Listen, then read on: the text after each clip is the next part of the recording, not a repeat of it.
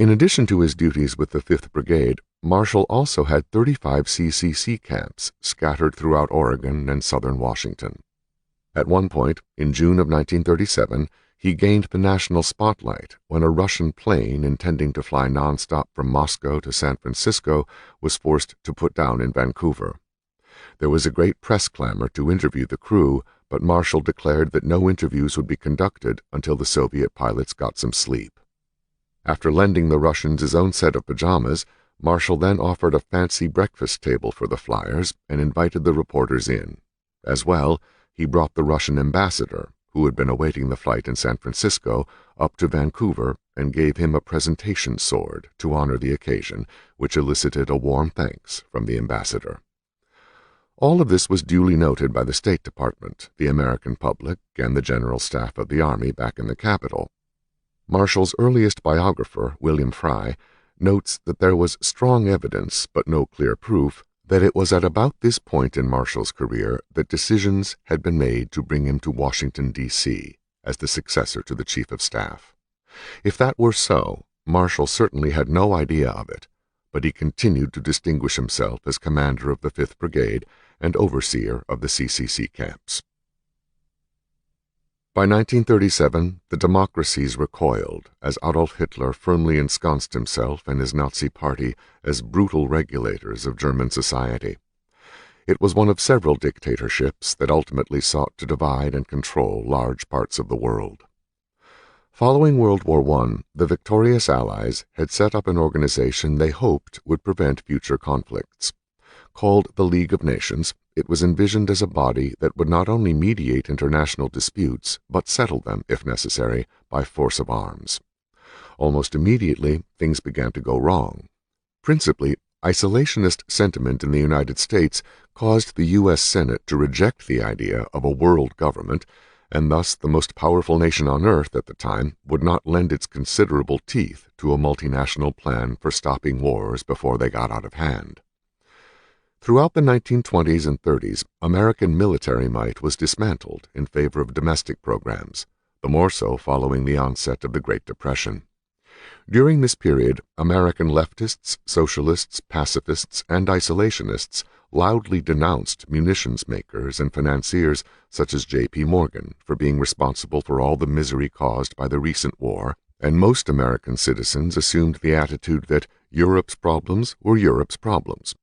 This outlook was so pervasive that a measure known as the Kellogg-Briand Peace Pact was passed by the U.S. Congress, Britain, France, and other nations, including Germany, which actually outlawed war and contained about as much authority as outlawing thunderstorms. All of this played greatly into Hitler's and the other dictators' hands, decadent, idealistic, foolish democracies thinking they could vote out war. Hitler made his first move in 1936, marching into the Rhineland, which had been set up as a buffer zone between Germany and France in direct violation of the Treaty of Versailles. Neither the French nor the British did anything but protest to the League of Nations, which also did nothing. Hitler made numerous sham speeches intended for international consumption, in which he stated, "We have no territorial intentions in Europe. Germany will never break the peace," and similar words to that effect. Next, the Nazis marched into Austria, claiming it had always been a German province. The Western Allies merely watched. It was a continuing pattern of Hitler's, claiming he desired no territory, but then seizing it. Soon it became Czechoslovakia's turn, on the pretext that there were German citizens living among the Czechs in an area known as the Sudetenland, who wished to return to the fatherland. By then, France and Britain were thoroughly alarmed. A permanent peace was sought by sending the British Prime Minister, Neville Chamberlain, to meet Hitler in Munich and draw up some binding accord. It was a fiasco. When the tall, umbrella-carrying, bowler-hatted Chamberlain returned to London, he waved a Hitler-signed document and proclaimed, "This means peace in our time." It meant no such thing. Among the leaders of Great Britain, only Winston Churchill fully understood the machinations of Hitler. "The government had to choose between shame and war," he thundered. "They have chosen shame, and now they will get war."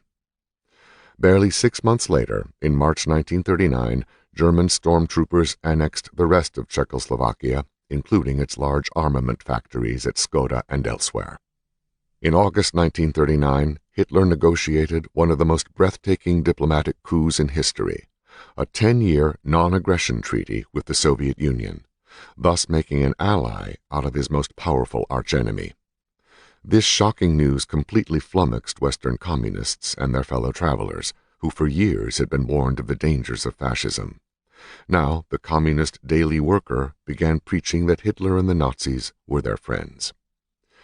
Meanwhile, across the Pacific, the Empire of Japan had for a long time been flexing its muscles. In 1853, the American Commodore Matthew C. Perry had steamed his squadron of sleek, black-hulled warships into Tokyo Bay, opening relations with the island kingdom of Japan, which had been the most remote civilized nation on Earth. Some months later, Perry returned with a full U.S. fleet bearing champagne, modern tools, women's clothing, a telegraph, guns, pictures of New York City, and an English-language dictionary, and sailed triumphantly home, having brought a mighty empire into the family of nations without bloodshed. Perry's feat set off a chain of events which, 50 years into the future, changed the world, as Japan incorporated Western science, culture, and military technology into its burgeoning economic system.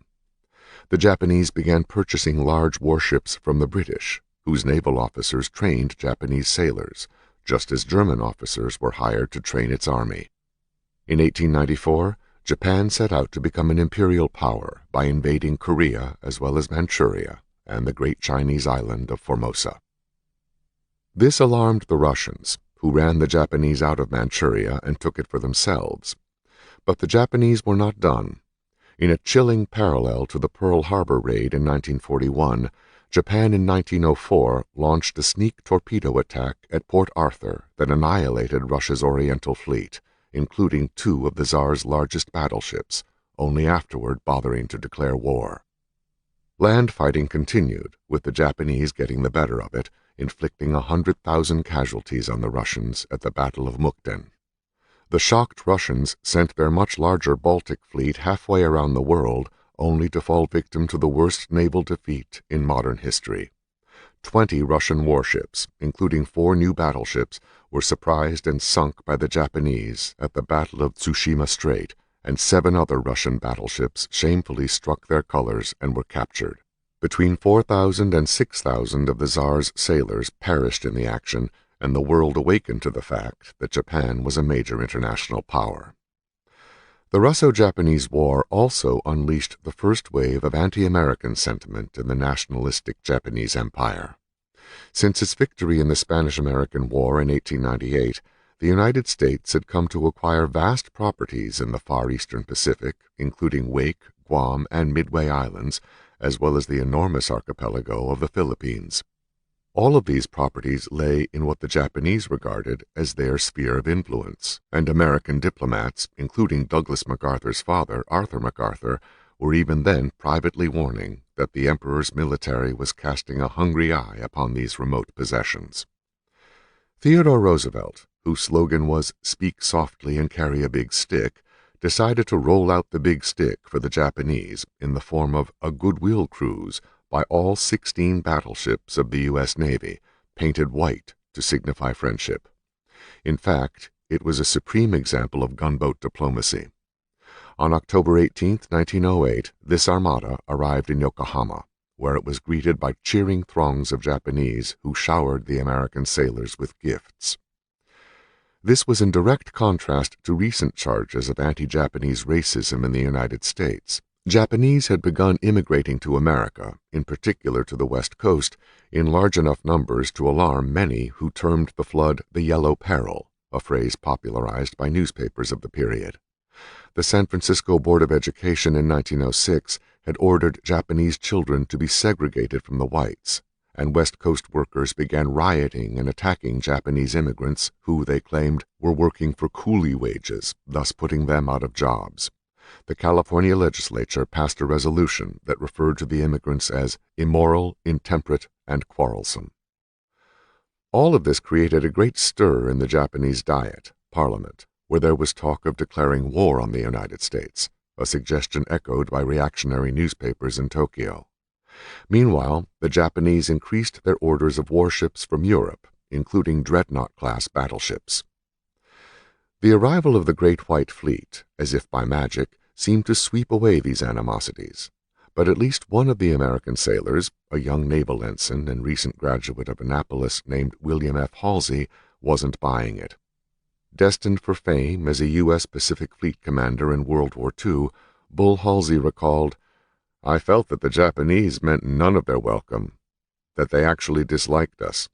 Nor was I convinced when they presented us with medals confirming the goodwill between our two governments." Halsey's premonitions were sadly borne out as Japanese-American relations slowly soured over the next 3 decades. Beginning in the 1920s, a rise in murderous militarism swept Japan, so that by the 1930s it was said to be ruled under a government by assassination. Japan repudiated an International Naval Armament Limitation Treaty of 1924 and in 1931 once again invaded Manchuria, bringing on war with China.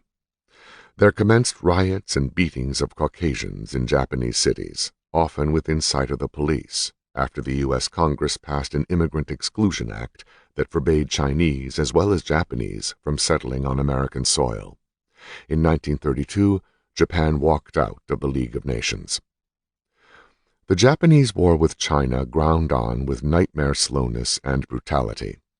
In 1937, the Japanese exacted what came to be known as the Rape of Nanking, a bloody 6-week orgy of almost unimaginable savagery on the peaceful Chinese metropolis. International newspapers and newsreels recorded the deaths of some 300,000 helpless citizens, most of them women and children, who were murdered in the most unspeakable ways.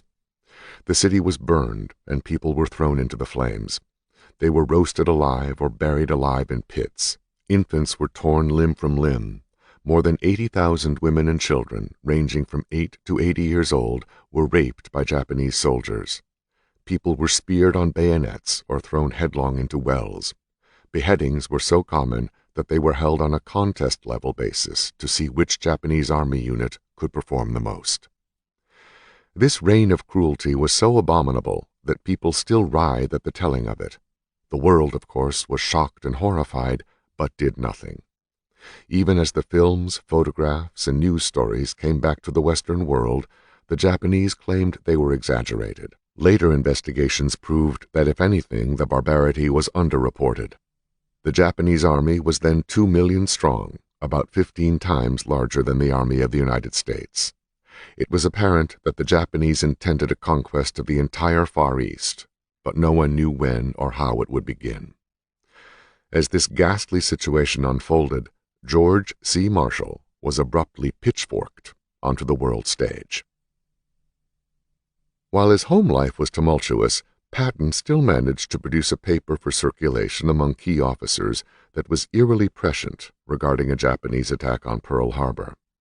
Patton's suspicions about the Japanese began during his earlier tour in Hawaii and became amplified as the Imperial Japanese Army began to invade and conquer her Asian neighbors and establish hegemony over far-flung Pacific islands upon which they built air and naval bases.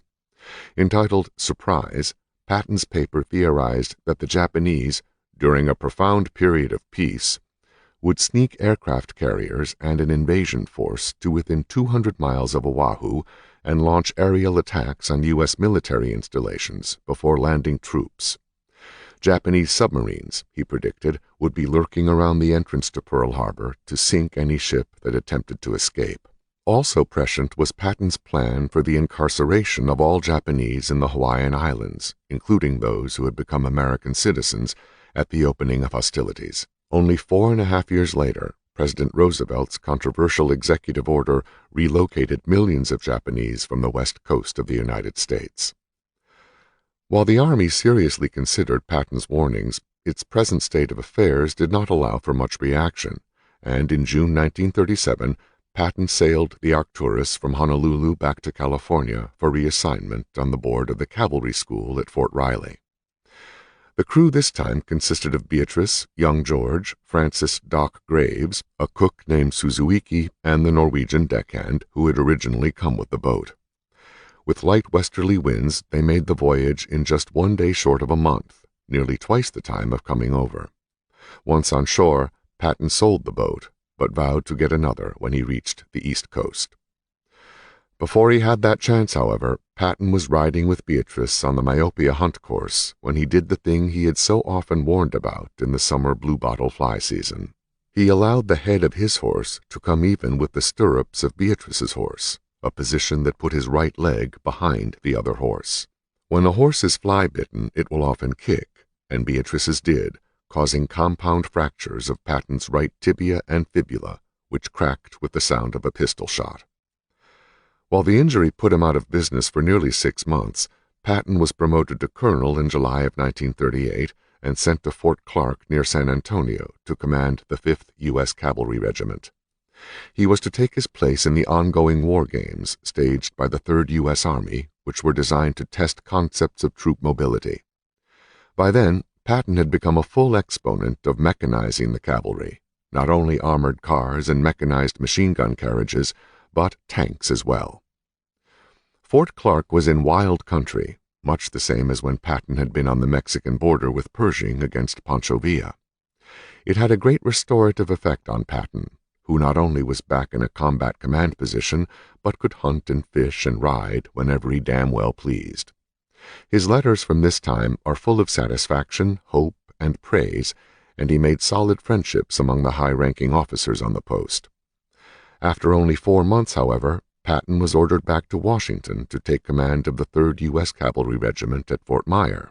Waiting for him was all the spit and polish of its ceremonial duties, as well as the society circus, which had been going strong ever since Patten had organized it many years earlier.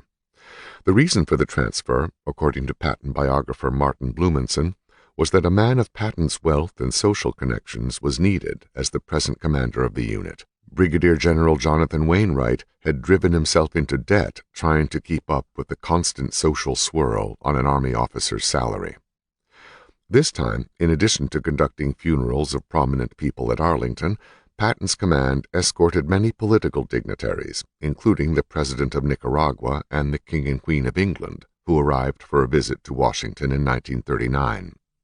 In between throwing fashionable parties for Washington's high and mighty, in June of that year, Patten and Beatrice bought an 80-foot, 2-masted schooner, the When and If, which they sailed down from Massachusetts into the Chesapeake Bay and up the Potomac to the Capitol Yacht Club in Washington, D.C. Of course, the vast majority of enlisted soldiers could not live like that, and by mid-month most had run out of money to spend. Curiously, about that same time, Patten's dog would mysteriously disappear at the same time each month, and he would post a reward notice in the stables offering $2, about $30 in today's money, for the return of the dog. Invariably, the dog would turn up and some lucky trooper would collect his reward. By then, Patten's friend George Marshall had become the Army's chief of staff and was batching it with Patten in Patten's quarters at Fort Myer. It was a temporary stay while the chief of staff's sumptuous house was being renovated. Beatrice and the children were in the country at Green Meadows, and Catherine Marshall was visiting friends. This gave Patten a chance to curry favor with Marshall for other high-ranking officers not so conveniently located. And while he was at it, he did the same for himself. When, for instance, Marshall was made a 4-star general as chief of staff, Patten presented him a pair of sterling silver stars, 8 stars in all, that he had commissioned from a New York jeweler. The Army in those days was small, and the scheming for promotion among officers resembled, at times, intrigues from the bewildering days of the Borgias. On July 29, 1939, Patten confided to Beatrice that Marshall is just like an old shoe. Last night he was dining out, and instead of having a chauffeur, he drove himself. He is going out in the boat with me today, a Saturday. He does not seem to have many friends. On February 22, 1938, Jean MacArthur presented her husband with a 7-pound, 8-ounce boy, who was christened Arthur MacArthur IV. He was tended to by Jean and a Cantonese nurse named Achu, and quickly the boy became the light of the general's life. The baby soon learned to walk, and before long, MacArthur had created a morning ritual of martial bearing. When young Arthur would toddle into the couple's bedroom about 7 a.m., MacArthur would spring out of bed and come to attention. Then they would parade around the bedroom, with the Field Marshal of the Philippines making the sound of drums until he burst into song, usually those from the turn of the 20th century, which he taught to Arthur IV so the two of them could sing duets. The birth of the child had a profound effect on Douglas MacArthur, who was going on 60 but looked and now acted 20 years younger. Practically everyone who knew him commented on this.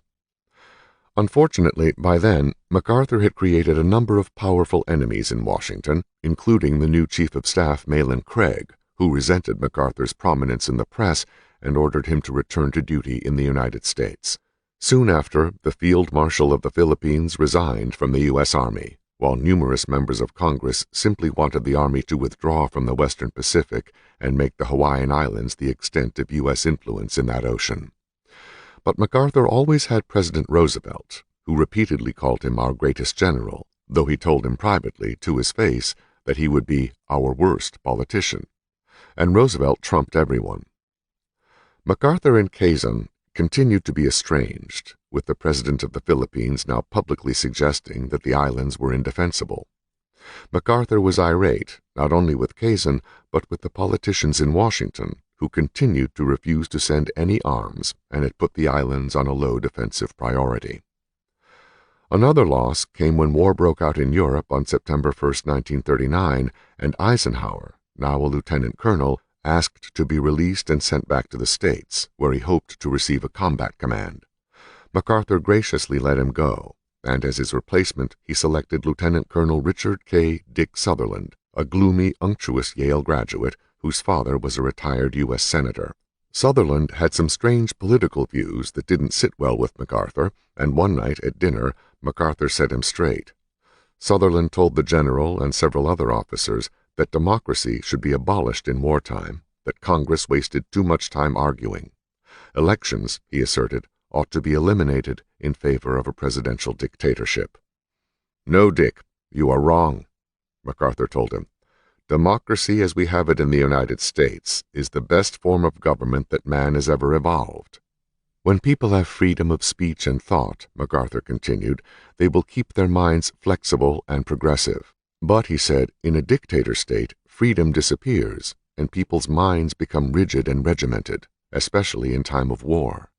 Then," the general concluded, "something always goes wrong in the dictator's plan, and the free-thinking people will defeat him. The trouble with you, Dick, I'm afraid," MacArthur summed up, "is that you forget that we fight for the ideals and principles of democracy." Thus ended the lesson for MacArthur's chief of staff, and nothing more was said of it, because Sutherland was just the kind of officer MacArthur wanted for his second-in-command, crafty, obedient, and ruthless. Part 3. Brave as Lions, Bold as Bulls. Chapter 8. This Means War. During the summer of 1939, the world watched with mounting outrage and distress as Adolf Hitler threatened to bring it to war once more.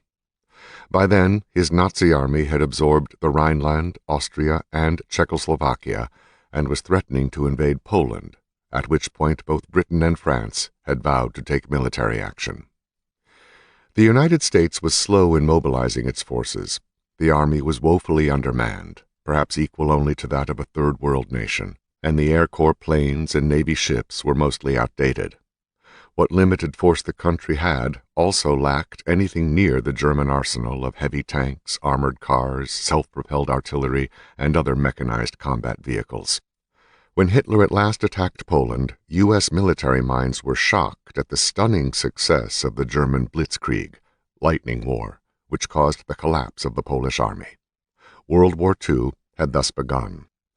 By that time, the decision had already been made that Marshall was to be the new U.S. Army Chief of Staff, and formal ceremonies were scheduled. But those proceedings were hastily canceled in favor of an immediate induction on that fateful September morning, and Marshall was rushed to the War Department on Pennsylvania Avenue next to the White House. At 9 a.m., he raised his right hand before the Adjutant General and was sworn in as a permanent Major General in the Army. Then, following a pause for congratulations and handshaking, he took a second and far more important oath as a temporary 4-star general and Chief of Staff of the U.S. Army. Then Marshall sped away to the White House for an emergency conference with President Roosevelt and the nation's top leaders.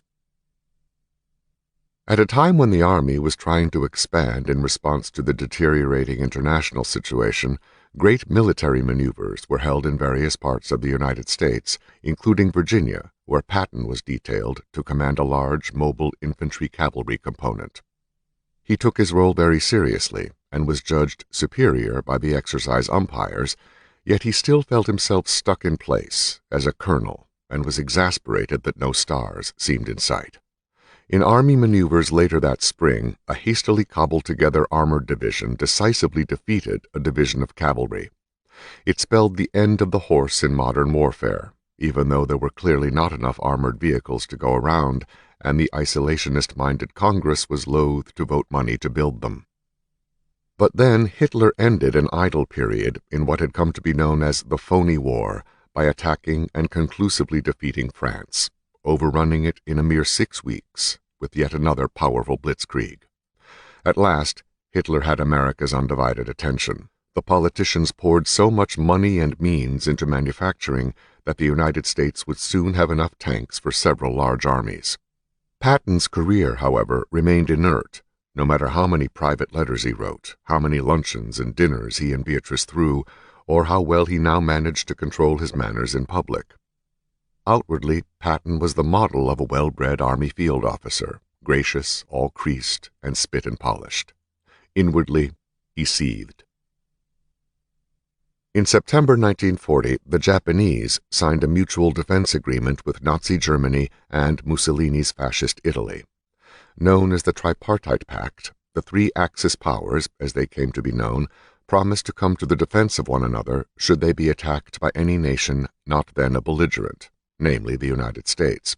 When France fell to the Germans, Japan immediately pounced on her East Asian colonies, Vietnam, Laos, and Cambodia, thus putting itself on the flank of the Philippines in the South China Sea. Not only that, the Japanese octopus began to spread its arms even farther south, occupying strings of islands on which they were building air bases. It was becoming evident that they had their eyes next on Indonesia, New Guinea, and the Malay Peninsula. Alarm spread through the Philippines, and a state of emergency was declared. MacArthur insisted to Washington that he had an army of 125,000 men ready to fight, but he needed weapons, guns, tanks, planes, and supplies. But from the War Department there was silence, so MacArthur played his last card.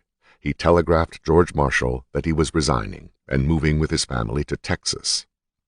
That produced immediate results. On a Sunday morning in July, MacArthur learned through the newspapers that, by order of the President, he had been placed in command of all U.S. armies in the Far East. Not only was MacArthur to be restored to 4-star rank, Roosevelt announced he was freezing all Japanese assets in the United States and cutting off any further American shipments of oil, iron, or rubber to Japan. The Japanese reacted by calling 1 million reservists into the army and issuing a statement saying that Roosevelt's actions made U.S. relations so horribly strained that we cannot endure them much longer. At last, MacArthur was going to get what he'd been screaming for all those years: men, munitions, planes. Through all of his military career, Douglas MacArthur had preached that the history of war can be summed up in 2 words: too late. Too late in comprehending the purpose of the enemy, too late in preparedness, too late uniting forces, too late standing with one's friends. In the autumn of 1941, a high drama began to unfold between Washington and its far-flung outposts in the Pacific.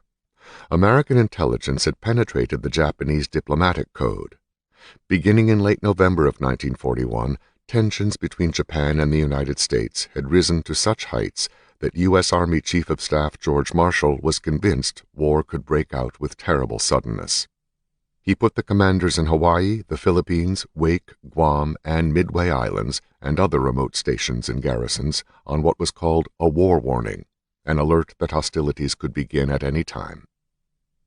Earlier that month, MAGIC, the codebreaker's name for the top-secret project of intercepting Japanese messages, had intercepted a message from Tokyo to a secret agent in Hawaii, telling him to send the precise locations of each American warship in Pearl Harbor.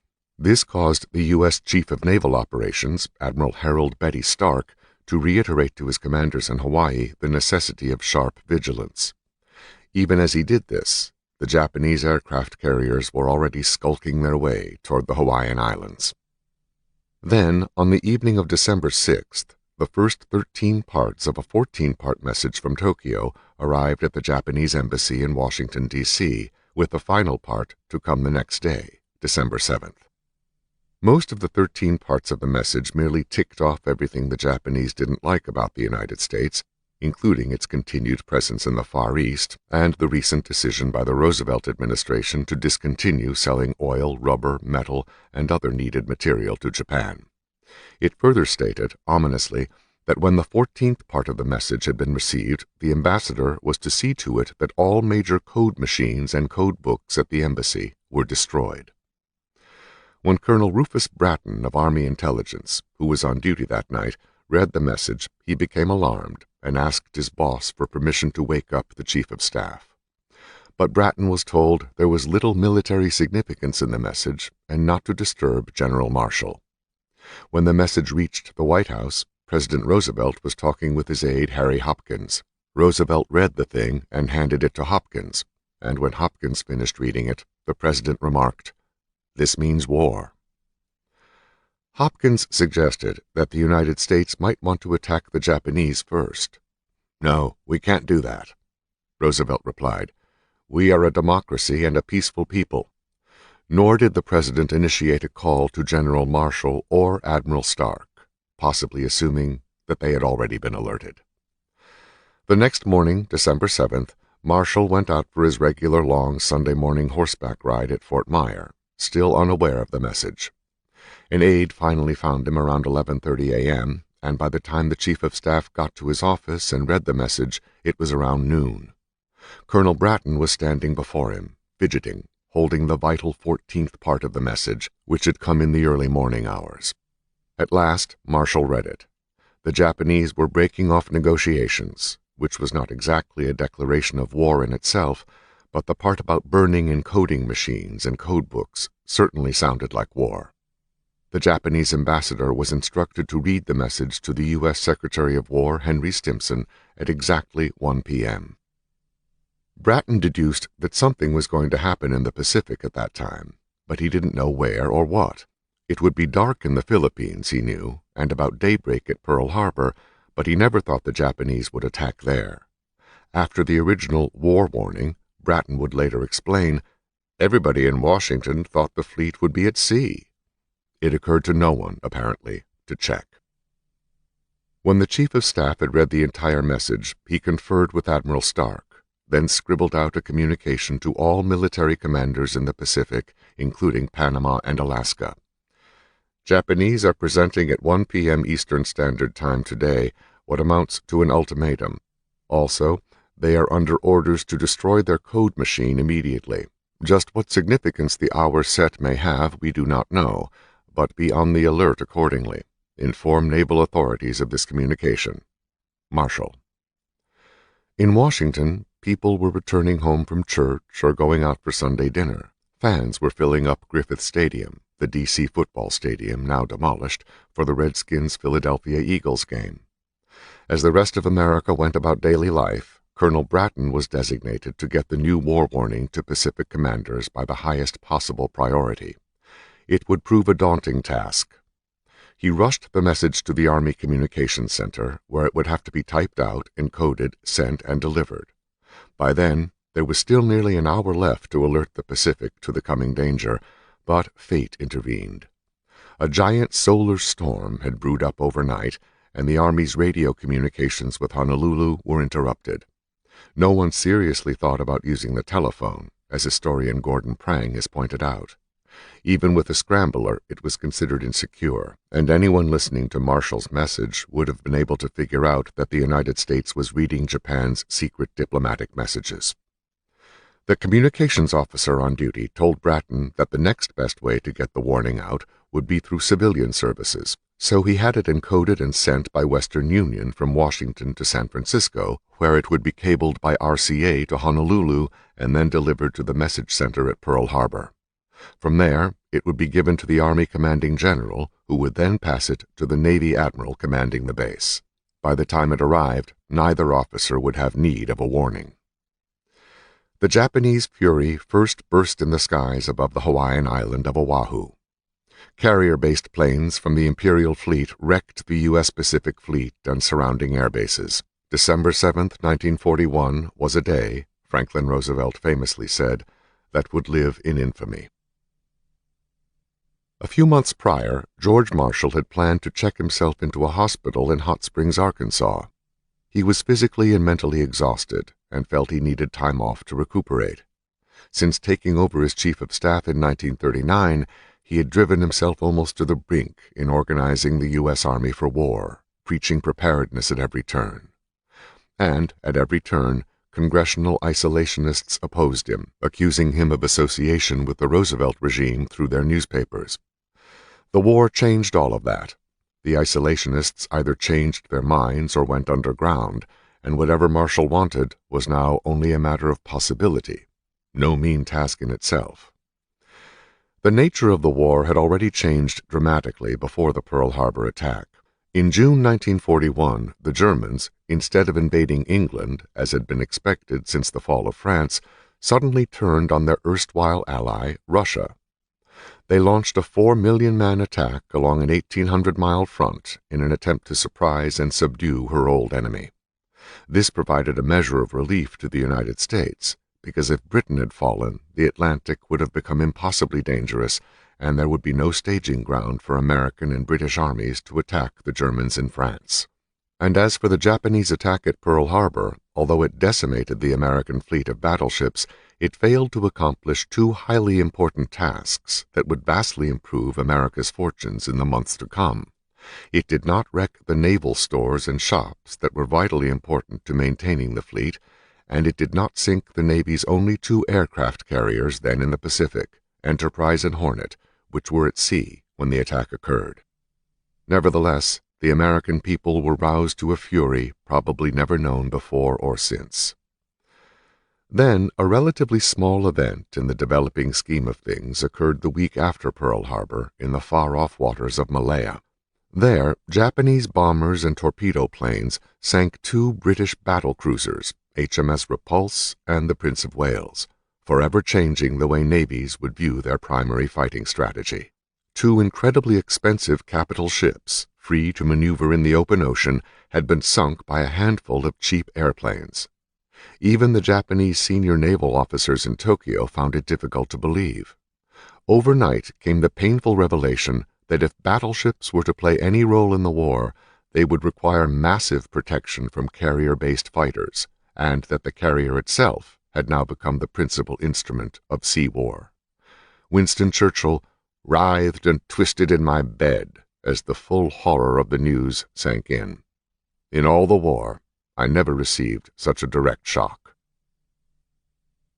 The Philippines followed Pearl Harbor. A little past 3 a.m. on December 8th, December 7th in Hawaii, a frantic message flashed out from Naval Headquarters.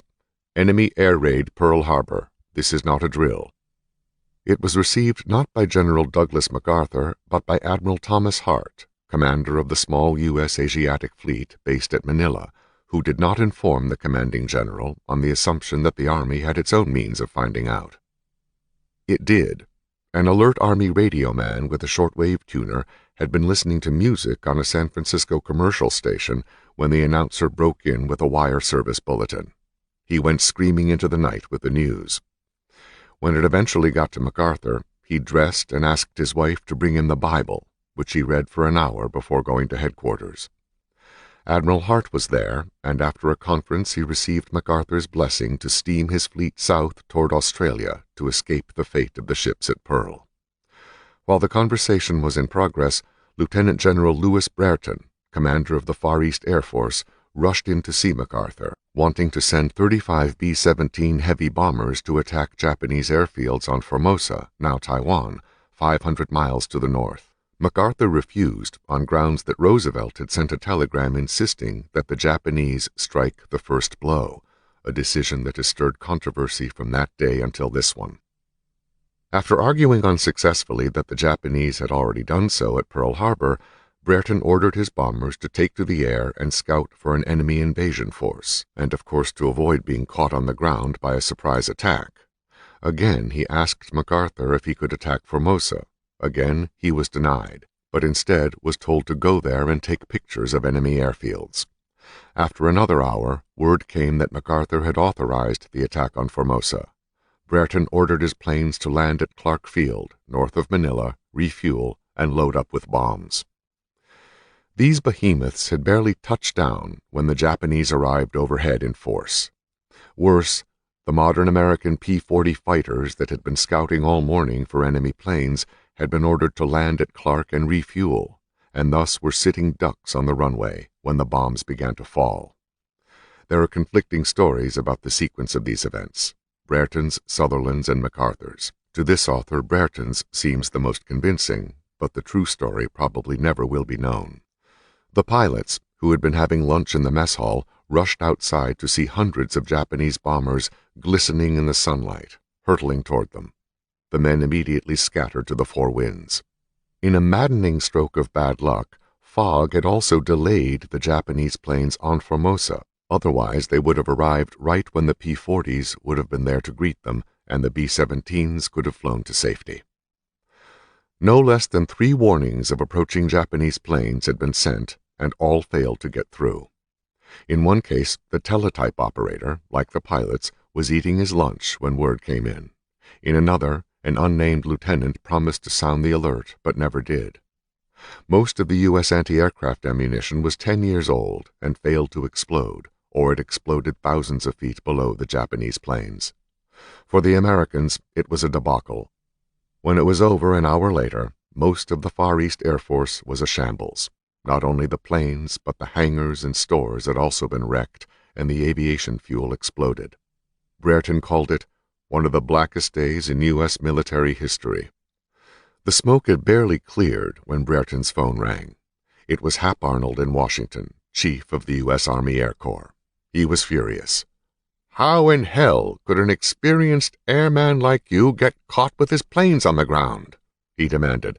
"That's what we sent you there for, to avoid just what happened." Brereton was trying to explain the situation when yet another flight of Japanese fighters appeared and began strafing his headquarters. "What in hell is going on there?" Arnold shouted. "We are having visitors," Brereton replied sourly. For the next 2 weeks, the Japanese continued to bombard and strafe airfields all over Luzon and the other islands, leaving the inhabitants only to wonder when the invasion would begin. They wrecked the great U.S. naval base at Cavite, and even though most of Admiral Hart's larger ships were gone, there were submarines, seaplanes, tenders, barges, oilers, tugs, and other useful craft either sent to the bottom or badly damaged.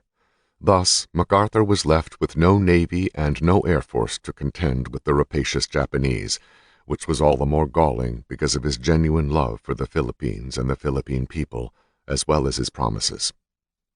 His biographer Manchester suggests that MacArthur, during this period after the initial air attacks, seemed to be in some kind of daze, similar to that which afflicted Napoleon, George Washington, and even Stonewall Jackson at critical moments in their military careers. Perhaps that was so. MacArthur was then 61 years old, an age when most people are looking forward to retirement, when suddenly upon his shoulders was thrust tremendous responsibility. On December 11, 1941, Hitler's Germany and Mussolini's Italy foolishly declared war on the United States, even though the Tripartite Pact did not require it. It called for an Axis nation to declare war only in the event it was attacked by another power. Thus, the United States went from being a peaceful nation trying its best to stay that way to a belligerent at war with 3 powerful enemies who had been preparing for the occasion for nearly a decade. It wasn't as though America was totally surprised by her sudden entry into the war. 5 months before Pearl Harbor, at a secret meeting aboard the heavy cruiser USS Augusta, Roosevelt and Churchill, with Marshall present, made the first grand strategic decision of the war, namely, that Germany was the most dangerous enemy and must be defeated first. The American army Marshall oversaw was more than 3 times larger than the one before he became Chief of Staff. It had an authorized strength of 375,000 men, plus 500,000 National Guardsmen who could be activated if necessary. But it was still woefully inferior to its enemies. Over the next year, it would expand to an army of millions, all of whom, civilians as in World War I, would have to be trained and provided for. The magnitude of the task was simply overwhelming. The Germans and Italians had overrun Europe and North Africa. Only tiny England hung on by a thread, and the Japanese were busy conquering Asia and the Pacific. The Imperial Navy subdued the U.S. possessions Guam and Wake, their garrisons made prisoners in ghastly POW camps. And of course the Philippines were under heavy attack. There were fears on the west coast that the Japanese might invade California or the Pacific Northwest, and one large Japanese submarine did in fact surface off the coast near Santa Barbara. For about 20 minutes, it began bombarding an oil field and refinery there, killing a number of cows.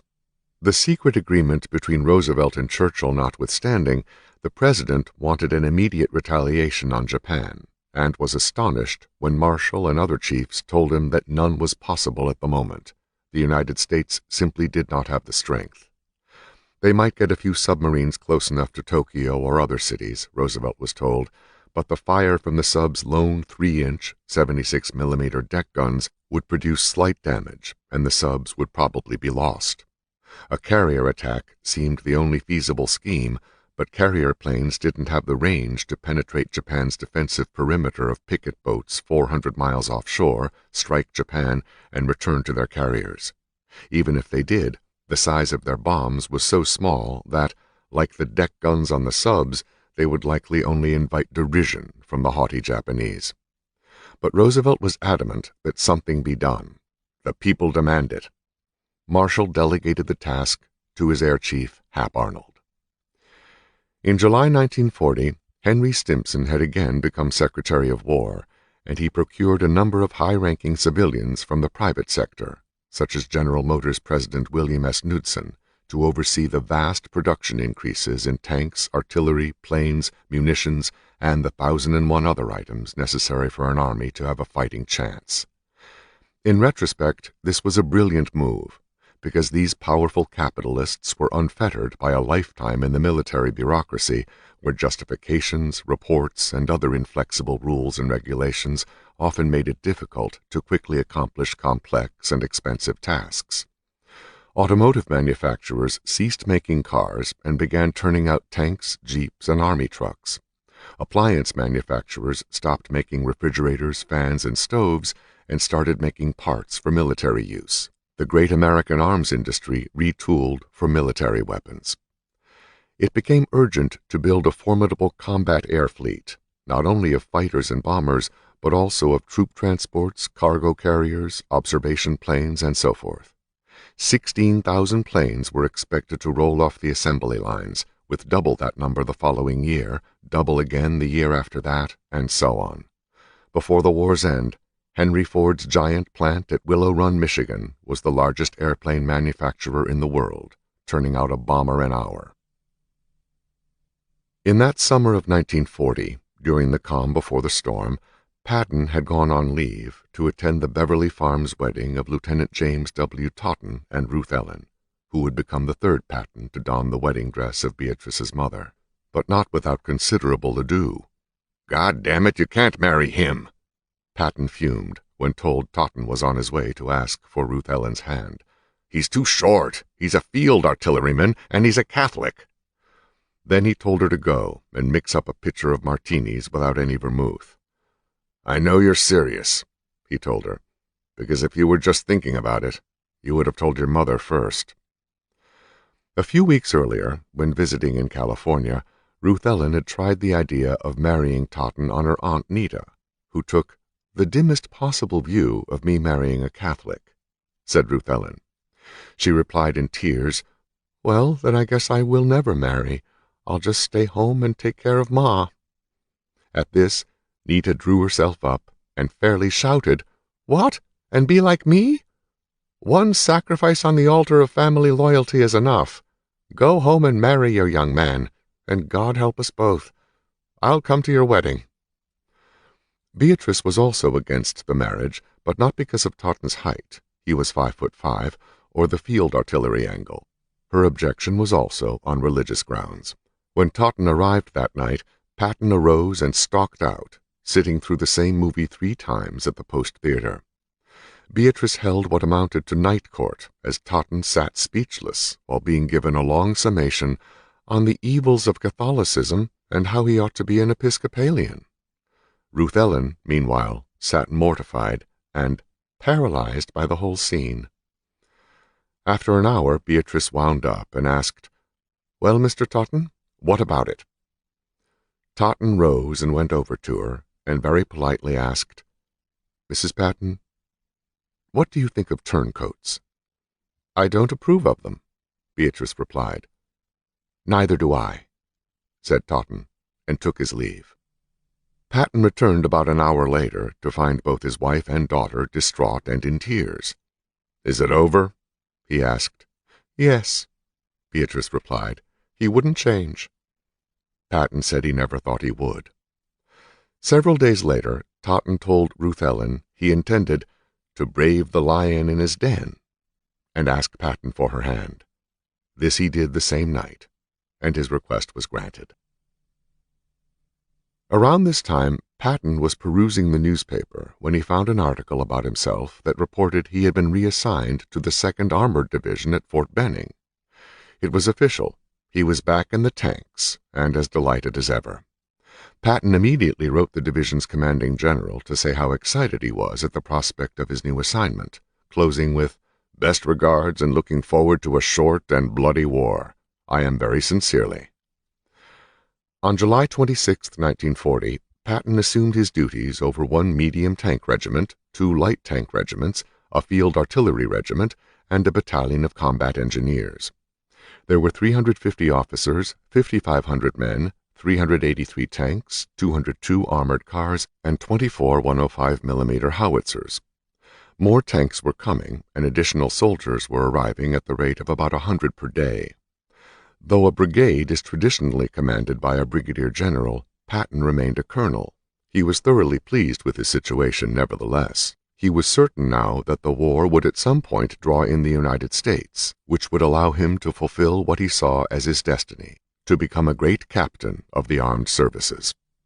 Patton had championed the horse cavalry when he was a horse cavalryman, but now he sensed the strength of the fully engineered and developed tank, its great mobility that allowed for wide turning movements to get on the flanks and into the rear of a foe, its ability to produce shock and awe, and its efficiency in disrupting and degrading the enemy.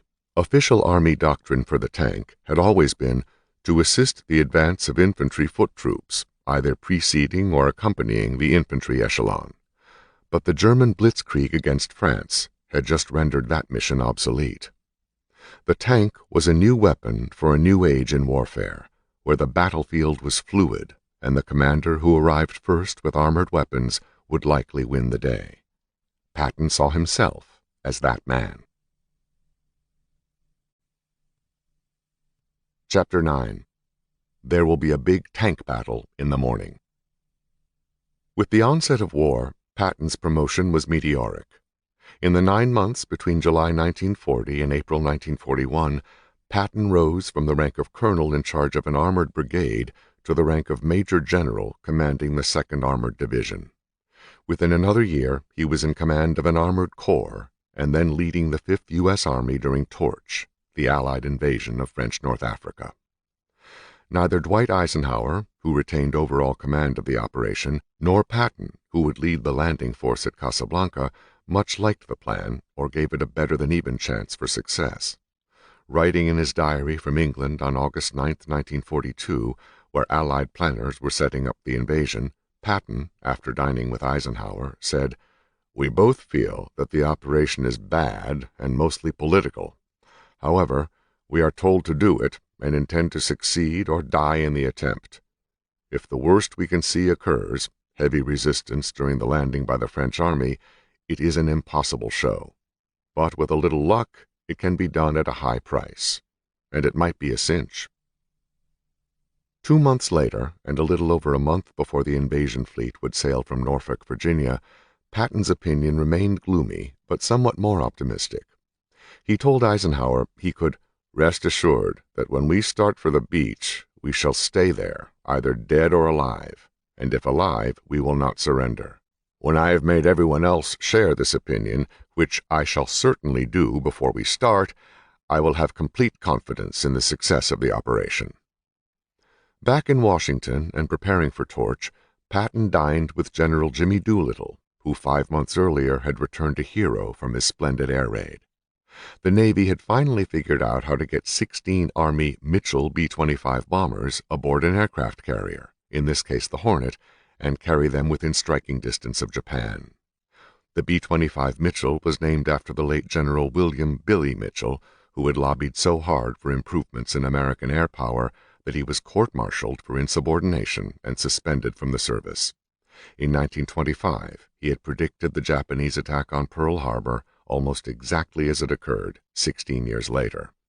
The planes were launched in the North Pacific on April 18, 1942, 8 hours early because an enemy picket boat had spotted the carrier force. It surprised the Japanese, who had been told no enemy could ever successfully attack the homeland. The real trouble for Doolittle came afterward, however, when his bombers reached China, where they were supposed to have safe landing fields. Because of the early takeoff, the planes arrived over Japanese-held China at night in a rainstorm. With no airfields visible, they flew on until they ran out of gas, and the crews bailed out in dark mountainous terrain. 2 were killed and half a dozen were captured by Japanese, several of whom were executed. But the majority of the raiders survived and were conducted back to American lines by friendly Chinese. The raid was not only a great American morale builder in a time of frightful disasters, but it also caused the Japanese to use their communication systems so heavily as to enable U.S. codebreakers to decipher a majority of the Imperial Navy's top-secret messaging.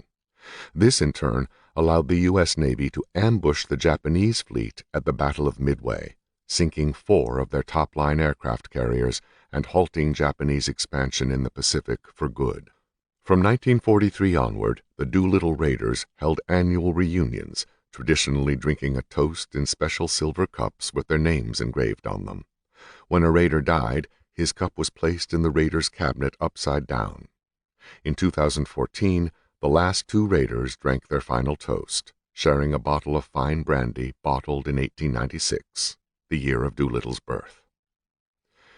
Doolittle would now be commanding the 12th U.S. Army Air Force, which would support Patton's North Africa campaign. When Patton remarked that he was getting all the men and equipment he had asked for, Doolittle swilled a last glass of gallows humor. "Yes, George, they always give the condemned man what he wants to eat for his last meal." Patton then called on General Pershing, his old friend and mentor, who was now 82 and at first barely recognized his former protege. Pershing told Patton that he hoped he would carry with him to North Africa the same pistol with which he had killed the Mexicans and use it to kill the Germans. "I can always pick a fighting man, and God knows there are few of them," Pershing declared. "I am happy they are sending you to the front at once. I like generals so bold that they are dangerous. I hope they give you a free hand." When he left, Patton kissed the old man's hand and asked for his blessing, and at the door turned and gave a salute, which Pershing returned, crisply as ever. Pershing had been the same age as Patton when he led the American army into France. Later, Patton told his diary, "He looks very old, but his mind seems quite clear. It is probably the last time I shall see him, but he may outlive me." Much was expected of Torch and of the army Patton would command. The tide of war had turned in the Pacific, but this was not yet apparent to the Allies. U.S. Marines had landed on Guadalcanal and were in the final stages of wiping out the Japanese army there, though at a terrible cost. In June 1942, an American task force had ambushed and sunk the Japanese carrier fleet, permanently blunting Japanese expansion in the Far East. But no one could see the end of things yet. only the enormous amount of bloodshed that lay ahead. In Europe, the situation was worse. The Nazis, whose armies had penetrated deep into the Soviet Union, were solidifying their impregnable Atlantic wall against the possibility of an Allied invasion. In the Egyptian desert, the British Eighth Army had battled to a bloody stalemate with German forces under Field Marshal Erwin Rommel at a railhead named El Alamein, and were preparing for a second attack. If it was unsuccessful, Rommel's army might well turn westward and fall on the American and British forces of Torch. On October 23rd, before boarding the heavy cruiser USS Augusta that would serve as his command troop transport, Patton told his diary, "This is my last night in America.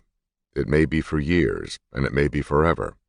God grant that I do my full duty to my men and to myself." To Beatrice he wrote, "It will probably be some time before you get a letter from me, but I will be thinking of you and loving you." Little did Patton know that on that same day the British Eighth Army attacked and defeated Rommel's German Italo Army in the Second Battle of El Alamein and were pushing them into Libya.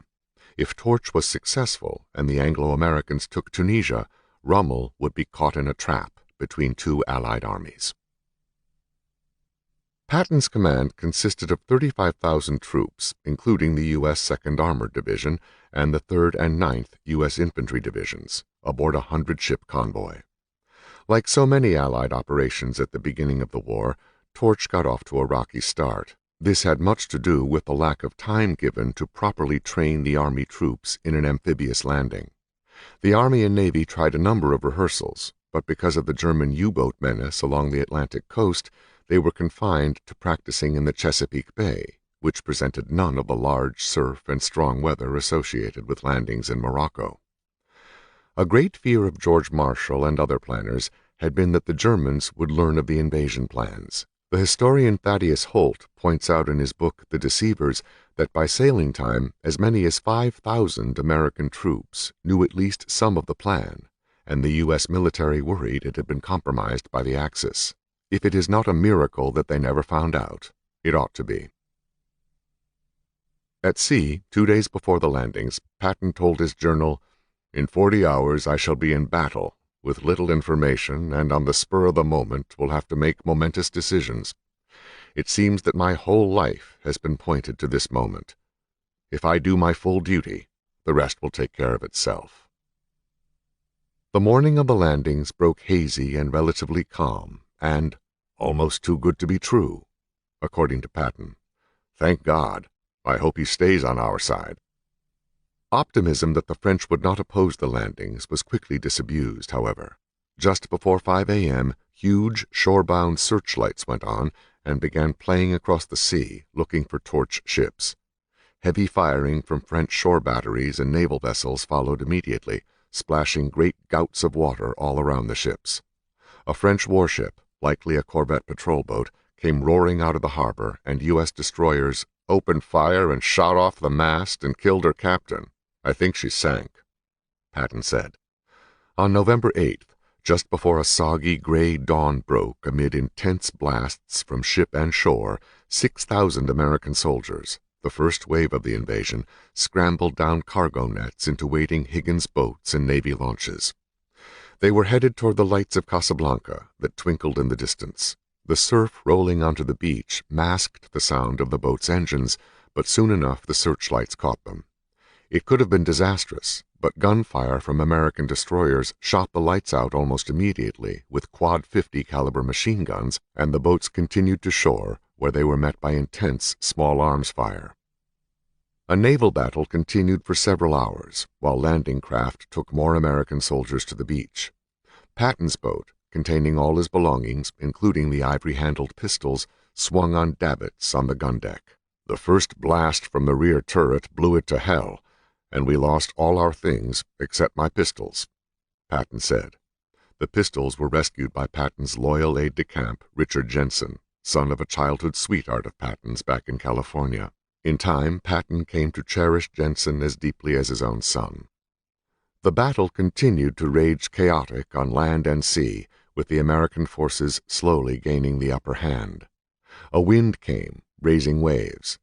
By noon, 5 French destroyers had been wrecked, and just as many French submarines sunk. Patton was several times soaked by seawater from enemy shells that hit near the Augusta, but in due time he secured another landing craft. At noon, he went over the side to rapturous cheering by a crew of sailors who were leaning over the rail. The fighting was still going on when Patton hit the beach, soaked again in the surf, but I had no bullets, he complained. Then he learned from the two colonels he had sent ashore that the French had declined to surrender, which was patently obvious. Disorder reigned along the landing beaches, which Patton personally began patrolling, kicking soldiers in the arse whenever he found them wanting. French aircraft regularly strafed the beaches, while in the harbor a transport carrying ammunition and 400,000 pounds of frozen beef was torpedoed by a French sub and exploded, sending chunks of beef all over the beach to further the confusion. Back in Washington, news of the landings broke over the radio at 9 a.m. A Paramount News crew showed up at Beatrice's door, wanting to film her. With a microphone in her face, Beatrice said, "This is America's hour of triumph. Safely our men have crossed the sea to fight our battle. The spirit of victory is in their hearts. They will not fail." When the cameraman moved from behind his camera, Beatrice could see he had tears in his eyes. The Allied invasion was successful all along the North African coast, but hundreds of Allied troops were killed before the French at last gave up on November 11th, which coincidentally was not only World War I's Armistice Day, but also Patton's birthday. He had arranged with the U.S. Navy to bombard Casablanca with gunfire from the battleships, and at 5:30 a.m. he sent an officer to tell the French commander there that if he did not surrender, the city would be destroyed. An hour later, the officer returned with news that the French had quit. To make sure, Patton ordered his 3rd Infantry Division into the city with orders not to shoot unless attacked. They were not, but Patton told his diary that the hours from 7:30 to 11 were the longest of my life so far. At 2 p.m., the French admiral and French general who were commanding the Vichy forces in Morocco came to American headquarters to treat for terms. Patton opened the conference by congratulating the French on their gallantry and closed it with champagne and toasts. He then gave the Frenchmen an American Guard of Honor back to their quarters. "No use kicking a man when he's down," Patton said. The task now turned to getting American forces eastward across the Atlas Mountains and into Tunisia, which had been defended by the French. But when Hitler got word of Torch, he immediately began airlifting strong German army forces into the country. Mussolini began sending troops too. Following Rommel's defeat at El Alamein, he also had his Afrika Korps hightail it for Tunisia, 1,500 miles to the west, where he hoped to make a stand or be rescued by Italian ships to fight another day. So swift was his flight that the British couldn't catch up with him. The situation in Morocco settled after the French capitulation, but remained tense. Patton had gone to great lengths not to humiliate the French in front of the Moroccans, lest it inspire an Arab revolt.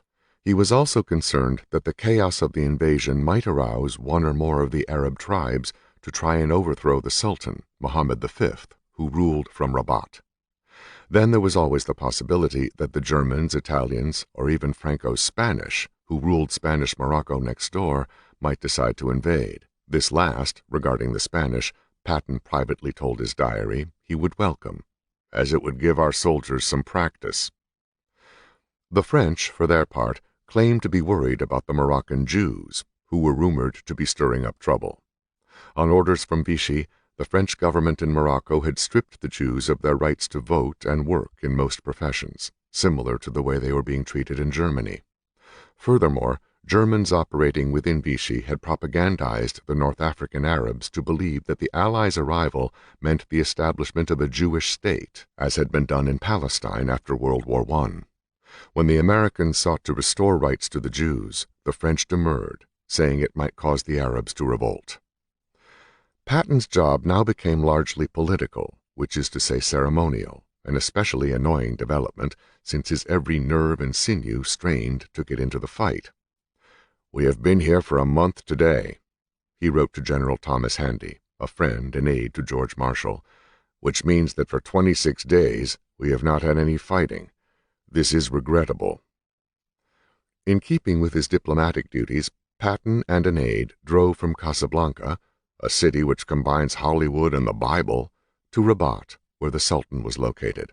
First, he stopped by the residency of the French governor of Morocco, General Charles Nogues, whom Patton invariably described in letters and memos as a crook. Guarding the residency, a magnificent marble structure, were a squadron of Spahis, Arab cavalrymen, and a company of Gooms, short for Goumier, native Moroccan infantry, which Patton understood was pronounced goons. Patton's party entered the inner court, filled with white-robed men in biblical dress, and encountered the Grand Vizier, in white with enormous gold-filled teeth, who took them up 3 flights of stairs to see the Sultan. The Sultan, a handsome, frail young man, rose and shook hands, and speaking in Arabic, though Patton claimed the man spoke perfect French, he made a speech of welcome. Then they got down to business, which was to reassure one another that they must make common head against the enemy. Before they left, the Sultan admonished Patton about American soldiers not showing proper respect for Mohammedan institutions, and Patton reassured him, saying he hoped if any such acts would occur that the Sultan would report them to him personally. A few days later, Patton flew across the Mediterranean with an escort of 4 P-40 fighters to see Eisenhower at his headquarters at Gibraltar. "Ike lives in a cave in the middle of the rock, in great danger," Patton noted sarcastically in his diary. Patton was not, apparently, in a great mood that day. Eisenhower had just informed him that his Deputy Major General Mark Clark, 8 years Patton's junior at West Point, was to be commander of the new Fifth Army, which would combine all the American forces that had landed in North Africa. Patton had desperately wanted that job, and in his estimation, Clark, whom he neither liked nor trusted, seemed more preoccupied with bettering his own future than in winning the war. At lunch with Eisenhower, Patton met the British governor of the Rock, an old fart in shorts with skinny red legs, who asked Patton if Clark was a Jew. "At least 1/4, Patton replied ignobly, "and probably a half." On the way back to Casablanca, the Spanish at Tangier shot at my left escort and possibly at me, but their aim was bad. He had trouble sleeping that night, he wrote Beatrice, but would get ahead of Clark yet. Winter in North Africa is the rainy season, and, as the Allies continued their push into Tunisia, the tanks and trucks could scarcely move along the greasy roads even when not confronted by German and Italian strongpoints. Worse, the tank models the Americans put up were the woefully outdated General Lee and General Stuart tanks that ran on gasoline with a 37mm gun that could not penetrate the armor on German tank hulls. German diesel Mark IV Tigers, however, were armed with an 88mm main cannon more than twice as powerful. The Americans called their tanks flaming coffins, and one old soldier, seeing a column of high-profile Lee models clanking down the road, remarked that the tank looked like a damned moving cathedral. Even with these challenges, the Americans and British crawled forward on the main road that led from Algeria into northern Tunisia. They headed toward its capital, Tunis, which on a clear day could be seen gleaming tantalizingly white against the cobalt blue of the Mediterranean Sea. It would remain a haunting memory through many tough days ahead, as the Germans were now streaming in great strength from their bases in Sicily and Italy, while Rommel's horde of 80,000, pressed hard by the British, was slouching sphinx-like across the desert toward Tunisia. Patton had heard that the Americans in Tunisia were taking enormous losses against the Germans, and in early December he flew to Algiers. From there, he went by staff vehicle to the Tunisian battlefields to see for himself what was going wrong. Tunisia was the land of the Carthaginians of antiquity, who had made a great Mediterranean empire, fought the Punic Wars against Rome, and lost their civilization because of it. The Romans then began a prosperous, centuries-long occupation until their hour came at the hands of the Vandals, plunging Western culture into 1,000 years of darkness. Patton knew all about this, savoring it in his absorbent mind, for here upon this bountiful land, amid the olive groves, vineyards, and fields of golden wheat, were being fought some of the fiercest tank battles of the war. Ernie Pyle, the diminutive and beloved Scripps Howard correspondent, observed that The battlefield was always an incongruous thing, some ridiculous impingement of normalcy. In this case, the Arabs. They were herding their camels as usual. Some of them continued to plow their fields. Children walked along, driving their little sack-laden burros, as tanks and guns clanked past them. The sky was filled with planes, and smoke burst from screaming shells. Patton visited his son-in-law, John Waters, Bee's husband, now a colonel commanding a tank battalion that had lost 39 tanks, 2/3 of its original strength. There, Patton found he was the only American general the men had seen their entire time at the front. Leadership, poor tactics, and the inferiority of the American tanks and their ammunition were the culprits, Patton concluded. When he returned to Algiers, he wrote up his notes and gave them to Eisenhower and Clark, neither of whom had visited the front. On a nighttime flight back to Casablanca, Patton had the most dangerous experience I have had so far in this war. His plane was caught in an impossible rainstorm, and they were considering jumping out. When the aircraft landed miraculously safe, Patton noted in his diary, "Again, God has saved me for something." At last, on Christmas Eve, Eisenhower visited the fighting front after George Marshall himself ordered him to stop worrying about political considerations and concentrate on beating the Germans. He watched, appalled, during the 15-hour drive from Algiers in his big armored Cadillac staff car, witnessing firsthand the continual sights of men straining and struggling to free vehicles that were hopelessly mired in mud that had the consistency of glue, in the words of the 1st Infantry Division commander. An army could never conduct offensive operations under those conditions, Ike concluded, and he called off the battle until spring. It was a terrific letdown, all the wasted lives, all the lost time, but there was nothing to do except wait until the ground dried out. No sooner had Eisenhower returned to headquarters than he received an alarming message. As if Eisenhower didn't have enough on his plate, in less than 3 weeks, President Roosevelt, Prime Minister Churchill, and all their top aides and staff were going to descend on Casablanca for a high-level conference to decide what to do next, assuming that they took North Africa from the Axis. The man Ike detailed to receive this great assembly of free world leaders was none other than George Patton. Most of the pomp and circumstance was to be muted because of the secrecy imposed, but Patton personally scoured his army units for a band that could play Hail to the Chief. He located a compound outside Casablanca where everyone could stay, and as Churchill, Roosevelt, and their people arrived at the airport, they were hustled into automobiles whose windows had been smeared with mud to conceal the identities of those inside. Patton was irked when a gaggle of Secret Service agents got into a jeep and rode behind Roosevelt, brandishing pistols, as if his 50,000-man Western Army Corps was unable to provide enough security for the president. Afterward, Patton described the agents as a bunch of cheap detectives, always smelling of drink. In mid-February 1943, the Axis became worried at the advance of the Allies, slow as it was, across the Atlas Mountains and into Tunisia. Rommel, the infamous Desert Fox, had arrived in the area and linked up with the forces of General Hans-Jürgen von Arnim, but the Germans feared that the Americans and their allies might drive deeper into Tunisia and split their armies. The decision was made to attack. On February 14th, von Arnim's tanks surprised and overwhelmed the American forces under General Lloyd Friedendahl's 2nd or Eastern Corps at a place called Sidi Bouzid. More than 100 tanks and several thousand troops were lost, including those of Patton's son-in-law, John Waters, who went missing when his battalion was cut off and destroyed by a force of 80 German tanks. Patton was devastated, not only for himself, but for his daughter, little Bee. "I could not feel worse," he wrote Beatrice, "if his son, George, had been in John's place. I feel terribly sorry for Bee, but John may turn up yet." 5 days later, the Germans under Rommel attacked the Americans at the Kasserine Pass, inflicting even worse losses and driving the Allies back more than 50 miles to the western passes of the Atlas Mountains.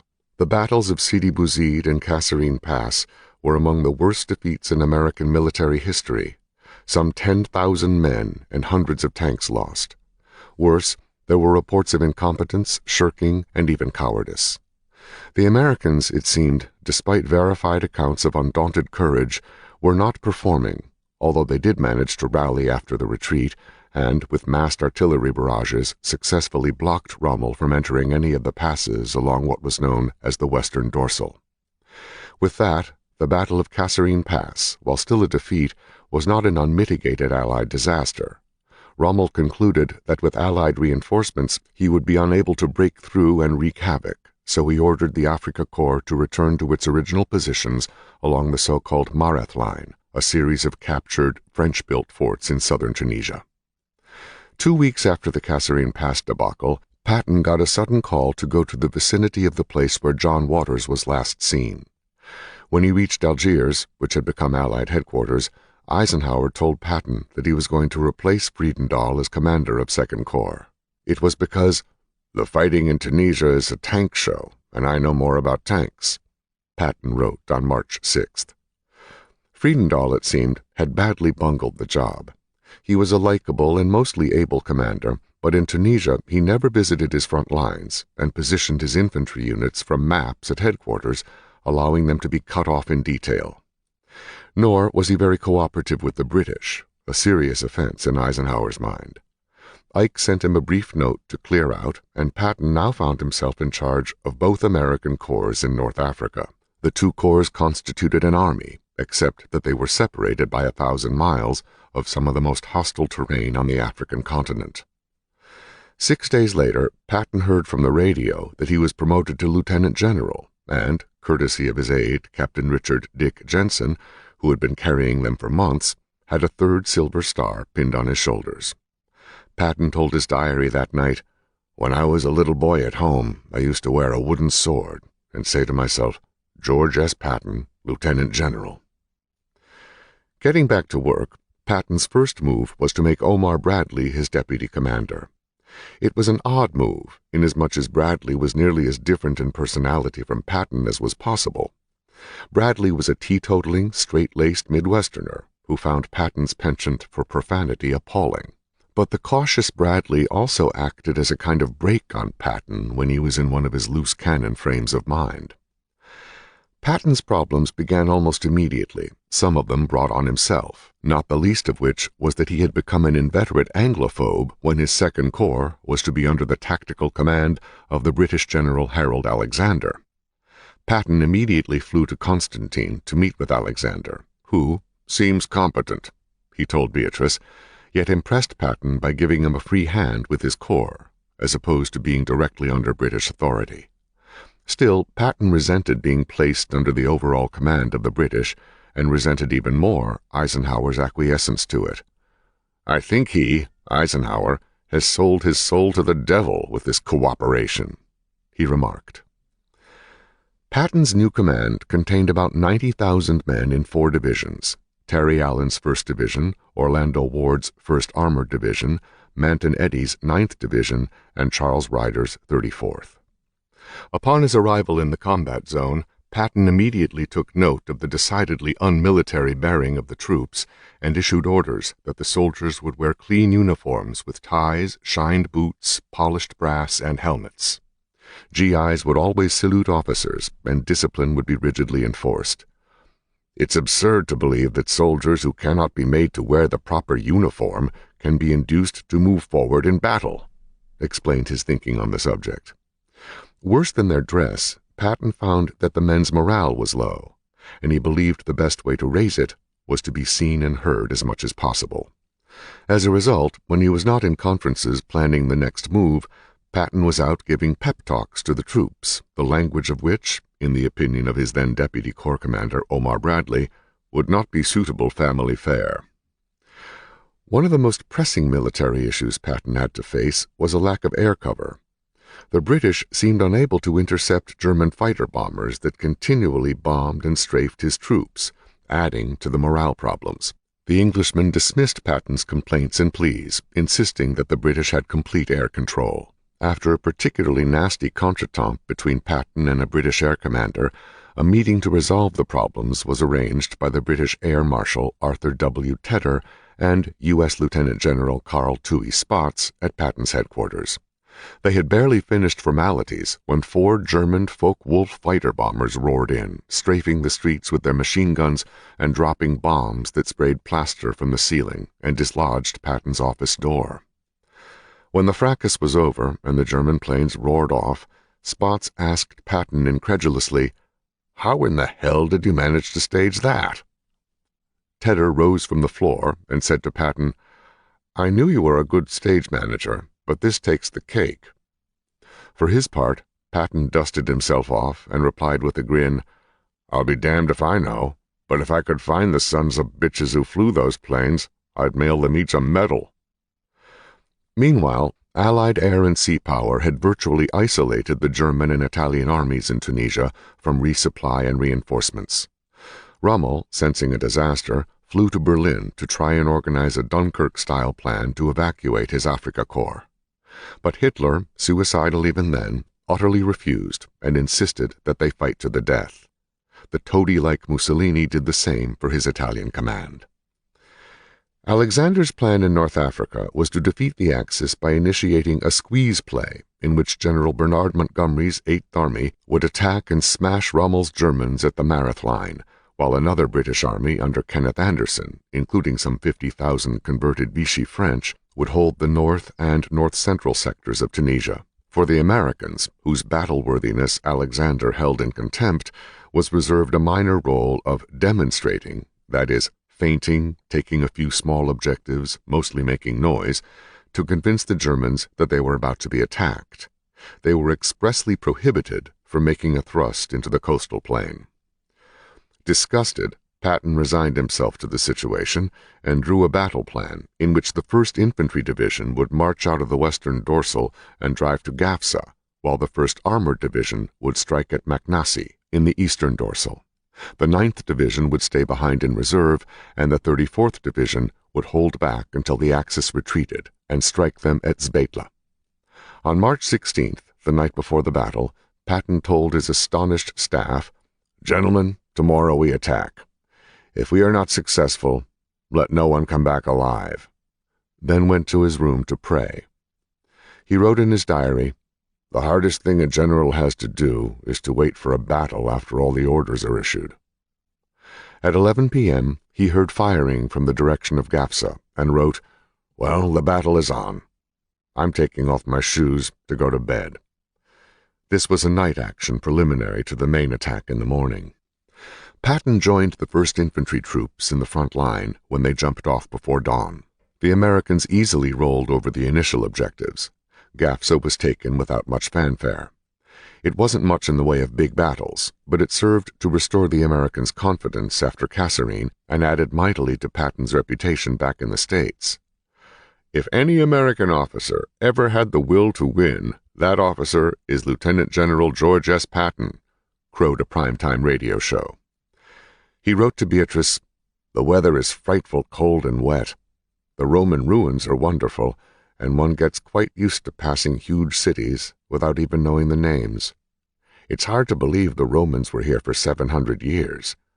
I have found out why all the pillars are broken. The Romans pinned them together with bronze pegs, and the Arabs pushed them over to get the metal. What a race. I feel sorry for the men in this cold." On March 19th, Patton joined the 1st Armored Division that was utterly bogged down in mud on its way to attacking the Maknassi Pass.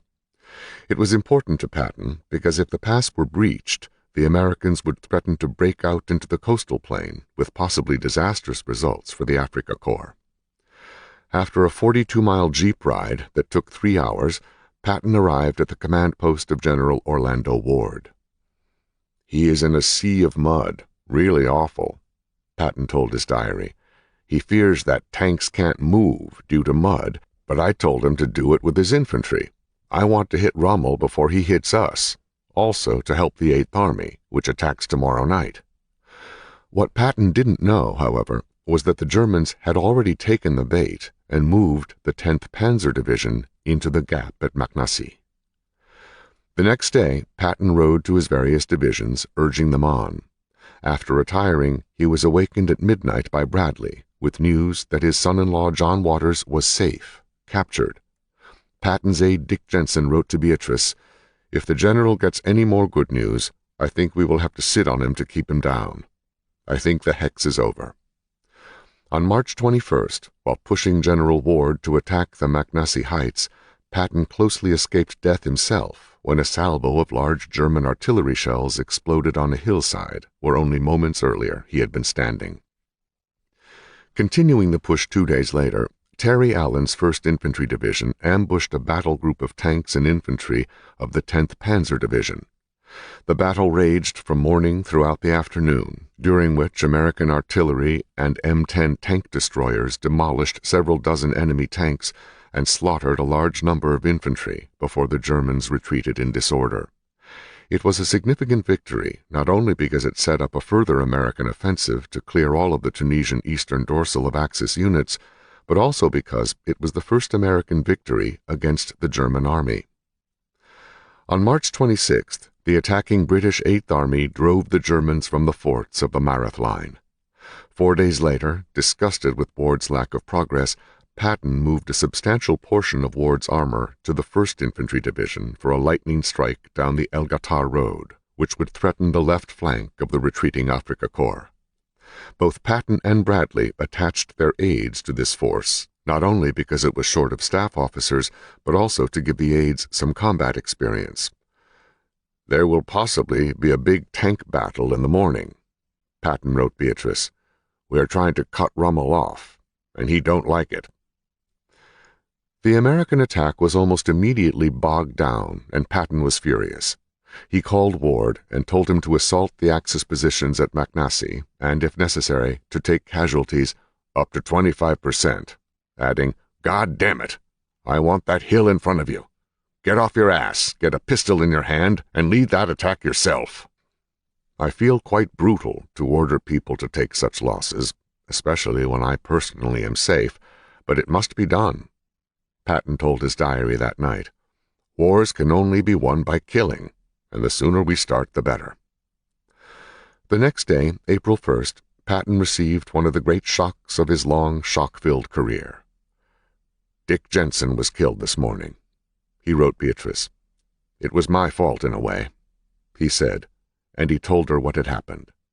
Jensen was at the forward command post with Omar Bradley when 12 Junkers 88 fighter bombers came. Everyone jumped into a slit trench, but a 500-pound bomb landed just on the edge near Jensen and killed him instantly. It was concussion that got Dick. He was not mangled in any way. Patton wrote, broken-hearted. "We brought him to the cemetery here at Gafsa, and will bury him at 4 p.m. Patton continued. Gaffey, General Hugh J. Gaffey, a member of Patton's staff, and I went out to see his body wrapped up in a shelter half. I knelt down and kissed him on his forehead. He was a great character and loyal, long-suffering friend. I shall miss him very much.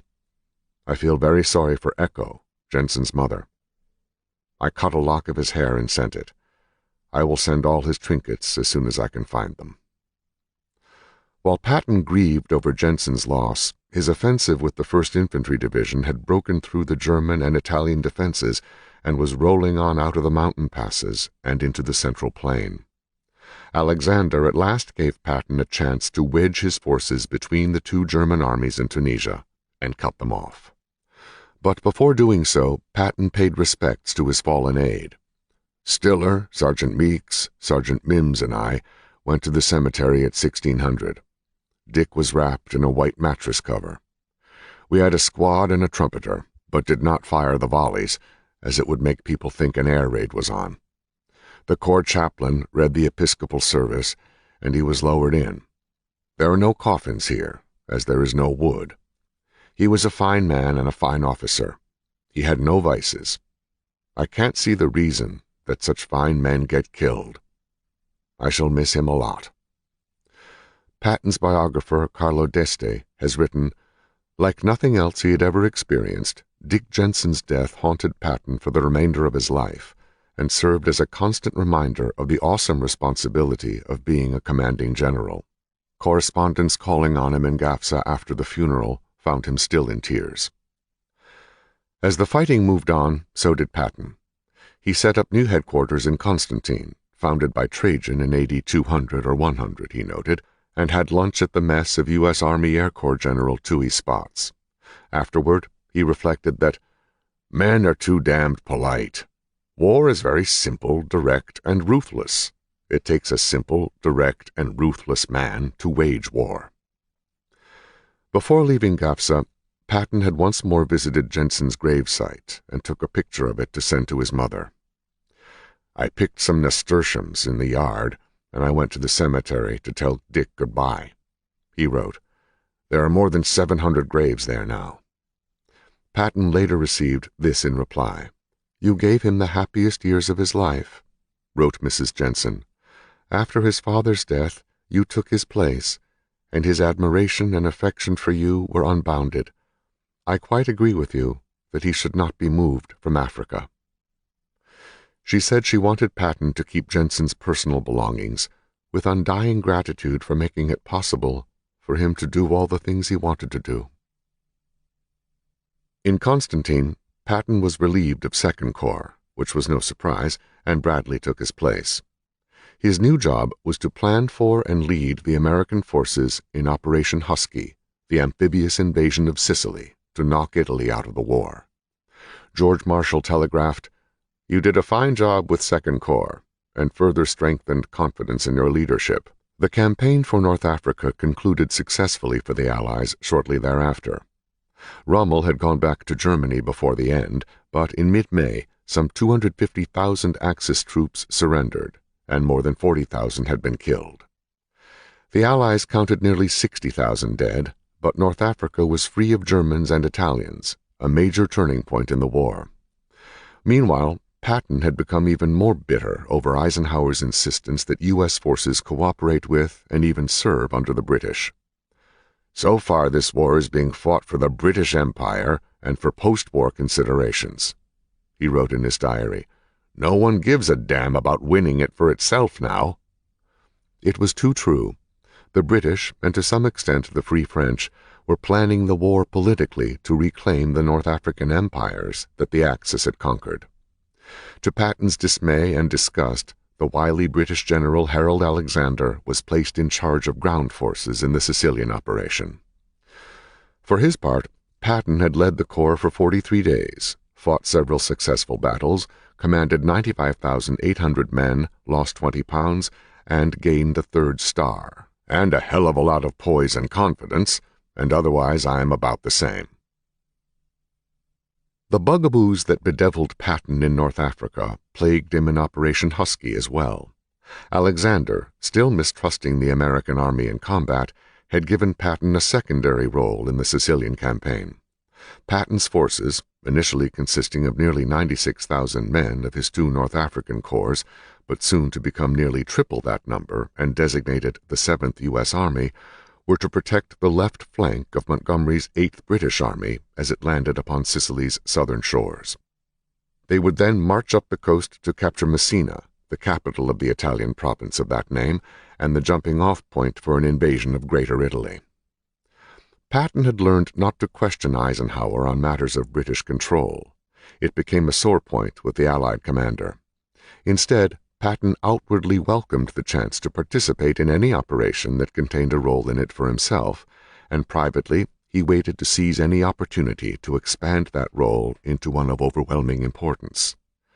"This is what you get when your commander-in-chief ceases to be an American and becomes an ally. The U.S. is getting gypped," Patton groused to his diary. After weeks of preparation for Operation Husky, the planning had become a royal mess concocted by the various entities involved. For one, the U.S. Navy was reluctant to use ships in what it saw as a risky situation in range of Axis fighters and bombers. To make matters worse, nobody could decide where to land the 2 armies. At last, Montgomery cornered Ike's deputy, Bedell Smith, in a North African Air Force officer's latrine, where he steamed up the laboratory mirror with his breath and drew an outline of a convincing assault plan. Eisenhower endorsed it, breaking the impasse. With motorcycle escorts, blaring sirens, and other hoopla of his exalted rank, Patton meanwhile darted from unit to unit of his command, delivering a pep talk for the upcoming operation. On Memorial Day, he laid out for the troops what might be deemed the Patton philosophy of war. "We must remember that victories are not gained solely by selfless devotion.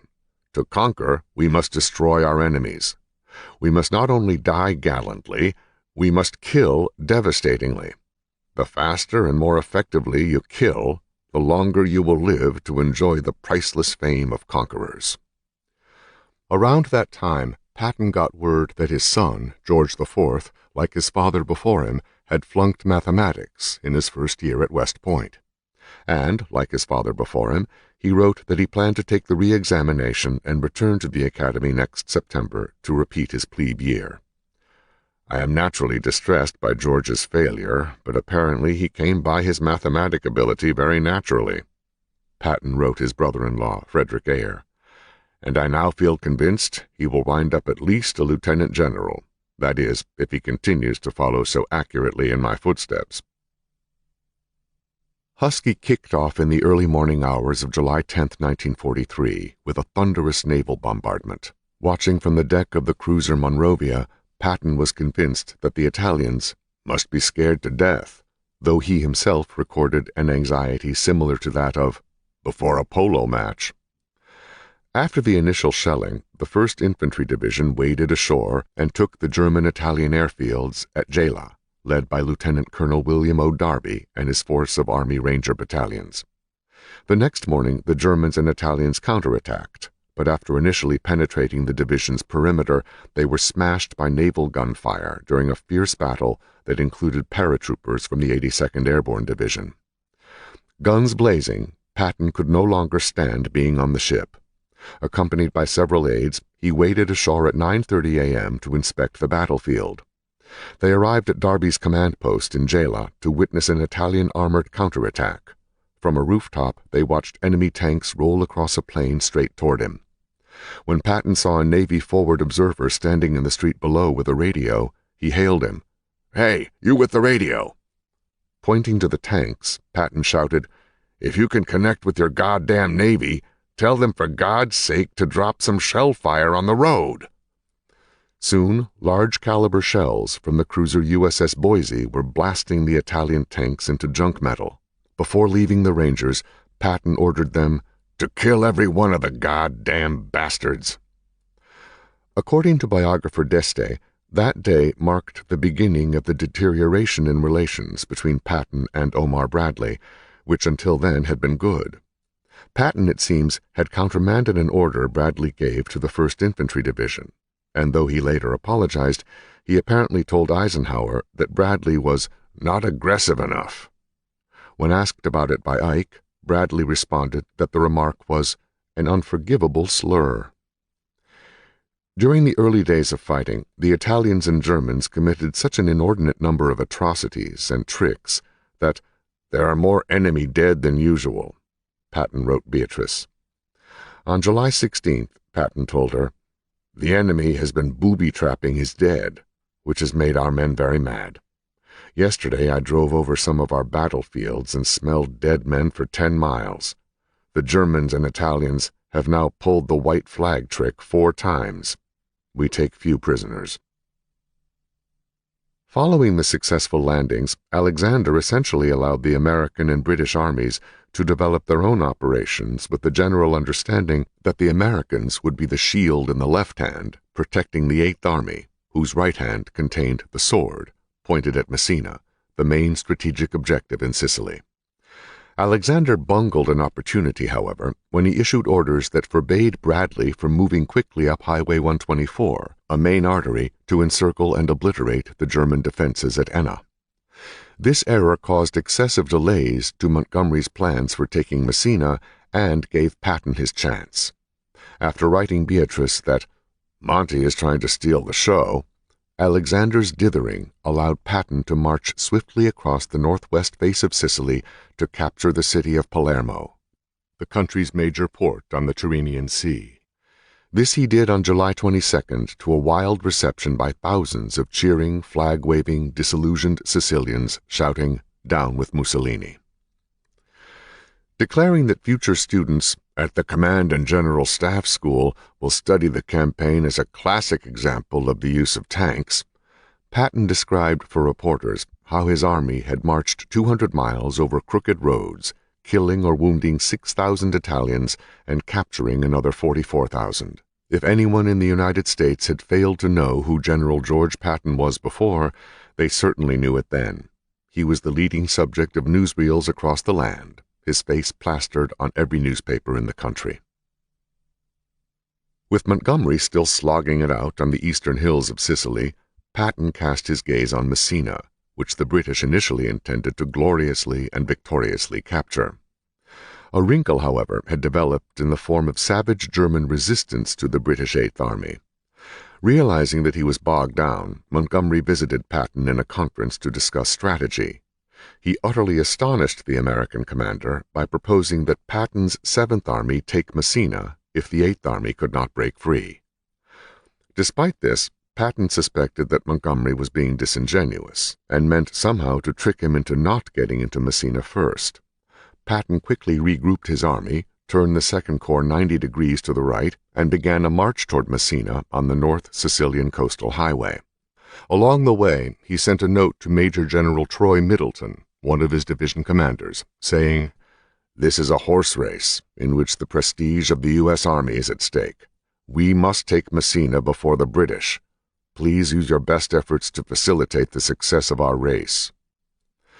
The race had slowed to a walk, and then a halt, as the Germans ferociously resisted the American advance, giving way only at the expense of immense bloodshed.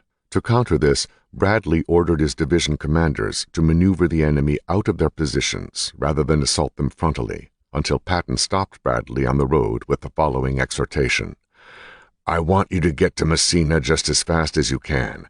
I don't want you to waste time on these maneuvers, even if you've got to spend men to do it. I want to beat Monty into Messina." Bradley was shocked and sickened, and he ignored the order, refusing to waste lives merely for the sake of winning a meaningless race. Still, Patton was all over the battlefield, ordering, cajoling, suggesting. At one point, he encountered a column of troops stuck in a holdup on a bridge while a local farmer tried to budge two stubborn mules pulling his wagon. Patton roared up in his jeep, pulled one of his ivory-handled pistols, and shot both animals behind the ear, then ordered his men to throw the carcasses off the bridge. It might seem to be an example of Patton's cruelty, but he was more concerned for hundreds of his men to run the risk of being strafed by the Luftwaffe than he was with the mules. To slow the Allies, the Germans blew up bridges behind them and sowed thousands of landmines. Bradley and Patton dreamed up what they called their end-run tactic, a night amphibious landing to leapfrog behind the German lines, utilizing U.S. Navy landing craft that had originally carried the men to the beaches. By August 16th, with the British still stuck miles from Messina, the end-run amphibious landings had combined with an almost superhuman effort by Lucian Truscott's 3rd Division and others, and together the American troops entered Messina. Hitler, at last having learned a lesson from the mass surrender of his troops in North Africa, had allowed the German forces in Sicily to evacuate. They would fight again another day. In the course of a week, the Germans evacuated 40,000 of their own soldiers, 70,000 Italians, 10,000 vehicles, and 200 guns, plus tanks, ammunition, fuel, and other supplies. At 10:30 a.m. the next morning, Patton and Truscott, accompanied by aides and escorts, triumphantly entered the city. Patton was resplendent in his brown gabardines and shining helmet liner. The sirens on his jeep blared, its 3-star pennants gleaming in the sunlight as the convoy entered the piazza in the town center. About an hour later, the first units of the British column clanked into the city. For his part, Omar Bradley was fuming that Patton had ordered this circus-like atmosphere to stoke his own ego, while Bradley's men were stuck in the hills to watch helplessly as the last of the Germans fled the city. He later said, "I was so angry that I was half tempted to enter the city and greet him on a street corner when he arrived." The rift between the two former friends was complete. The month-long campaign of what Patton called one of the fiercest sustained battles in history had been a smashing success, At a cost of 24,850 Allied casualties, 5,837 of these killed in action, some 20,000 Germans were dead and approximately 150,000 Italians were lost. More important, the defeat caused the already shaky Italian people to rise up and overthrow the fascist regime. Mussolini fled to Germany, and the Italians surrendered, which might have ended matters, but the Germans had no intention of giving the Allies a foothold in Italy, from which they could bomb and even penetrate Germany easily from the south. Many months of terrible fighting lay ahead along the boot of Italy, but Patton would not be connected with it. Another shoe was about to drop that would stain the fabric of his illustrious career. Patton had performed brilliantly in the Sicilian conquest. Everyone said so, from President Roosevelt to George Marshall to Ike, each of whom wrote letters of high praise. Patton, however, remained in Sicily, headquartered in a palace, worried about his army, his future, and his weight. He began walking 2 miles a day for exercise, while having sumptuous lunches, teas, or dinners with local gentry that he often recorded for Beatrice's edification. "The other day I had tea with a very fat Bourbon princess, who has a black beard, which she shaves. She talks bad French at the top of her powerful lungs, yet when she was young, she must have been quite lovely." In the meantime, Patton was losing his army right out from under him. With the war raging as the Allies slowly climbed up the Italian boot toward Rome, Eisenhower was ordering away Patton's divisions piecemeal to join Mark Clark's Fifth Army on the Italian mainland. Patton was appalled at the American tactics, which pitted 9 U.S. divisions against 8 of the Germans. He did not see how the Allies, without a clear superiority in manpower, could advance at any speed at all, with the Americans on the attack and unable to rest their men, while the Germans, in the mountainous terrain favoring defense, could rest theirs constantly. Between his official duties, which included receiving American dignitaries, Patton passed the days speculating in his letters and diary on what the Army next had in store for him. Then, on August 20th, a brigadier general from the Armed Forces Surgeon General's office showed up with a personal and secret letter to Patton from Ike. It began, "I am attaching a report which is shocking in its allegations against your personal conduct." Ever since his days at West Point, Patton had been a bellicose figure. He had always and genuinely loved his troops, but at the same time he despised inefficiency, laziness, and especially cowardice, which he considered the ultimate sign of weakness in a soldier. Patton was convinced that cowardice was the fault of the commanding officer, who either himself was a coward or permitted such behavior through dereliction of duty. During the Sicily campaign, he had encountered the perfect setup to raise his legendary temper to the boiling point and beyond, when, during a temporary stalemate in the action, he entered a field hospital tent to hand out medals and encountered a man suffering from battle fatigue or shell shock. Patton did not believe in shell shock, despite the fact that its symptoms were well known in military medicine. He lost his temper, accosted the soldier, slapping him across the face, and ordered him out of the ward, shouting, "I don't want any yellow-bellied bastards like him hiding their lousy cowardice around here, stinking up this place of honor." As if that were not bad enough, a week later Patton discovered another shell-shocked soldier in a hospital ward and waved his ivory-handled pistol in his face, saying, "You ought to be lined up against a wall and shot," even threatening to do it himself. He also slapped this soldier across the face. Doctors at the hospitals had filed formal complaints against Patton that Eisenhower was duty-bound to deal with. Instead, Ike ordered the complaints locked away in his top-secret files and wrote a stern letter to Patton ordering him to make a full report of the incidents and to apologize personally to the doctors, nurses, and soldiers involved, as well as to his entire army. Adding to Patton's humiliation was information in the report that the first soldier Patton slapped had chronic dysentery, malaria, and a temperature of 102 degrees. The second soldier's best friend had been bloodily wounded next to him, was on sleep medication, and even though the 21-year-old boy begged the unit medical officer not to, against his wishes, he had been ordered evacuated to the hospital where Patton found him.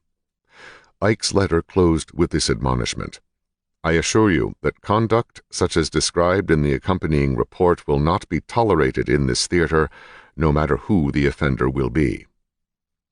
Patton was mortified and chagrined, but not beyond words. That night he told his diary, "Evidently I acted precipitately and on insufficient knowledge. My motive was correct, because one cannot permit skulking to exist. It is just like any communicable disease. I freely admit that my method was wrong, and I shall make what amends I can. I feel very low." It is a court-martial offense in the U.S. Army for an officer to strike an enlisted man, let alone for a 3-star general to strike a buck private, but reporters who learned of the incident decided by mutual agreement not to reveal it. The furious Eisenhower was poised to relieve Patton of command, but was dissuaded by Marshall, who told some fellow officers at the War Department, "Georgie's in trouble again. He's always in trouble. But I'm not getting rid of Patton. He was solely responsible for Sicily." Patton spent a great deal of time in the coming days justifying his actions, even as he was personally delivering the ordered apologies to those involved and to his army, division by division. When he reached the last of the divisions, Truscott's 3rd Division, the men who had captured Palermo and Messina, Patton's audience sensed that he was about to make a statement of apology. Before he could do so, they began a spontaneous chant, "No, General, no, no, no, General, no, no," with increasing persistence. Patton tried again to start his apology, but each time he was cut off, "No, General, no, no, no," and stood there on the stage, erect as the Washington Monument, the tears rolling down his cheeks, as the chant reached its crescendo, "No, General, no, no, no," and followed him, ringing in his ears, as he turned smartly and exited the stage to his waiting car. "No, General, no, no, no." He called in the 2nd soldier that he had slapped, and explained that he had cussed him out in the hope of restoring his manhood.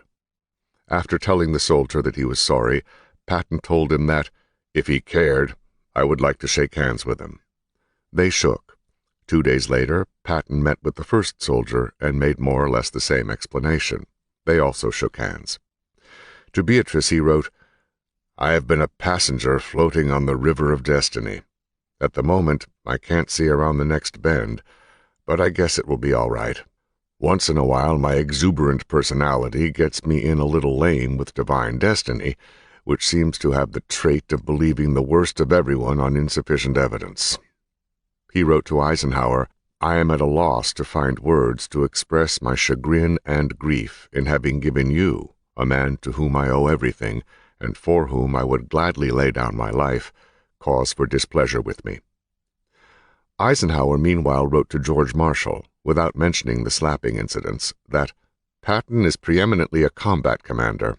He is a one-sided individual, and particularly in his handling of individual subordinates, is apt at times to display exceedingly poor judgment and unjustified temper. But his outstanding qualities must not be discounted. He added that they could not afford to lose those qualities, unless he ruins himself. For 4 long months, Patton languished in an anguished limbo while the war went on around him. "I have joined the army of the unemployed," he wrote Beatrice. "I seem destined to either fight like hell or do nothing. I would serve unto the devil to get into a fight. Apparently, I am a man of deeds, not words, except when I talk too much." He called in his staff and said, "Gentlemen, if you can find a better job, get it. I will help you all I can. You may be backing the wrong horse, or hitched your wagon to the wrong star." No one left him, which moved Patton very much. Patton had been feeling very low when, unannounced, Jimmy Doolittle paid him a visit. The 12th Air Force commander and famous raider of Japan had become close with Patton when he was in North Africa, and he'd heard that his friend Georgie might need some bucking up. When he arrived over the airfield, Doolittle identified himself to the control tower and asked for permission to land and pay his respects to the general. When he landed, Doolittle found Patton waiting for him in his jeep, with the 3 stars of a lieutenant general adorning the hood, wearing his famous ivory-handled revolvers and polished helmet liner.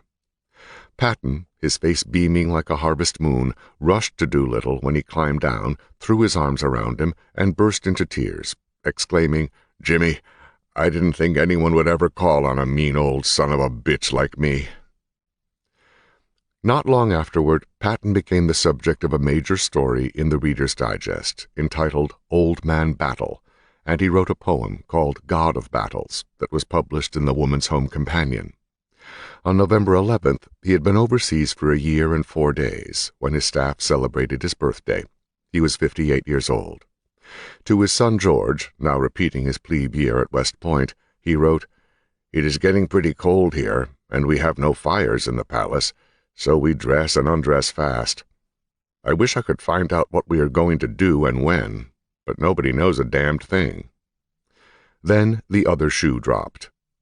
The columnist Drew Pearson got wind of the slapping incident, and, after confirming it with several sources, published a sensational story about the affair that blew like wildfire through the national media. Eisenhower was of course chagrined, because the press intimated he was trying to sweep it under the rug. Congressmen and senators were inundated with angry letters calling for Patton's dismissal. While a surprisingly large number of the letters were also supportive of Patton, he remained in what he considered the doghouse. "Regret trouble I am causing you," he cabled Eisenhower. To his diary on November 25th, he said, "Thanksgiving Day. I had nothing to be thankful for, so I did not give thanks." On December 7th, Pearl Harbor Day, President Roosevelt, Eisenhower, Assistant Secretary of War John J. McCloy, and Roosevelt's top aide Harry Hopkins appeared at Patton's headquarters in Sicily after their big Allied conferences in Cairo and Tehran. It was a cordial meeting, during which Ike told Patton he was certain he would be ordered to England to get an army. McCloy told him the same. Harry Hopkins took Patton aside and said, "Don't let anything that S.O.B. Pearson said bother you." These were gratifying reassurances, but still nothing was definite. Then, on January 18th, Patton was informed by his orderly, Sergeant William Meeks, who had heard it in a radio broadcast, that Eisenhower had announced Omar Bradley would lead the cross-channel invasion. It came as a severe blow, even though Patton must have known that he was never seriously considered for the job. "I had thought that I might get this command," he told his diary. "It is another disappointment, but so far in my life, all the disappointments I had have worked out to my advantage." 4 days later, a cable arrived ordering Patton to England, where he would serve under Omar Bradley. "Well, I have been under worse people, and will surely win," he wrote Beatrice. Chapter 10. I Shall Return. For about 3 weeks, MacArthur's Philippine army battled the invading Japanese, but they were outmanned at every turn. Major General Jonathan Skinny Wainwright, a hard-drinking former West Point first captain and cavalryman with 28,000 ill-trained, ill-equipped Filipino troops and 3,000 U.S. regulars, was no match for the Japanese General Masaharu Homa's landing force of 43,000 well-trained and well-equipped soldiers. But Wainwright's defense was ferocious, including the last large-scale cavalry attack in modern warfare. "We lost more than a few of our first-class fighting men," Wainwright lamented, "and a number of fine horses, including my little boy, who took a bullet through the head." To spare historic Manila from destruction by bombing or attack, MacArthur declared it an open city. On Christmas Eve 1941, when it became apparent that the Japanese could not be thrown back into the ocean and that they were preparing a giant pincers movement to trap MacArthur's army, he invoked the dictates of War Plan Orange. The army thus withdrew into the mountainous jungle of the Bataan Peninsula, from which it was to fight until the U.S. Navy arrived with reinforcements and supplies. It took MacArthur's army 2 weeks to fully invest Bataan, where War Plan Orange drew 5 defensive lines. He knew the terrain well, since he had surveyed it as a young first lieutenant. At each line, the American and Filipino troops gave a magnificent account of themselves. Provisions, enough food, ammunition, equipment, and spare parts for an army to defend Bataan for up to 6 months had been stored in Manila, and much was being hastily trucked into Bataan. Unaware of Roosevelt's and Churchill's Europe First policy, MacArthur was so sure that relief for him was on the way, with U.S. carriers ferrying over planes, that he ordered his engineers to build 13 airstrips in remote areas to house them. He wired General Marshall, "If the Western Pacific is to be saved, it will have to be saved here and now." But by then, General Marshall had come to accept that the Western Pacific could not be saved, at least not now, though he was loath to impart this bad news to MacArthur. MacArthur cabled his superior that he needed several dozen P-40 fighter planes, adding almost pathetically, "Can I expect anything along that line?" The simple fact was that after Pearl Harbor, Japan still had its full complement of 16 battleships and 11 aircraft carriers, while the U.S. Pacific Fleet had no battleships and only 3 carriers. There would be no victorious march across the Pacific by the American Navy at this time. From the onset, the fighting on Bataan was desperate and costly. One Filipino battalion attacked the Japanese line for an entire day, pushing the enemy back and blowing a bridge, but returning with only 156 out of the 655 men who had started out. Battles such as this went on day after day. Military historians have lauded the Bataan retrograde as one of the finest withdrawal movements in the history of warfare. "Stand and fight, slip back and dynamite," MacArthur wrote afterward. "It was savage and bloody, but at one time." By New Year's Eve, the Americans had retreated deep into the peninsula. They at last blew the huge, swinging bridge over the impassable Pampanga River, stranding themselves. By then, of Wainwright's original Army Corps of 28,000, only 18,000 remained. The soldiers were in rags and slowly starving. A total of 80,000 troops were on Bataan, and by early January provisions were down to 1 month's supply. MacArthur put the soldiers on half rations. An old-timer sergeant in an anti-aircraft battery remarked, "They'll eventually get us, but they'll pay dearly for their efforts." The Japanese, nevertheless, were dissatisfied. General Homma had used more than half of the 50-day deadline Tokyo had given him to secure conquest of the Philippines. His frustration was palpable. On January 9th, his main attack had failed to dislodge the defenders, and he ordered a banzai charge. Banzai stood for, more or less, "May the Emperor live 1,000 years." From a standing sugarcane field, 1,000 Japanese came dashing straight into American barbed wire and point-blank 75mm guns at midnight. The attacks went on without success until dawn, when the Americans counted several hundred bodies in front of them. However, most of the Americans agreed that people who would do that were an enemy to be reckoned with. MacArthur's tenacious defense of Bataan earned him hero status in the United States, upset the Japanese timetable for military conquest of the southwestern Pacific, and became a universal symbol of resistance against the Japanese. It also proved to be an inspiration for the Allies in Australia and elsewhere, who were being hard-pressed by Japanese aggression. From George Marshall's office in Washington came disingenuous cables saying that every effort is being made to send air and troop replacements and reinforcements. Marshall, of course, knew this was impossible. On January 10th, MacArthur received a note from General Homma that began, "You are well aware that you are doomed."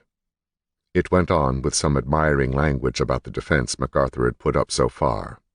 "Your prestige and honor have been upheld," but continued with the usual threats of annihilation and offer of peace, to avoid needless bloodshed, if only the Americans would surrender.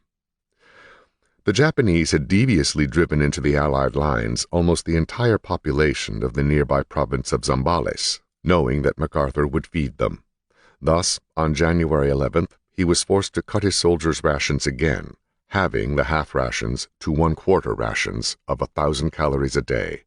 Within the month, men who had weighed 170 or 200 pounds were down to 150, and scarcely a python, pangolin, or monkey remained uneaten in the steaming jungle. At night, they were treated to scathing radio diatribes by the Japanese propagandist Tokyo Rose, who aggravated starving American and Filipino troops by quoting from the New York Times about huge stores of food and supplies the United States was sending to Russia. From his headquarters in the Malinta Tunnel on the island of Corregidor, MacArthur MacArthur had a panoramic view of the siege that Japanese had laid against his army. At any time, day or night, he could see and hear the fiery explosions and columns of smoke from artillery shells and bombs, or watch as scores of the badly wounded were brought into the tunnel's hospital lateral after being ferried from Bataan. The entrance to the lateral was drenched in blood, and ambulances would often wait in line to pick up blanket-covered corpses for burial between bombing attacks. The bomb-impervious tunnel had been completed in the 1920s, carved through the stone and dirt that composed Malenta Hill. It was more than a quarter of a mile long and had 50 laterals, or branches, some of which were 4 football fields long.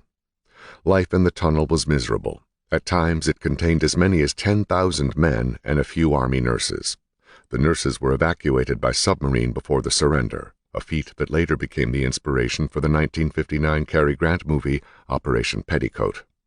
Bomb blasts often sent choking clouds of dust and acrid smoke into the excavation, and the electricity frequently went out, leaving everyone in the dark.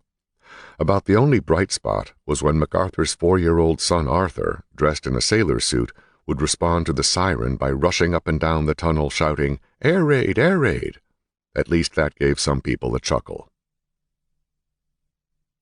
The Japanese came on in great rushes and were killed by the thousands. Unfortunately for MacArthur, however, the Japanese sent troop transports with replacements to the tune of 100,000 men, while I could only bury my dead, he said bitterly. Laudatory messages poured into MacArthur's headquarters from President Roosevelt, Secretary of War Stimson, the King of England, General Pershing, and other notables with encouraging remarks and comments, but that did not take the place of food, men, and supplies, which were fast running out. The troops were filthy, many barefoot, wearing tattered clothes over their bony skin. They would grin when they saw MacArthur among them, he said, that ghastly skeleton-like grin of the dying, and then roar in unison, "We're the battling bastards of Bataan, no papa, no mama, no Uncle Sam." They asked no quarter, and they gave none, he continued. They died hard, those savage men. Not gently, like a stricken dove folding its wings in peaceful passing, but like a wounded wolf at bay. And around their necks as we buried them would be a thread of dirty string with its dangling crucifix. They were filthy, and they were lousy, and they stank, and I loved them. By the end of February, it had become apparent that Bataan was on the verge of collapse, and Corregidor was unsafe. The question arose of what to do with MacArthur. The spectacle of him as a prisoner being paraded in chains through the streets of Tokyo was bad enough, and Tokyo Rose had announced gleefully that, if captured, MacArthur would be publicly hanged on the Imperial Plaza in Tokyo. Or what if he should die with his men, as he had promised? The army would lose one of its most brilliant and prestigious commanders. Chief of Staff Marshall told Roosevelt the only way MacArthur would leave the Philippines would be if he received a presidential order to do so. Roosevelt so ordered it. MacArthur objected, but in the end he agreed to go to Australia and take command of all U.S. forces in or bound for the Far East. On March 12th, MacArthur, his wife Jean, his son Arthur, the Cantonese nanny Achu, and 7 staff members boarded one of 4 PT boats and roared off toward Mindanao, 600 miles south. There, at a Del Monte pineapple plantation, he was to meet a B-17 bomber sent from Australia to complete his deliverance. As he stepped on board, MacArthur heard someone ask, "What's his chance, Sarge, of getting through?" And came the gruff reply, "Don't know. He's lucky. Maybe 1 in 5. It was an excruciating journey, according to MacArthur, as extremely rough seas tossed the boats around like corks and made everyone seasick. He later compared the experience to spending 2 days inside a cement mixer. By 9 a.m. March 16th, MacArthur and party arrived in Darwin, Australia, just in time for a major Japanese air raid on the city. Luckily, MacArthur's party had left the airfield 10 minutes before Japanese dive bombers roared in and obliterated it. He remarked later to his Chief of Staff Dick Sutherland, "It was close, but that's the way it is in war. You win or lose, live or die, and the difference is just an eyelash." It was here that MacArthur made his famous proclamation to reporters about the Philippines. "I came through, and I shall return. It was vintage MacArthur. The phrase was printed and broadcast around the world. It was stamped on the covers of matchbooks provided by the Army to GIs in the Pacific Theater. The proclamation was headlined in newspapers and featured in radio broadcasts. It was glazed into pottery, engraved on cigarette lighters, and scrawled above public toilets, and it slipped easily into the American lexicon. MacArthur had become a legend in his own time. MacArthur was awarded the Medal of Honor for his role in the Philippines, but there were undertones that he had received it only to offset any criticism to his reputation for leaving during the fight. It was made worse when news reached him 3 weeks after his arrival in Australia that the American Army in the Philippines had surrendered to the Japanese. By the 1st of April, it was clear that the food issue was critical. A quarter ration can keep a man alive, but his ability to be active is greatly diminished. When the Japanese began a large offensive, all hope was lost. One unit reported taking 2% casualties per hour from enemy artillery alone. On April 9th, an artillery major at the American headquarters in the Malinta Tunnel reported seeing General Wainwright on the phone with General Edward P. King, one of the senior commanders on Bataan. "You can't surrender," he shouted. "You can't!" As Wainwright listened intently, his gaunt frame seemed to sag, and tears rolled down his cheeks. "Why don't you attack with First Corps?" he asked. We clearly heard a voice say, "First Corps no longer exists." General Wainwright slumped into his chair. What ensued over the next week remains a prime example of studied cruelty in the history of the world. Starving and ill, some 78,000 troops on Bataan, unarmed and helpless, started northward on the infamous 65-mile Bataan Death March. About 10,000 soldiers perished from starvation or thirst, or were murdered by sadistic Japanese guards. Anyone who thought reports of Japanese atrocities in China were exaggerated was soon set straight. Private First Class Blair Robinette's first encounter with a Japanese soldier went poorly. He stepped out, came across, and took my canteen out of its cover. He took a drink, filled his canteen, and poured the rest of my water on the ground and dropped my canteen at my feet. When I bent over to pick up my canteen, he turned around and hit me over the head with his rifle butt. Screaming at the prisoners in Japanese, the guards began to sort the men into groups of 1,000 or so, with 16 guards to a group. There was much shouting, clubbing, and prodding with bayonets. When one American fell behind, he was bayoneted in the throat. He gasped for air, then was dead, a witness testified. When the marchers passed a sugarcane field, several men went toward it to break off pieces of the cane. When they reached the edge of the field, the Jap guards shot them down and clubbed the wounded survivors to death. Several survivor accounts recall a grisly incident in which an obviously ill American soldier was staggering along when a column of Japanese tanks appeared from the opposite direction. A Japanese guard grabbed this sick guy by the arm and guided him to the middle of the road. Then he just flipped him out across the road. A tank pulled across him. Well, it killed him quick. There must have been 10 tanks in that column, and every one of them ran over him. When the last tank left, there was no way you could ever tell there'd been a man there. The man had disappeared, but his uniform had been pressed until it had become part of the ground. After robbing the prisoners of such things as watches, money, and wallets, the Japanese guards began pulling out gold teeth and chopping off fingers to get wedding rings. 2 soldiers were carrying their captain, who had become prostrate with dysentery, when a guard rushed up and ran his bayonet through the captain's stomach. Anyone who lagged behind was murdered. For men in the rear of the march, it was particularly traumatic, since they had to pass by all the thousands of mutilated bodies who had died ahead of them. At last they reached their destination, Camp O'Donnell, a half-completed American airfield. It was as close to hell on earth as any of the survivors could imagine. The camp commander, Captain Yoshio Tsuneyoshi, greeted them with a ranting, jumping up and down harangue in which he compared the prisoners to dogs and concluded by telling them, "You think that you are the lucky ones? Your comrades who died on Bataan are the lucky ones." In the ensuing days, the death toll rose for the 68,000 miserable prisoners, 150, 200, 250, 300 lifeless skeletons a day, until it leveled off at 500 dead per day. For his first act as Supreme Commander of the Southwest Pacific Theater, MacArthur met with the Australian Prime Minister John Curtin and reassured him that, "We two, you and I, will see this thing through. We can do it, and we will do it. You take care of the rear, and I'll take care of the front." The situation MacArthur found himself in was nothing short of desperate. The bulk of Australia's ground troops were fighting the war in the Middle East under British command, when suddenly the Japanese came knocking at the door. To counter an invasion that was expected momentarily, the Australians had devised a defensive plan that sacrificed more than 3/4 of their country to the enemy in order to defend a line from Brisbane to Adelaide that protected the most populous cities.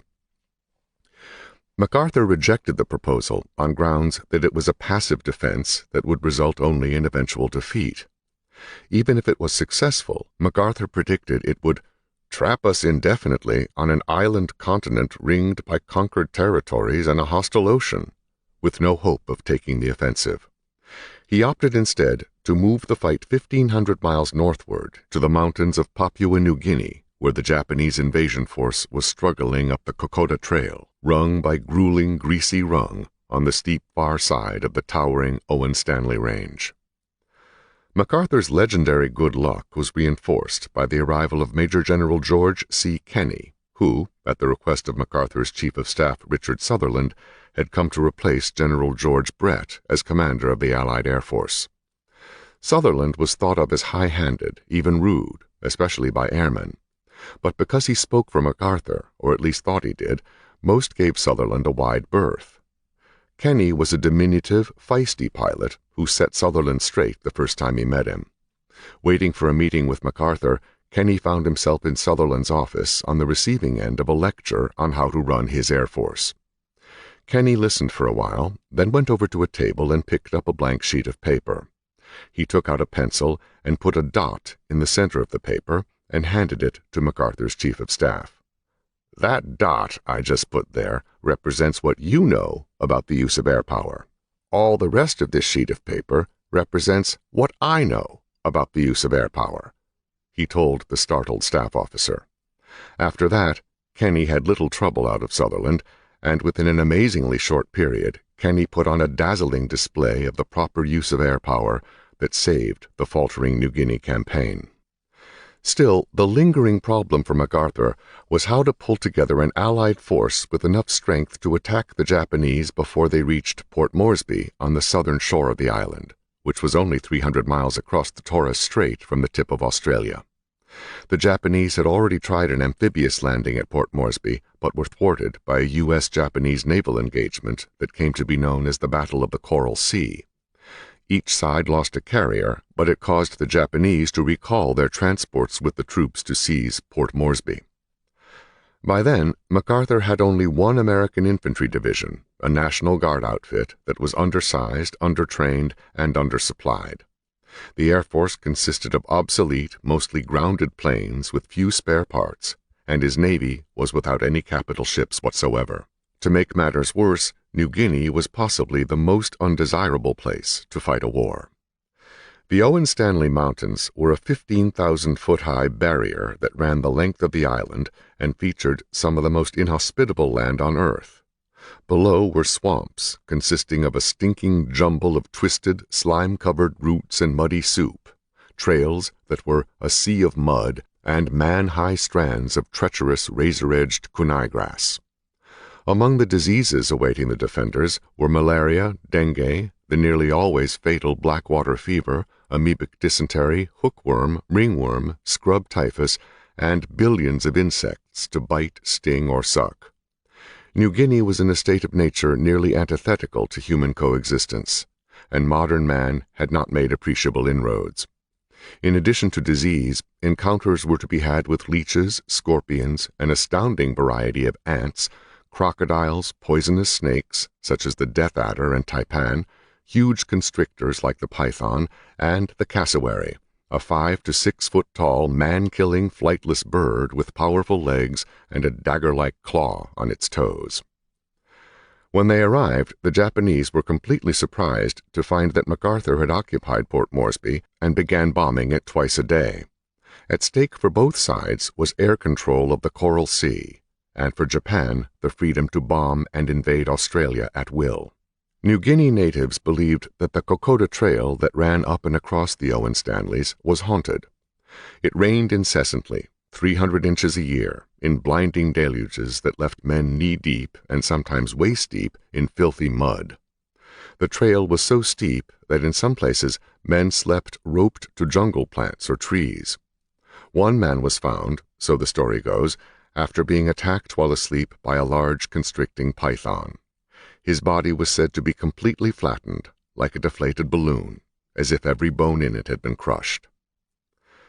Thanks to the successes of U.S. Marines on Guadalcanal and the nearby Solomon Islands, in early September some 5,000 Japanese troops were pulled out of New Guinea and sent to deal with the upstart Americans, and the Japanese push to take Port Moresby was postponed.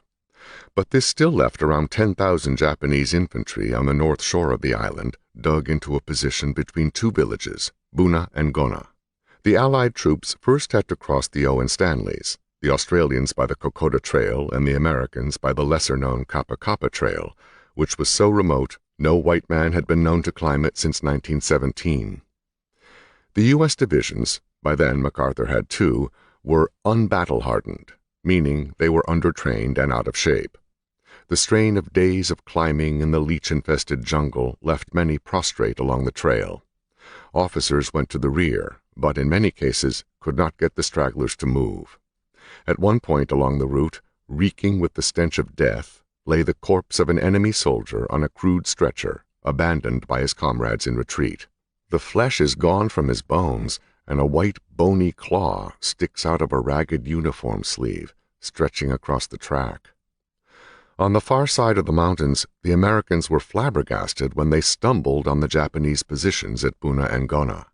The surrounding terrain was waist-deep sago palm muck and jungle.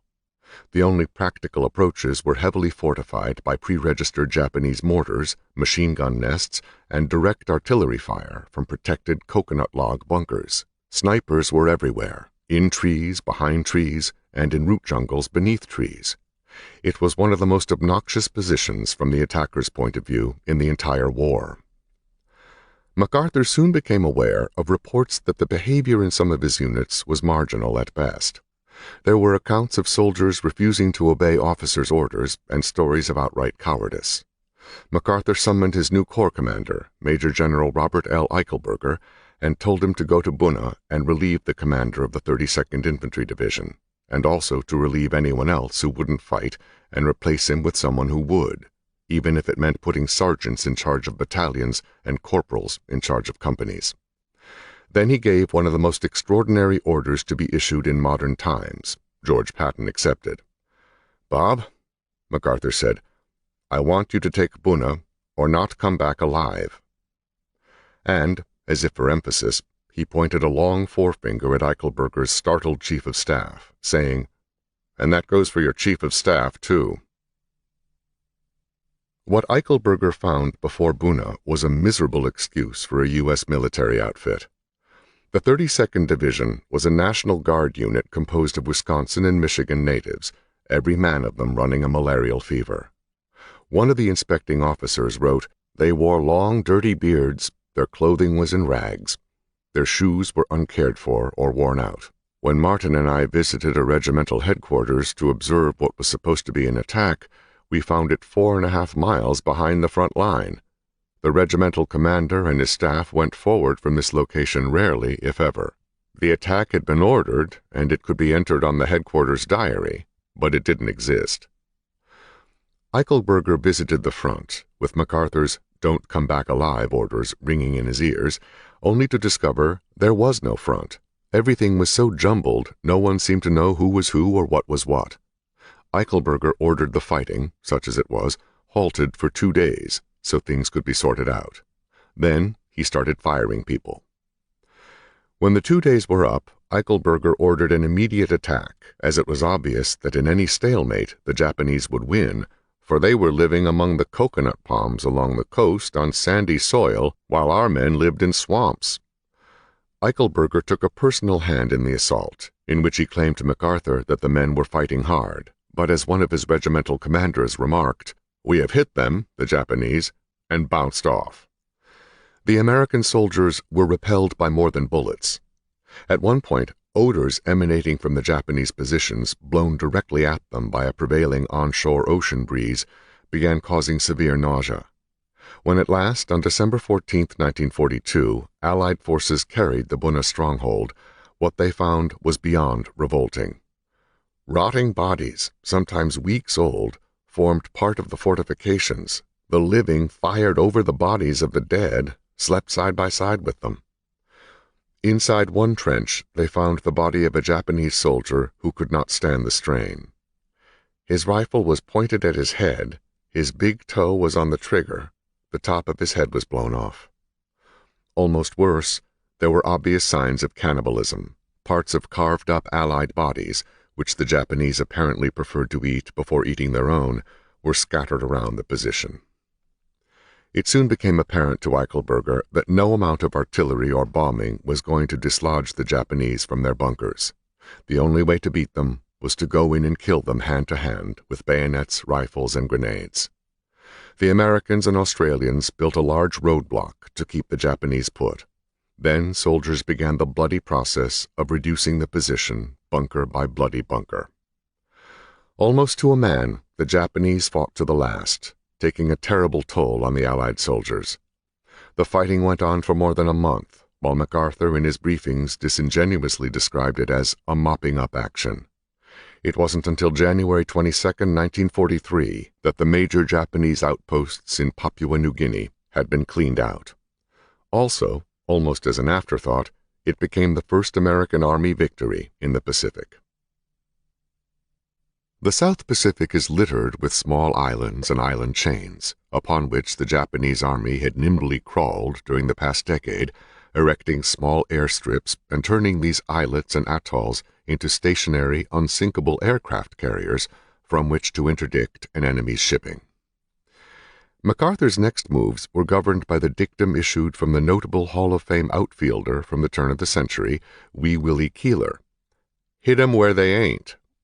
His decision to bypass many of these Japanese strongpoints and leapfrog northward toward the Philippines was controversial because it meant leaving powerful Japanese forces in the Allies' rear.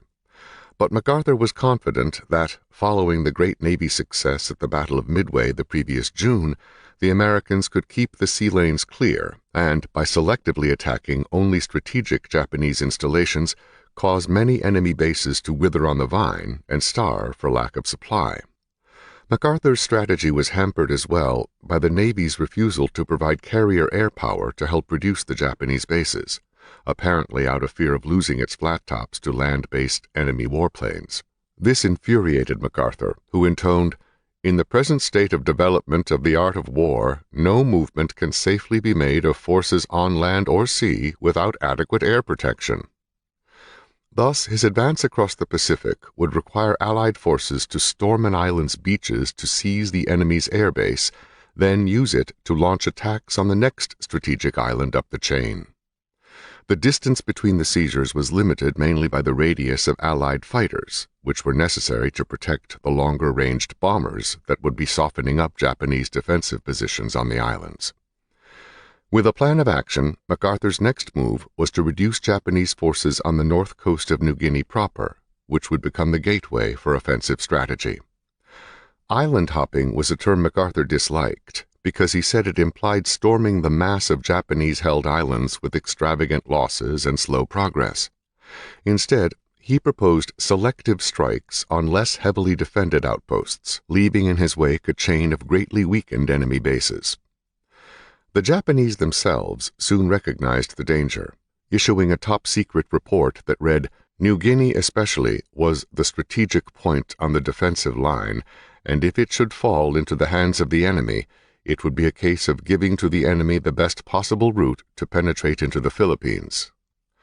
The report went on to note the differences in terrain between northern and southern New Guinea and concluded that the strategic value of the island was of immense importance. Accordingly, the Japanese, having lost Guadalcanal, decided on a last-ditch reinforcement of their positions on New Guinea. To that end, at the beginning of March 1943, nearly 7,000 soldiers from the sprawling Japanese base on the island of New Britain were loaded aboard 8 troop transports escorted by 8 destroyers with a dozen squadrons of Zero fighters providing air cover. They steamed out into the Bismarck Sea toward the town of Lae on New Guinea's northwest coast. The Japanese had been assured that bad weather would mask their convoy, but when General Kenny received intelligence that the convoy was on its way, he managed to scramble together more than 200 heavy bombers to intercept them. The Japanese meteorologist turned out to get the weather wrong by a day, and as the clouds began to clear, waves of U.S. planes appeared from the south. In what became known as the Battle of the Bismarck Sea, Japanese anti-aircraft gunners on the destroyers ran to their weapons, only to be startled when the big bombers came in at mast-top level like torpedo bombers. They released their bombs into the sea in an astonishing display of skip bombing, which Kenny's Air Force had perfected. The bombs hit the water and dapped like stones skipping across a flat, calm pond. All 8 of the troop transports were sunk, as were 4 enemy destroyers, and 60 enemy Zeros were shot out of the sky. Only 1,200 of the 6,900 Japanese soldiers were rescued by the remaining destroyers. This ended further Japanese attempts to reinforce New Guinea or go on the offensive, but there still remained large numbers of enemy soldiers who had shown at Buna and Gona that dislodging them would involve more than one bloodbath. Or, as General Kenny put it, "There'll be a lot of Bunas and Gonas before this thing is finished." On April 18th, MacArthur's Air Force scored one of the greatest coups in World War II. It shot down the commander-in-chief of the Japanese Imperial Navy, Admiral Isoroku Yamamoto. He had served for a time in the Japanese embassy in Washington, D.C., and had occasion to tour the United States. Prior to Pearl Harbor, Yamamoto was against war. He had noted the Americans' enormous industrial might, but when war was ordered, he sided with his country and planned the attack on Hawaii. The U.S. code-breaking Operation Magic, which in May had tipped off the Navy that the Japanese would be attacking Midway, had also now intercepted a message saying that Yamamoto would be inspecting Japanese bases in the Solomons and flying from Rabaul to Bougainville to personally reconnoiter the Bloody Ground campaign there. American codebreakers sent word to MacArthur's headquarters, giving Yamamoto's route, his air cover, and the rendezvous point off the west coast of Bougainville. Despite skepticism that the message was genuine, MacArthur gave the go-ahead, and Major John W. Mitchell's 339th Fighter Squadron received the order to intercept the Admiral at his rendezvous point. 18 twin-engine P-38 Lightnings were detailed for the job. They would wave-hop to the target, maintaining radio silence. But when they arrived at the rendezvous point shortly before 3 p.m., nothing was doing except a storm brewing in the southeast. Major Mitchell was about to give the order to return to base when dead ahead there appeared Yamamoto's flight, 2 large transports beneath an umbrella of Japanese fighters. American fighters rose to engage the Zeros, while others attacked the transports. One transport containing the Admiral's staff was shot down in flames almost immediately, while the other undertook violent evasive action. Twisting and zigzagging at treetop level, Yamamoto's plane was desperately trying to escape the fire of Captain Thomas G. Lanphier, who was on his tail with all guns blazing. A wisp of black smoke on the big transport quickly became a red flame as Lanphier's bullets tore into the skin of the Japanese aircraft. Suddenly it rolled over and crashed through the thick triple-canopy jungle, killing all aboard, including Admiral Yamamoto, architect of the Pearl Harbor attack. Washington was elated at the news, but immediately the affair was branded top secret for fear it would alert the Japanese that American cryptologists were reading their code. At this stage in late 1943, additional troops finally began arriving in Australia from the United States, as well as a new organization to control them, the U.S. Sixth Army, commanded by Lieutenant General Walter Kruger, who had been MacArthur's war plans chief when MacArthur was chief of staff. Later, MacArthur would say of Kruger, I do not believe that the annals of American history have shown his superiority as an army commander." His praise went on. "Swift and sure in attack, tenacious and determined in defense, modest and restrained in victory. I do not know what he would have been in defeat, because he was never defeated." With more than 100,000 men now under his command, including 3 splendid Australian infantry divisions that Winston Churchill turned loose from the Middle East, MacArthur proceeded with plans to eradicate the large Japanese presence at Lae and the rest of northern New Guinea. General Kenny put it this way: "It was no use talking about playing across the street until we got the Japs off our front lawn." The first step was an amphibious landing of the recently returned 9th Australian Infantry Division, the tough, battle-hardened Rats of Tobruk, about 10 miles east of Lae, which was garrisoned by about 10,000 Japanese troops. The next day, 1,700 American paratroopers of the 503rd Parachute Infantry Regiment would jump on a Japanese air base at the town of Nadzab and hold it so that the 7th Australian Infantry Division could cut off any escape route of the Japanese in Lae. On September 4th, the Australians went ashore unopposed except by enemy bombers from Rabaul that killed about 100 Army and naval personnel. For the Nadzab operation, General Kenny had assembled 97 troop transport planes at Port Moresby when a horrible accident occurred. As the 503rd Parachute Infantry was loading its people into the planes, a B-24 Liberator bomber crashed on the runway, plowing through 5 trucks and killing 60 paratroopers and injuring 100 others. Still, the attack went off like clockwork, and the Japanese base at Nadzab was seized. MacArthur went along to be with "my kids," even though one of the engines quit in the plane he was riding. He told the pilot, who had suggested turning back, "I know the B-17 flies almost as well on 3 engines as 4. In a few more days, Japanese strongholds at Salamaua and Finschhafen had fallen to Allied forces, which meant much of New Guinea's Huon Peninsula was now in MacArthur's hands. "Remember, gentlemen," MacArthur told the press, "we can only advance as far as the bomber line." In late December, George Marshall, returning from the Tehran Conference featuring Roosevelt, Churchill, and Joseph Stalin, passed through MacArthur's theater and had a candid discussion with him. MacArthur was appalled to learn that the Navy, in the form of its Chief of Operations, Admiral Ernest King, was actually jealous of him. According to Marshall, MacArthur said, "King claimed the Pacific as the rightful domain of the Navy and seemed to regard the operations there almost as his own private war." According to MacArthur, Marshall went on to say that Admiral King resented the part MacArthur had played in the Pacific War and was highly critical of MacArthur and encouraged Navy propaganda to that end. Marshall told MacArthur that the Navy believed that the only way it could erase the stain of Pearl Harbor was to have the Navy command a great victory over Japan. MacArthur responded that the Navy had no greater booster and supporter than himself, and expressed his dismay that inter-service rivalries or personal ambitions should be allowed to interfere with the winning of the war. To this, Marshall seemed to agree, but, MacArthur noted sourly, "Having been Chief of Staff myself, I realized how impossible it was to have professional and objective matters decided on the basis of merit and common sense." MacArthur then cast his eye, previously on the huge Japanese concentration at Rabaul, toward the neighboring island of New Britain. The enemy was using it as a staging base for troops and supplies for their operations both on New Guinea and in the Solomon Islands. MacArthur thought if Rabaul could be eliminated, it would remove a huge thorn in his side, as well as for the Marines and soldiers who were then fighting on Guadalcanal.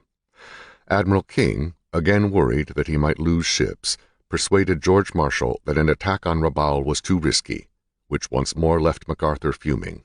Instead, after Guadalcanal was secured, the Navy continued island-hopping in bloody, ghastly frontal attacks with its Marine Corps at such places as Tarawa and Kwajalein, islands that MacArthur would have bypassed. MacArthur then drew plans to attack the Japanese in the tiny Admiralty Islands, an island group several hundred miles to the north of New Guinea that intelligence had told him was lightly defended. Rabaul might have had a magnificent harbor for the Navy to gather its ships, but on the island of Manus in the Admiralties there was also a fine natural harbor. From there, with naval warships and Kenny's warplanes, MacArthur decided he could not only neutralize, isolate, and bypass Rabaul, but also create a valuable stepping stone for his next advancement toward the Philippines. On February 29, 1944, 9 U.S. fast destroyers and a cruiser appeared in the harbor of Los Negros, an island neighboring Manus. Aboard the destroyers were a 1,200-man reinforced squadron of the 5th U.S. Cavalry Regiment, which was the outfit that had once come to the rescue of MacArthur's father during the Indian campaigns in New Mexico. Aboard the cruiser was MacArthur himself, as a guest of Vice Admiral Thomas C. Kincaid. After a brief naval and air bombardment under rainy, murky skies, the cavalrymen went ashore. MacArthur went with them. With a few bullets singing in the air, he waded from one of the landing craft. Later, a cavalryman told his buddy about it. "You mean General Chase, don't you?" the buddy asked. "No, damn it, I mean General MacArthur," insisted the first trooper. "He was right there with us. He ain't afraid of nothing." When MacArthur did step foot on land, there was little enemy opposition on the beach, which was as expected, since aerial reconnaissance had shown no Japanese on Los Negros. But that quickly changed. It turned out that a sizable contingent of 4,000 Japanese inhabited Los Negros, reported by Magic and other sources, but unbeknownst to MacArthur. Before long, a battle erupted, one so ferocious that the commanders ordered the rest of the 25,000-man division brought up from its staging bases in New Guinea. MacArthur spent most of the day at the scene of battle, personally handing out medals for bravery. It took nearly 2 months, but by the 1st of May, the Admiralty Islands had fallen to the Allies, and an important new air base began building up in the southwestern Pacific. Around this time, MacArthur learned that his name was being bandied about as a possible Republican candidate for president. He issued a statement insisting that he had no desire to do anything but whip the Japanese in the Pacific, but to no avail. Someone leaked a series of correspondence between MacArthur and a congressman named Arthur Miller from Nebraska, in which the two discussed the possibility of MacArthur's candidacy. It caused a furor in the newspapers, prompting MacArthur to issue a further clarification that ended with the statement, "I request that no action be taken that would in any way link my name with the nomination. I do not covet it, nor would I accept it." In the meantime, MacArthur unearthed among his midst a man even more famous than himself, which was a surprising discovery, all things considered. Reports had filtered up from below that among the P-38 fighter groups flew the man who had swept the world nearly 2 decades earlier with the first non-stop solo flight across the Atlantic from New York to Paris. Wondering how the celebrated aviator Charles Lindbergh could have found his way into his theater without him knowing the first thing about it, MacArthur sent a wire to the 475th Tactical Fighter Group summoning Lindbergh to his headquarters at Brisbane. He signed it, ominously, MacArthur.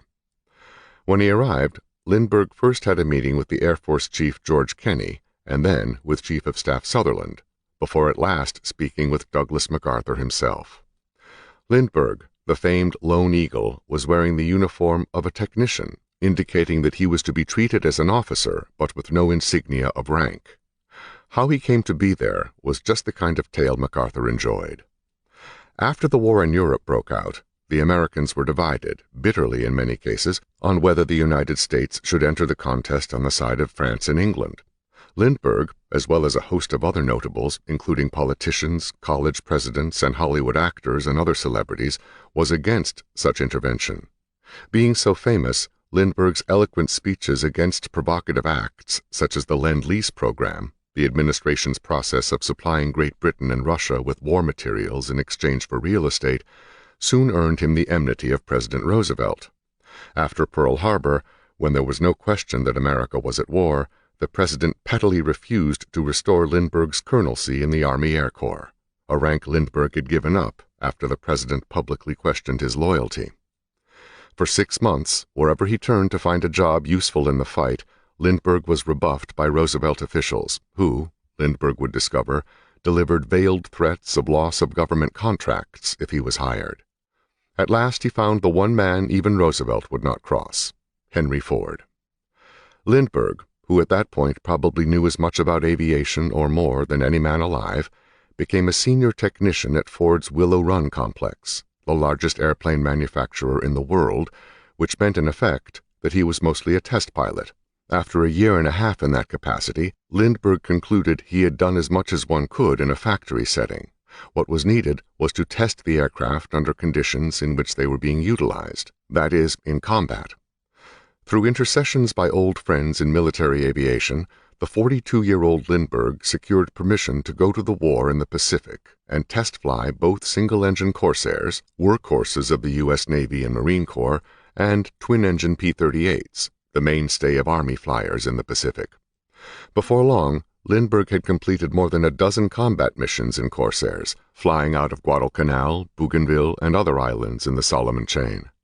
Afterward, he secured a similar assignment in New Guinea with the renowned 475th Fighter Group, Satan's Angels, which was conducting operations against Japanese holdouts in the far northwest of the island. Lindbergh had flown about 20 missions with the P-38s of the 475th and become a revered figure to young airmen half his age when MacArthur's summons arrived. It seemed that the flap over Lindbergh's presence was not so much because he was there as it was over how he got there without MacArthur's headquarters knowing about it. When that was straightened out, lack of communication, MacArthur asked for Lindbergh's assessment of aerial operations. He was startled to learn that by manipulating the fuel mixture in the P-38's engine's carburetors, the celebrated airman had managed to increase the flying radius of his group's planes by nearly 600 miles, with no reduction in speed, adding 300 miles to their range. As the fighter group's commander, Colonel Charles H. MacDonald, explained later, it meant the bombers could hit targets 300 miles farther out than was previously possible, and still have their little friends along. Lindbergh had, in effect, redesigned an airplane. Such news was a godsend to MacArthur, whose advance into the Pacific had been limited to the range that fighters could accompany his bombers. He asked if Lindbergh would return to the combat area and instruct all the fighter groups in his fuel-saving techniques. "There is nothing I would rather do," Lindbergh replied.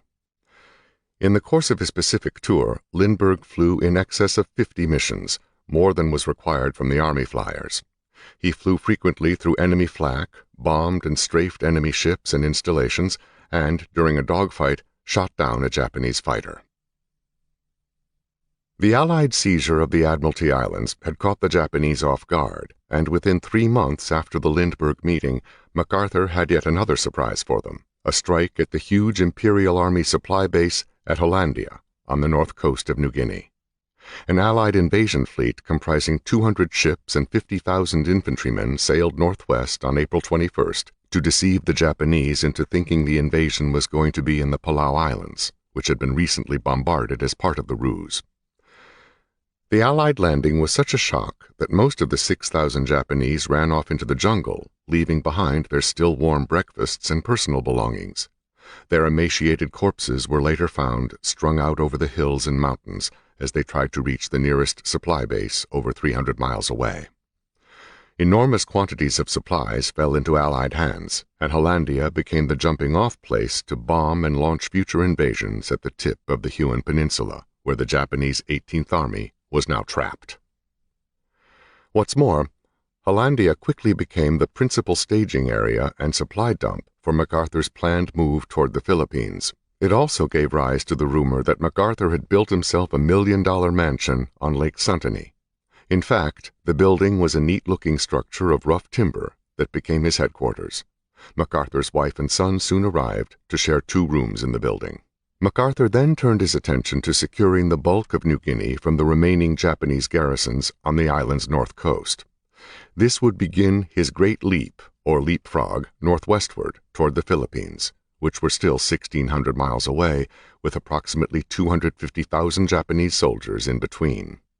Some of these troops were stationed at airfields at Itapi, Wakta, and the islands of Biak, Numfor, and Sansapor in the Dutch East Indies, several hundred miles to the northwest. Because of the danger the Japanese fighter bombers posed to his shipping and air transport, and the fact that he needed the landing strips for his own planes, MacArthur felt compelled to seize them in what he envisioned as a series of lightning assaults, beginning in mid-May 1944. If MacArthur thought these small bases could be easily rolled over, he received a rude awakening when his 41st Division attacked the little island of Biak. The landings went smoothly, but the enemy had dug into a series of ridges honeycombed with interlocking caves, and when Army engineers began work on the runway, the Japanese unleashed a murderous fire of heavy weapons upon them. What should have taken a week, according to MacArthur's command schedule, ground on in a bloody shot-for-shot slugging match that lasted into June and cost the Americans nearly 3,000 casualties, plus another 3,400 down from scrub typhus. Intelligence had underestimated enemy troop strength on the island by more than half, and as it turned out, the 12,000 U.S. infantrymen were about evenly matched man for man with their Japanese counterparts. As the fighting continued and the Japanese hung on with Buna-like tenacity, their leaders began, hopefully, to consider Biak as the battle that would stop the Allied advance and turn the war in Japan's favor. However, various attempts by the Japanese to reinforce the island were turned back or sunk by Allied air and naval attacks. By the end, which came on July 22nd, some 10,000 Japanese, virtually the entire garrison, were dead, and 434 captured. At the end of July, MacArthur then launched another succession of assaults on Japanese-held ports and islands on the Vogelkop Peninsula, the head of New Guinea's peacock, or turkey silhouette. Battles big and small, now largely forgotten, were fought in the steaming malarial jungles as the final phases of MacArthur's strategy to either destroy or isolate all Japanese garrisons on the island took shape. All the while, he was moving closer to the Philippines, which now lay but some 600 miles from MacArthur's forces. A month later, the final extirpation of the Japanese on New Guinea was accomplished. In the process, by employing methods utilized in the building of the Panama Canal, the Army had also conquered malaria in the Allied areas of the island, in itself a Herculean feat, and, with fighter planes, PT boats, and submarines, had in the bargain destroyed the Japanese coastal supply fleet, sinking more than 8,000 enemy shipping vessels. The previous month, George Marshall had summoned MacArthur to Pearl Harbor for a conference. MacArthur suspected the principal conferee would be President Roosevelt, but he had no way of confirming it.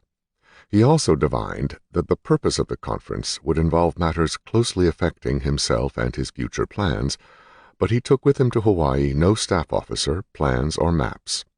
MacArthur was disgruntled at being called away from his war when his personal B-17, the Bataan, landed at the Hickam Air Base, Oahu, some 26 hours after it took off. Roosevelt arrived aboard the Navy cruiser Baltimore, where he was greeted enthusiastically by 50 high-ranking Army and Navy officers, but no MacArthur. Instead of joining the other officers to greet the president, he had gone to Fort Shafter, where quarters awaited him. Samuel I. Rosenman, one of Roosevelt's speechwriters, tells what happened next. After waiting for quite a while for General MacArthur, it was decided that the president and his party would disembark and go to the quarters on shore assigned to them. Just as we were about to go below, a terrific automobile siren was heard, and there raced to the dock and screeched to a stop a motorcycle escort and the longest open car I have ever seen, belonging, we are told, to the madam of a well-known brothel in Honolulu. In the front was a chauffeur in khaki, and in the back one lone person, MacArthur. There were no aides or attendants. The car traveled around the open space and stopped at the gangplank. When the applause died down, the general strode rapidly to the gangplank all alone. He dashed up the gangplank, stopping halfway up to acknowledge another ovation, and soon was on deck greeting the president. He certainly could be dramatic, at dramatic moments. "Hello, Doug," said the commander-in-chief. "What are you doing with that leather jacket on? It's darn hot today." The leather jacket that MacArthur wore was still non-regulation. "Well, I've just landed from Australia," he replied. "It's pretty cold there," he told the president. Australia, in fact, was in the dead of winter. Greetings all around, and we proceeded to leave the ship. All the next day, Roosevelt toured military facilities in and around Pearl Harbor, and that night after dinner he invited 3 admirals and 2 Army generals into a private conference room where he told them they were there to determine the next phase of action against Japan. The admirals included Chester Nimitz, commander of U.S. naval forces in the Pacific, William Bull Halsey, commander of the 3rd U.S. Fleet, and William D. Leahy, a top advisor to Roosevelt. The generals were Robert C. Richardson, who commanded the army forces in Nimitz's area, and MacArthur. Taking a long bamboo pointer, the president touched the Philippines on a large wall map, turned to MacArthur, and said, "Well, Doug, where do we go from here?" Speaking strictly extemporaneously, according to Leahy, MacArthur launched into an impressive, well-organized defense of his plan to invade the Philippines, stressing the moral obligation to drive the Japanese from the islands, as well as to free American prisoners there. He said that if the Philippines were liberated, it would enable us to clamp an air and naval blockade on all supplies from the South Pacific to Japan, which would paralyze Japan's industries and force her to surrender.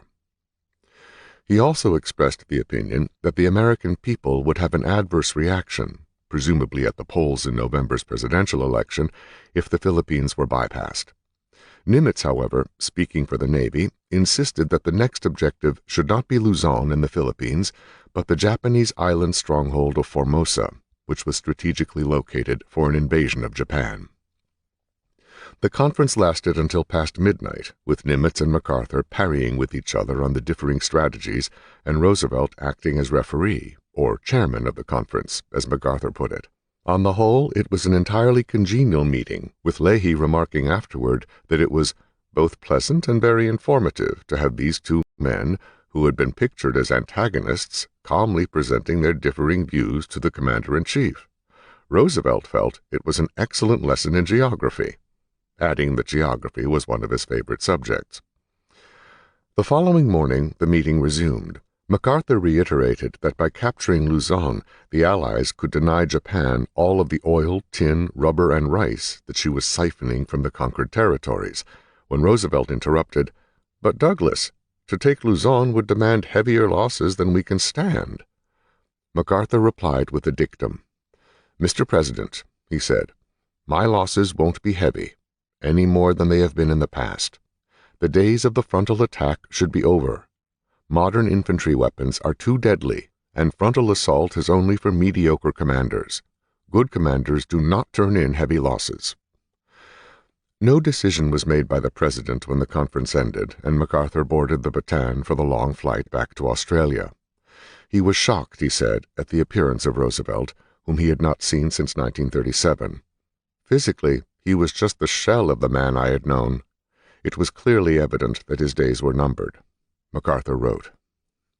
2 weeks later, the president sent MacArthur a personal note, saying, "You have been doing a really magnificent job. Personally, I wished much in Honolulu that you and I could swap places, and personally, I have a hunch that you would make much more of a go of it as president than I would as a general retaking the Philippines." And adding, "Someday, there will be a flag raising in Manila, and I want you to do it." MacArthur had won after all. The next line of the Allied advance up the Pacific was what MacArthur called the Halmahera-Palau line, a watery access suspended between the island chains of those two names. He had come north across the southwest Pacific with extremely low casualties compared with those of the Navy, which was slamming the Marines through the Central Pacific. MacArthur was now poised to attack the Netherlands Indies, Indonesia, island of Morotai, about the size of Martinique in the Caribbean, which lay barely 300 miles from the southernmost Philippines. It was lightly defended, but a fierce battle raged for a few days between some 57,000 American, Australian, British, and Dutch troops and approximately 500 stubborn Japanese. Only a few weeks prior, a much larger enemy garrison had existed on Morotai. It had been moved to a neighboring island, which the Japanese wrongly believed that MacArthur intended to attack. U.S. intelligence had snatched the message out of the air from Japanese radio traffic, and MacArthur again set in motion his now standard tactic: hit 'em where they ain't. Realizing their mistake, the Japanese rapidly began to reinforce Morotai, but to no avail. Most of their troop and supply barges were sunk by the U.S. Navy. Though the fighting continued until the following January, organized resistance was finished by September 24th, and Army engineers began improving Japanese landing strips and building new fields.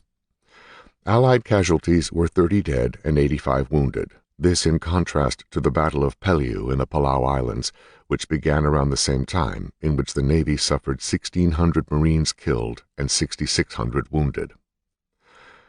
From Morotai, General Kenny's Air Force B-17s began systematically destroying Japanese airfields and military installations on Leyte in the central Philippines.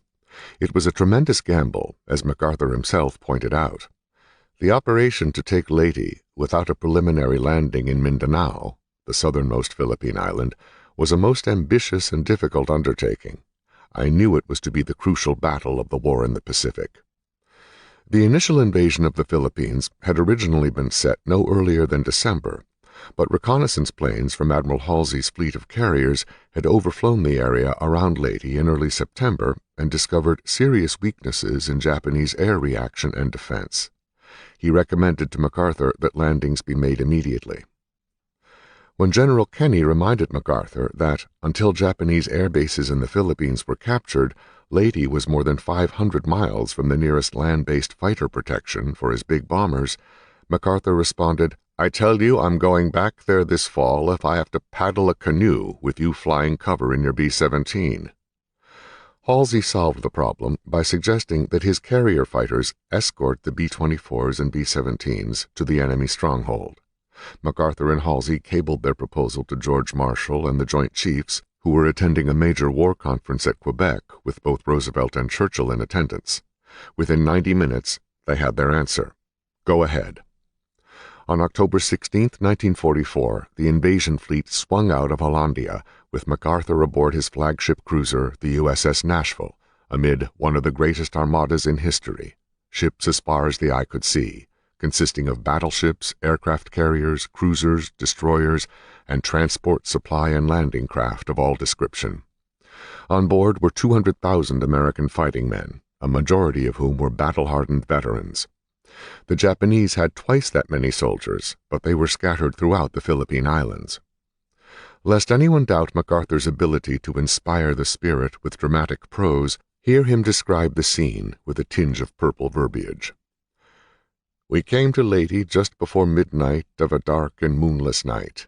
The Stygian waters below and the black sky above seemed to conspire in wrapping us in an invisible cloak as we lay to and waited for dawn before entering Leyte Gulf. Now and then a ghostly ship would slide quietly by us, looming out of the night and disappearing into the gloom almost before its outlines could be depicted. I knew that on every ship nervous men lined the rails or paced the decks, peering into the darkness and wondering what stood out there, beyond the night, waiting for the dawn to come. There is a universal sameness in the emotions of men, whether they be admiral or sailor, general or private, at such a time as this. MacArthur had dressed snappily that morning, in typical MacArthur fashion, pressed and creased khakis, the matchless crushed hat, with the gold scrambled eggs embroidered on its band and bill, the trademark corncob pipe, and sunglasses. He was as excited, said an aide, as a kid going to his first party. As day broke in hazy grays, the big guns roared out from the battleships, cruisers, and destroyers with a din like rolling thunder. Flashes of red lit the beaches, and plumes of smoke billowed above the palm trees. The Nashville had anchored 2 miles offshore, and from its bridge MacArthur could clearly see the invasion taking shape. Landing craft were circling the transports. Swarms of airplanes swooped down on the beach areas, dropping bombs and strafing, and rockets flashed off from gun decks, leaving their vapor trails in the air. Through the fiery maelstrom, MacArthur caught a glimpse of Tacloban, the American Army post that had been his first assignment after leaving West Point as a second lieutenant some 40 years earlier, in 1903. Then the troop-filled Higgins boats began their run toward the beaches, and the naval barrage moved inland.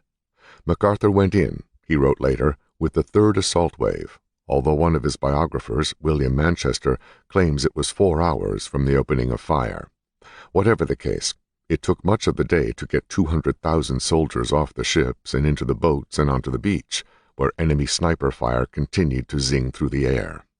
MacArthur's entourage included his old friend, the journalist Carlos Romulo, now a general in the Philippine Army, who had served as an aide to MacArthur on Bataan and Corregidor, and Sergio Osmeña, the new president of the Philippines following the recent death of Manuel Quezon. It was planned to dock the landing craft at a wharf ashore, but 50 yards from the beach, the boat ran aground. Impatient, MacArthur ordered the ramp lowered and stepped off into knee-deep water without even allowing its depth to be tested. He then slogged to the shore, which was still smoking and seething from the tremendous naval bombardment. Ahead, Japanese machine guns frequently opened, and snipers fired from trees or octopus traps, the Japanese term for foxholes. From overhead, an unexpectedly large number of Japanese warplanes dived on the still contested beachhead, followed in hot pursuit by U.S. Navy corsairs from the carriers. MacArthur seemed oblivious to all these dangers, marching from unit to unit, inquiring about their progress. Periodically, said General Kenny, who accompanied MacArthur's party, Japanese soldiers could be heard shouting their usual Billingsgate, "Fuck Everett Roosevelt," and "FDR eat shit," which was gleefully answered by U.S. GIs, "Tojo eat shit," referring to the Japanese dictator. At one point, a voice with a Japanese accent hollered out amid the sniping and machine gunning, "Fuck Roy Acuff," alluding to a popular country music singer of the day. A number of years ago, the author found himself in the same makeup room with Roy Acuff at a public television station and asked about the story. He said, with some amusement, that he had heard it also, a number of times from different people, and assumed it was true. As MacArthur stepped over a large log on the beach, an infantryman crouched behind it gulped, "Hey, there's General MacArthur." His buddy, hunkered beside him, still staring ahead, responded, "Oh yeah? And I suppose he's got Eleanor Roosevelt along with him." By late afternoon, the American and Philippine flags flew atop 2 stripped coconut trees on Red Beach, the latter having been sewn together the night before by a sailmaker on the troop transport John Land. MacArthur paused for a moment to compose a letter to President Roosevelt, scribbled on a field message pad, which, being the first letter sent from the freed Philippines, MacArthur said he hoped might prove a welcome addition to Roosevelt's famous stamp collection. He told the president that the invasion was going smoothly, and that when completed, it would cut off the Japanese defensive line while tactically severing in 2 the Japanese army in the Philippine Islands. MacArthur then arguably stepped over the line by advising the president to grant the Philippines independence immediately, a diplomatic move that would electrify the world and redound immeasurably to the credit and honor of the United States for 1,000 years.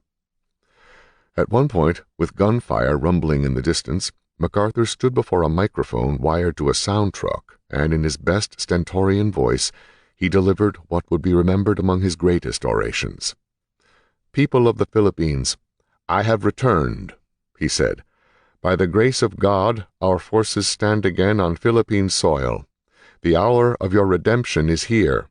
Rally to me. Let the indomitable spirit of Bataan and Corregidor lead on. Strike at every favorable opportunity. For your homes and hearths, strike. For future generations of your sons and daughters, strike. For your sacred dead, strike. Let no heart be faint. Let every arm be steeled. The guidance of divine God points the way. Follow in his name to the holy grail of righteous victory." It had begun to rain and was getting late. MacArthur returned to the Nashville and slept the sleep of a satisfied mind. It was only a toehold they had on Lady, but he felt confident that in the end his army would remain victorious. How he knew this was uncertain, but for a man with such a mind and such an ego, MacArthur was wise enough to realize that his deeds must match his words. Come morning, he would visit with his troops again, unaware that something very nasty was brewing out on the dark and misty ocean. Chapter 11. Overlord. George Marshall's gravest concern of the war revolved around Overlord, the vast Allied amphibious invasion of Europe that almost everyone knew would be necessary for victory. Some high officers in both the U.S. and British air forces believed that Germany could be brought to its knees by heavy bombing of its cities and industrial sites. Not only was there constant friction with the British over the timing of the plan, but no one, it seemed, in the British government or its army could decide if they wanted to try it in the first place. The Americans had hoped to invade France in 1942, when the operation was codenamed Sledgehammer, mainly to keep Russia in the war after Soviet dictator Joseph Stalin had warned his country might lose to the Nazis unless the Allies opened a second front to draw off German troops. But the British, ever cautious, didn't feel the Allies could concentrate enough strength at that period, and British officials, principally Winston Churchill, talked Marshall out of Sledgehammer until it was abandoned. Instead, at Churchill's behest, the U.S. and British armies launched Torch, the amphibious invasion of North Africa to take Tunisia, drive the Axis from the Mediterranean, and secure the Suez Canal. The landings, as we know, were successful, with George Patton leading the American contingent, but operations then bogged down, and, instead of reaching Tunisia in a matter of weeks, it was nearly a year before the Germans and Italians were forced to surrender. While Torch played out, Marshall once more began pushing for the big Allied invasion across the English Channel, now codenamed Roundup, but again he was thwarted by Churchill, who pressed instead for an Allied assault to clear Sicily of Axis forces. Roundup was shelved, and the invasion, now and forever codenamed Overlord, was rescheduled for 1944. Marshall was determined that there would be no more postponements. Incidental to Overlord was the question of American strategic bombing, which also produced friction with British planners. Early in the war, the Royal Air Force began attacking Germany with its long-range bombers, but it was soon discovered that between enemy fighters and anti-aircraft fire, the British were losing planes at an alarming rate. They switched from daylight to nighttime bombing and insisted to the Americans that daylight bombing was doomed to failure. Marshall and his colleagues in the U.S. Army Air Forces disagreed. They claimed that the new U.S. B-17 Flying Fortress was so heavily armed, 10 to 12 50-caliber machine guns, and well-armored, that the heavy bomber could fight off most enemy planes. The argument went on, with Churchill painting such vivid pictures of the ghastly casualties in store that the British were gaining the upper hand. Until the Casablanca Conference, that is, when Marshall summoned the U.S. 8th Air Force Commanding General Ira C. Aker from England to come to Morocco. When Aker's plane arrived, Air Force Commander Hap Arnold was waiting for him with news that they had lost the argument and the 8th Air Force was going to have to fly its missions at night. Aker asked for one last try, and a meeting was arranged with Churchill. What torpedoed Churchill was a phrase, according to William Fry, an early Marshall biographer. Churchill was a master phrasemaker, Fry explained, and was vulnerable to them too. Aker had come up with a doozy, bombing around the clock, with the 8th Air Force by day and the RAF by night. Aker asked the startled Prime Minister what could be better to put the Germans off balance. Churchill thought for a moment, and then roared, "You haven't convinced me you can do it, but you have convinced me you ought to have a chance." While the resulting bombing campaign might not have shortened the war, it certainly proved highly destructive to Germany. 160,000 Allied airmen were killed, and 33,700 Allied planes were lost. But as a consequence, the principal German cities were destroyed, and the main German manufacturing plants wrecked. Yet, even so, the Germans fought futilely on. After Sicily fell to the Allies came the question of whether to invade Italy. The dictator Mussolini had been deposed, and he'd fled to Germany, and the Italians essentially surrendered to the Allies, but the Germans retained a strong military presence in Italy, and Hitler was not disposed to give it up. Churchill and the British were all for invading Italy, partially on the notion of being able to bomb Germany from bases in the north once the Germans were evicted. Churchill even argued that the Allies might be able to send an army through Italy into southern Austria, his hoary strategy of attacking Germans through Europe's soft underbelly. The British, nevertheless, had a reason to proceed very carefully with any cross-channel invasion of the French coast. In 1942, they sent a 7,000-man amphibious force, consisting mostly of Canadians, to assault the French village of Dieppe along Hitler's Atlantic Wall. The operation was a total disaster, with half the men shot, drowned, or captured. Marshall, therefore, understood Britain's reluctance to undertake a cross-channel invasion, but he still believed that attacking the Germans in France was the most effective strategy. It was a constant worry of his that the British might again try to postpone Overlord, even though 100,000 American soldiers had poured into England, with more to come. There was also reason to believe, however, that Churchill's opposition to invading through France wasn't purely rational. His personal physician informed Marshall, "You are fighting the dead on the Somme," the 1916 battle in World War I, in which 50,000 British soldiers were killed. The physician said Churchill thought 500,000 Allied soldiers would be lost invading France, and that the English Channel would be littered with floating bodies. Churchill had an obsession with the Channel, his doctor said. Marshall came to believe that because of their horrendous experiences in the First World War, the British simply did not want to fight in France, ever. Still, as the proper time for Overlord approached, it was assumed that Marshall would personally command the operation, which would become the largest amphibious assault in the world. He had been in the Army more than 40 years, and on only a handful of occasions had he commanded troops. There is no doubt that Marshall craved the assignment. Secretary of War Henry Stimson had personally gone to Churchill in the summer of 1943 to secure his blessing for Marshall as commander. At first, Churchill was reluctant, not because he mistrusted Marshall's abilities. He regarded Marshall as the greatest military figure of the war, but because he believed that he could do more good in his present position. Stimson weighed his options carefully, and during the Allied conference in Quebec in August, with Churchill's blessing, he named Marshall commander of the greatest military operation of the war. After the Marshall decision was made, highly placed individuals began discussing it with long faces and shaking heads. Admirals King and Leahy and Air Force Chief Hap Arnold, privately and separately, urged Roosevelt to reconsider the nomination. They argued that Marshall was too much needed as head of the Joint Chiefs. When Roosevelt asked King for an alternative, he replied, "Eisenhower is a natural." Others involved with the Joint Chiefs or with Army affairs worked behind the scenes to scuttle Marshall's assignment. A letter to the President, signed by none other than the aged General of the Armies John J. Pershing, warned that Marshall's absence from Washington would be a fundamental and very grave error in our military policy. Marshall apparently knew nothing of these intrigues and never told a soul, unless it was Mrs. Marshall, how he felt about the issue, which came to a head several months later when Roosevelt sent for him.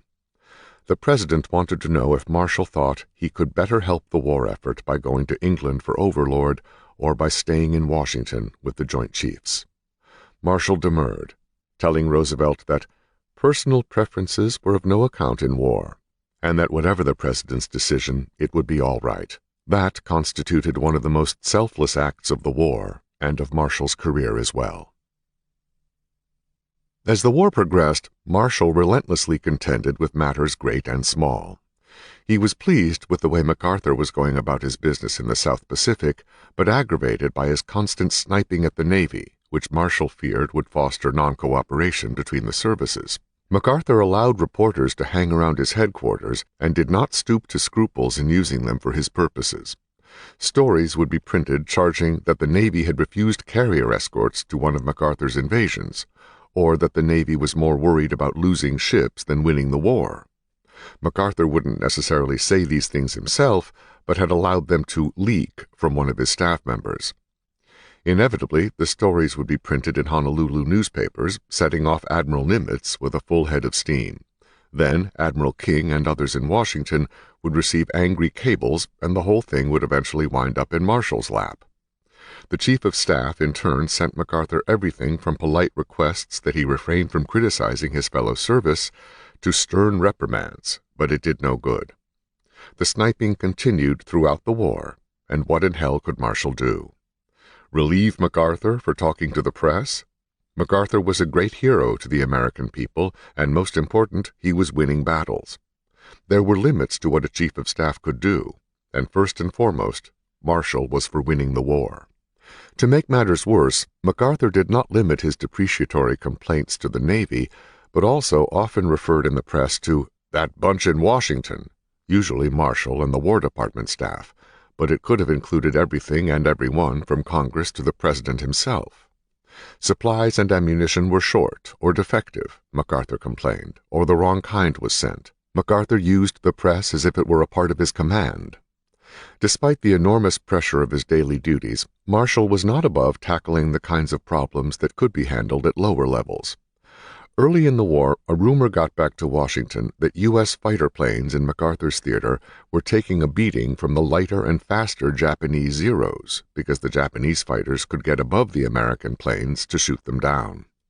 Marshall was always keen on correcting those kinds of issues and dispatched an Air Force general to New Guinea with instructions to talk to the individual pilots, and the first thing you tell them is that if there is anything they want done to their planes, I will have it done.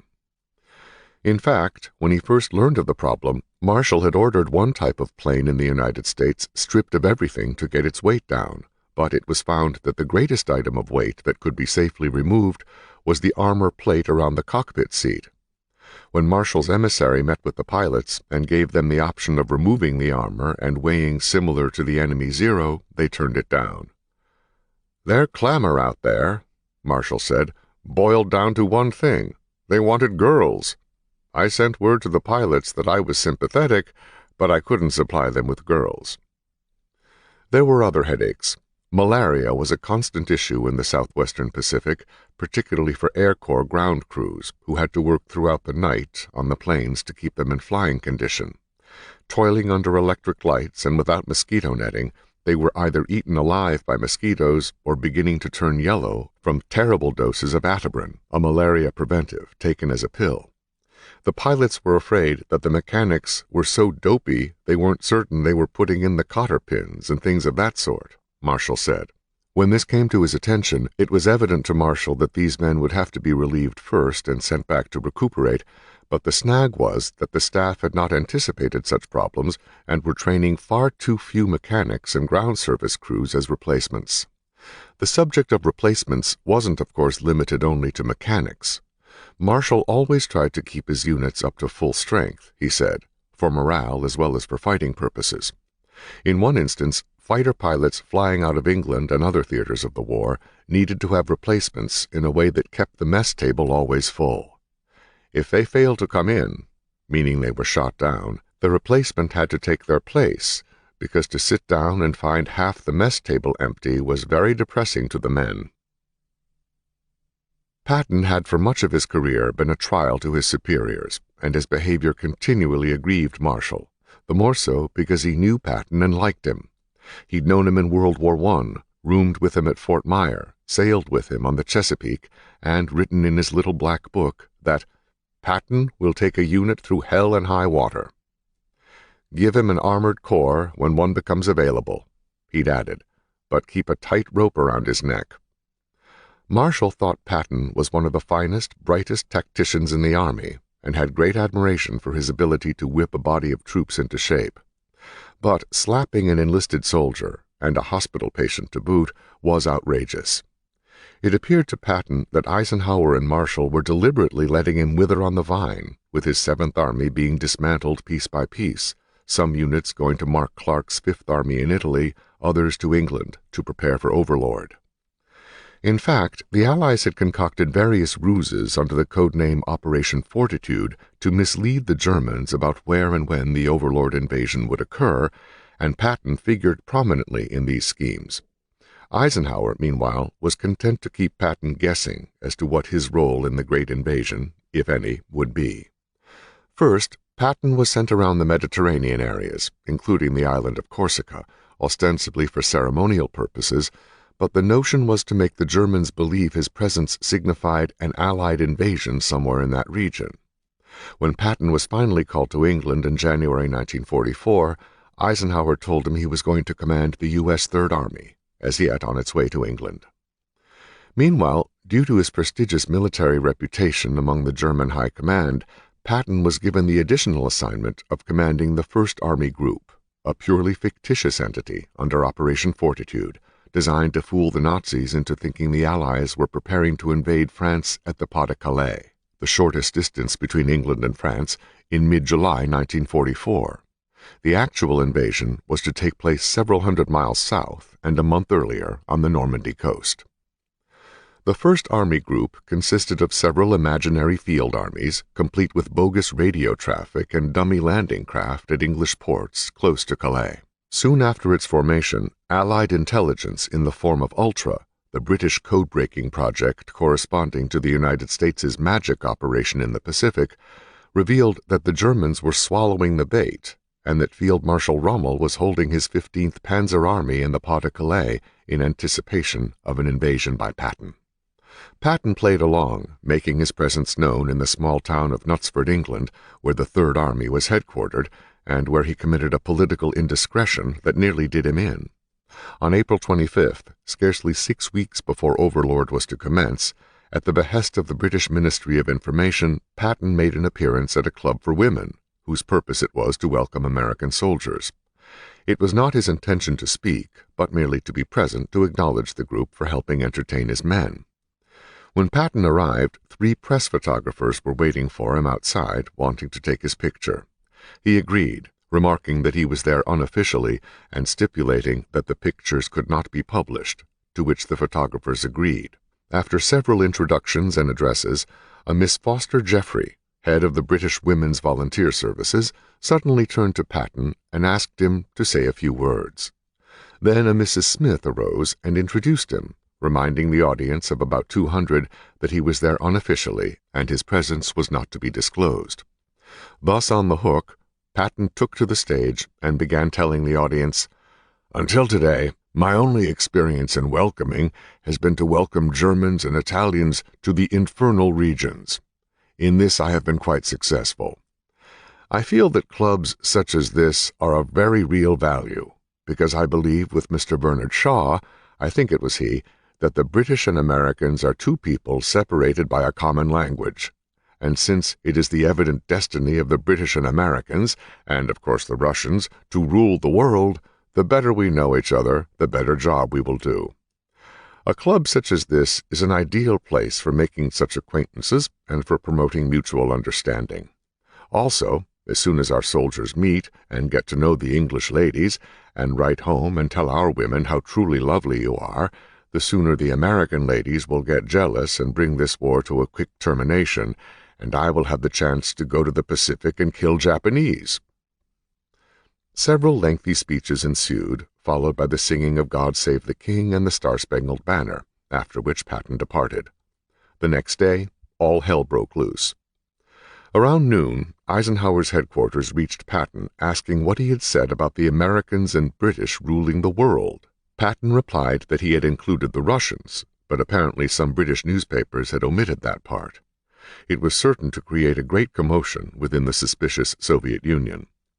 Worse, the British Press Association had released the story on the wire, where it was immediately picked up by practically every newspaper in the United States and given front-page play. It didn't help much when the BPA later issued a correction, including the Russians, in Patton's address. The damage had been done. Marshall had cabled Eisenhower that American newspapers were carrying lurid stories about Patton's speech and that official Washington was in an uproar. It was the business about ruling the world that inspired the most reactionary outrage. A senator from South Dakota denounced Patton for stepping out of bounds in overriding diplomatic prerogatives. Letters to the editor poured in condemning Patton as a fascist and for being insulting to other nationalities. Newspaper editorials widely pronounced Patton's remarks irresponsible. One described Patton as chief foot-in-mouth, and a congressman even compared him to Hitler.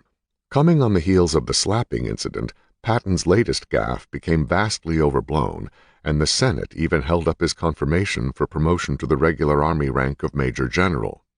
A livid Eisenhower again sought Marshall's consent to fire Patton, and once more it was tactfully refused. The Chief of Staff told the Supreme Allied Commander in Europe that if he felt Overlord could succeed without Patton, then he was free to relieve him. However, if he had any doubts about Overlord not succeeding in Patton's absence, he ought to keep him. Then Marshall pointed out the unmistakable fact that Patton is the only available Army commander for his present assignment, Third Army, who has actual experience in fighting Rommel and in extensive landing operations followed by a land campaign of rapid exploitation. Eisenhower's reaction to this heavy hint was to call Patton onto the carpet and then let him stew for several weeks, worrying whether Eisenhower or Marshall was going to fire him. Though he had already made the final decision on his fate, The notion of Patton dangling in perdition for all the trouble he had caused gave Ike no small amount of satisfaction. Knowing full well how Patton craved battle, and most especially this one, it was the cruelest cut of all, and, evidenced in his personal correspondence, Patton suffered grievously. To his daughter Ruth Ellen Totten, Patton wrote, "Jesus only suffered one night, but I have had months and months of it, and the cross is not yet in sight, though probably just around the corner. At least I have the when and if," his 83-foot sailing schooner.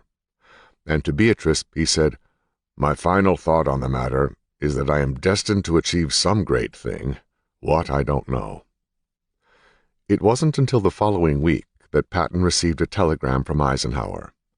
"I've decided to keep you. Go ahead and train your army." Patton immediately wrote back, thanking Eisenhower, and to his diary said, "He, Ike, called up in person and was very nice. Sometimes I am very fond of him, and this is one of the times." 2 days later, Patton wrote a paper on the use of armored divisions, and told his diary, "I have completely gotten back in the swing of things, thank God." Eisenhower had warned Patton about saying anything publicly, which Patton initially interpreted as forbidding him to speak openly even to his infantry and armored divisions. When that was straightened out, he made a series of speeches to these units as they arrived in Great Britain, telling them, among other things, "Do not take counsel of your fears." To his officers, Patton said, "The only worry I have about this show is how I'm going to get the army across the English Channel and assembled on the other side. For the fighting, I have no worry." He'd instructed his commanders to visit the front daily, to observe, not to meddle, that issuing an order is only 10% of the problem. The rest is ensuring it is properly carried out, and to visit their wounded personally and frequently. An Army historian noted that Patton rarely cursed when speaking to his staff, but was highly profligate with military Billingsgate for the edification of his troops. He talked their turkey, and they loved him for it. He would make speeches to division-size audiences, 20,000 to 30,000 men, who would gather in a sea of brown uniforms before a stage decorated with bunting and an army band playing martial marches and popular tunes. His speeches became galas in themselves, writes biographer Carlo d'Este, noting that Patton would arrive in a black Mercedes driven by a sergeant behind an MP escort with sirens blaring. He would emerge in his buff and dark green uniform, helmet, and highly shined cavalry boots, and march through the crowd to the front of the platform, from which he intoned such sentiments as, "A man must be alert at all times. If not, some German son of a bitch will sneak up behind him and beat him to death with a sock full of shit." The men roared and clapped and slapped their thighs. One of his more famous speeches went, "Everyone has a job to do. Every man serves the whole. The ordnance is needed to supply the guns. The quartermaster is needed to bring up the food and clothes for us, for where we are going there's not a hell of a lot to steal. Every last man in the mess hall, even the guy that heats the water to keep us from getting diarrhea, has a role to play. Even the chaplain is important, for if we get killed and he is not there to bury us, we would all go to hell. We don't want yellow cowards in the army. They should be killed off like flies. If not, they will go back home after the war, goddamn cowards, and breed more cowards. The brave men will breed more brave men. One of the bravest men I saw in the African campaign was the man I saw on a telegraph pole in the midst of furious fire. I stopped and asked him what in hell he was doing up there, and he answered, 'Fixing the wire, sir.' 'Isn't it a little unhealthy up there right now?' I asked. 'Yes, sir, but this goddamn wire has got to be fixed.' That was a real soldier. I'm not even supposed to be in England. Let the first bastards to find out be the goddamn Germans. Someday I want them to raise up on their hind legs and howl, 'Jesus Christ, it's that goddamn Third Army and that goddamn son of a bitch Patton again.'" The troops ate it up, and when he'd finished, one had the impression, according to numerous accounts, that to the last man they would have followed him to hell and back. A week before the Allies' armada embarked for Normandy, Marshall returned to his home on General's Row at Fort Myer with an expression of deep sorrow on his face. He had come to tell Mrs. Marshall that her son, Second Lieutenant Alan Tupper Brown, had died that morning as his tank unit moved toward Rome. Alan was Marshall's favorite stepson. He had volunteered for the Army even though he was married with a young son, and he graduated from the armored school at Fort Knox. He had survived the bitterest fighting in North Africa, Sicily, and in Italy around Monte Cassino. He was approaching the Alban Hills when a German sniper's bullet struck him in the head as he rose up with binoculars through the turret of his tank. He came in, closing the door behind him, Mrs. Marshall wrote years afterward, and told me Alan was dead. He had given his life in a tank battle on the road to Rome. In one of his last letters, Alan had written his wife, "Today is a beautiful day. It is warm out, and the feel of spring is in the air. It is hard to believe that men are killing and being killed all around us. The noise of the artillery is a reminder, however, and no matter how beautiful it is bound to be a sad day for many people, as it is every day of this war." Marshall was heartbroken, but with Overlord looming on the horizon, he made every effort to block the family tragedy from his thoughts. Overlord got off to a dubious start when Eisenhower, on June 4th, postponed the invasion scheduled for the following day. Despite continued threatening weather on June 5th, Marshall's office was notified that the invasion was on for June 6th. It was a terribly agonizing condition for old-time sailors who knew the English Channel. They shook their heads and clamped their jaws at the prospect of landing in high winds and surf. But the weather forecaster had told Eisenhower there was reason to hope for a brief period of calmer weather between approaching fronts. Marshall notified Secretary Stimson of the decision and went to bed. He has left no record of his reactions, although one might assume he would have been a bit wistful, knowing that the greatest command in history had eluded him. He got up the next day as he always did and went to the office, where messages from Ike began informing him that the operation apparently was successful. To cap it off, the previous day, Mark Clark's army had marched into Rome. Marshall, along with Arnold and King, chiefs of the Air Force and Navy respectively, decided to fly to England the day after Overlord to be on hand in case anything went wrong, and also, one might fairly suspect, to at least get a look at this greatest of all invasions, the one they had argued over, planned over, sweated over, and often anguished over, that would anticipate the liberation of Europe and the end of the war. Once in England on June 8th, the American service chiefs briefed their counterparts on the British General Staff as to their plans for the rest of the war, including Pacific operations. It was also then decided to dust off the long-shelved Operation Anvil, its new code name Dragoon, a plan to invade southern France along its Mediterranean coast. Its aim was to both further confuse the Germans about Allied intentions and employ the more than 250,000 Free French soldiers currently languishing in North Africa. The American chiefs joined the ebullient Prime Minister Winston Churchill in his private train for an expedition to the battlefront. That night, as the train chugged toward Portsmouth, the chiefs enjoyed a sumptuous dinner in the Prime Minister's dining car, where they celebrated Overlord with many toasts of champagne. At Portsmouth, they were met by a glowing Eisenhower and split up for the Channel crossing, the Englishmen boarding a Royal Navy destroyer that would carry them to the British zone, where Churchill insisted he was going to take a shot at the enemy, and the Americans boarding the USS Thompson to take them to the U.S. Army sector of Normandy. Once on French soil, the distinguished visitors were greeted by General Omar Bradley, who had been chosen to command the ground forces of Overlord. It was George Marshall's first return to France since he'd left it 25 years earlier as an aide to General Pershing, when they said their goodbyes to Field Marshal Foch and his staff. From the beaches, the party moved inland past a large, sobering temporary cemetery where at least a portion of the several thousand Americans killed in action had been laid. One of Marshall's aides carried a bag full of medals with which to decorate men for acts of bravery. Having served in World War I, he recognized the value of high-ranking general officers going among the fighting troops and personally presenting honors for acts beyond the call of duty. It was hot and dusty, and the roads were crammed with thousands of American soldiers, German prisoners, and vehicles, tanks, trucks, jeeps, ambulances filled with wounded and dead, in a continuous stream going to and from the battle area. This was the bewildering flow of battle, which, as biographer Pogue points out, could never be envisaged by use of even the most sophisticated visual aids in the Pentagon.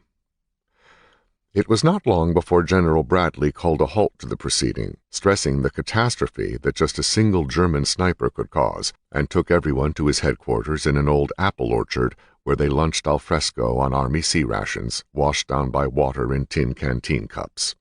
Marshall cabled Roosevelt that conditions on the beachhead are generally favorable. The German army, he said, did not appear able to launch a counterattack of any consequence, at least for some days to come. He commended the morale of the troops and their officers, and was especially impressed with the confidence and aggressive attitude of the commanders. Overall, he told the president, he was highly impressed with the development of a remarkable scale of efficiency. After 2 weeks in England, Marshall visited the Italian front, where Fifth Army Commander General Mark Clark gave him a tour of the battle area, then 100 miles north of Rome, along roads littered with the twisted and burned remains of German vehicles, tanks, and guns. Approaching the town of Grosseto, close to the fighting front, the windshield on Marshall's Jeep was lowered to avoid reflecting the sun, which would have attracted the attention of the Germans.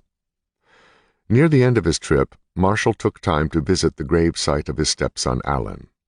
It lay near the flagpole on the main pathway through the 7,000 grave cemetery. Afterward, he took a small plane and flew low over the terrain where Alan had been killed. With the help of Clark, he met with a lieutenant who had been in the tank immediately behind Alan's, and with the driver and gunner of Alan's tank. The lieutenant produced Alan's map, a much rumpled paper with the various lines and objectives noted in crayon. Using the map, the lieutenant described Alan's last battle in detail. Still not satisfied, the general again took a plane and, using the map, had the pilot circle slowly at 300 feet above the scene of the action, which lay about 20 miles southeast of Rome. That done, he returned to Rome and wrote Alan's widow of 3 weeks that he had both visited the grave site and been able to pinpoint the place where her husband fell. It wasn't much, but it was something he alone could do in wartime. Other widows hadn't even that small comfort, and grieved, never knowing where their loved ones had fallen. After a month of terrific fighting, the Allies broke out of their bridgehead in Normandy and, led by the U.S. Army, began to sweep across France with breathtaking success. In the Mediterranean, Operation Dragoon was successfully launched as well, spearheaded by the U.S. 7th Army and an army of Free French, which fought its way up the valley of the Rhone, clearing southern France of Germans and linking up with the main Allied force near Paris. Meanwhile, the Russians, who had been so badly tried by the German attack in 1942, had reversed their fate and were now counterattacking all along the Eastern Front. All of this as Allied bombers continued to reduce German cities, including the capital, Berlin, to rubble. As the Allies were clearing the last Germans out of France, in the Pacific, Douglas MacArthur had made good on his promise to return to the Philippines, having established a bridgehead on Leyte in the middle of the archipelago. Marshall was profoundly satisfied with these developments, for all the hard work and burning of midnight oil seemed at last to be paying off after the years of consternation, disappointment, and fret. Just as Marshall was feeling good about the progress of the war, however, a bugaboo arose to once again break him into a sweat. The Allies in Europe, particularly the American armies, had raced across France so quickly they had outrun their supplies. Toward the end of September, Field Marshal Montgomery launched Operation Market Garden, in which a large part of his army, including 41,000 paratroopers, aimed for the town of Arnhem in Holland to secure a bridgehead across the Rhine into Germany. But stronger than expected German defenses and overstretched supply lines caused the operation to be aborted with 17,000 Allied casualties. In turn, Eisenhower had been compelled to halt the powerful American offensive led by Omar Bradley in order to transfer supplies, principally tank fuel, to the British. This left everyone in a huff, especially George S. Patton, whose Third Army was spearheading the drive. To see what could be done, in October, Marshall made another trip to the fighting front. On the 7th, he visited Patton after having his pilot fly low over the World War I battlefields in the Meuse-Argonne sector. Patton was straining at the leash with no fuel, no replacements, and a lack of other supplies. Marshall soothed him, saying these would arrive all in good time, and the meeting was amicable. When Marshall got to the British headquarters, however, Bernard Montgomery was in a snit. He complained about Eisenhower's running of the war, saying Eisenhower had gotten his army into a real mess. Marshall later stated to an interviewer that he came pretty close to blowing off out of turn, and he condemned the field marshal's overwhelming egotism. Marshall couldn't accomplish the impossible, and the war would have to wait until the reinforcements and supplies caught up with it. To a friend, General Frank McCoy, he highlighted his trip. "I went through 5 armies, Army Corps, 16 divisions, and also saw the commanders and staffs of 8 other divisions." After returning to the United States, he informed Beatrice Patton that her husband looked in splendid health and in fine fettle and full of fight. MacArthur, having just invaded Leyte, wrote Marshall asking for more supplies for the Pacific, adding, "These frontal attacks by the Navy, Marines, as at Tarawa, are tragic and unnecessary massacres of American lives." Marshall agreed, but it was a Navy decision. As the 2 American prongs of the road to Tokyo began to intersect, new dangers arose. Combat planes from Japanese-held islands could reach out farther than the planes from U.S. carriers, but again, it was the Navy's problem to solve. In June, the Navy nearly annihilated the fast carrier fleet of Admiral Jizaburo Ozawa, sinking 3 Japanese aircraft carriers and downing more than 500 enemy planes.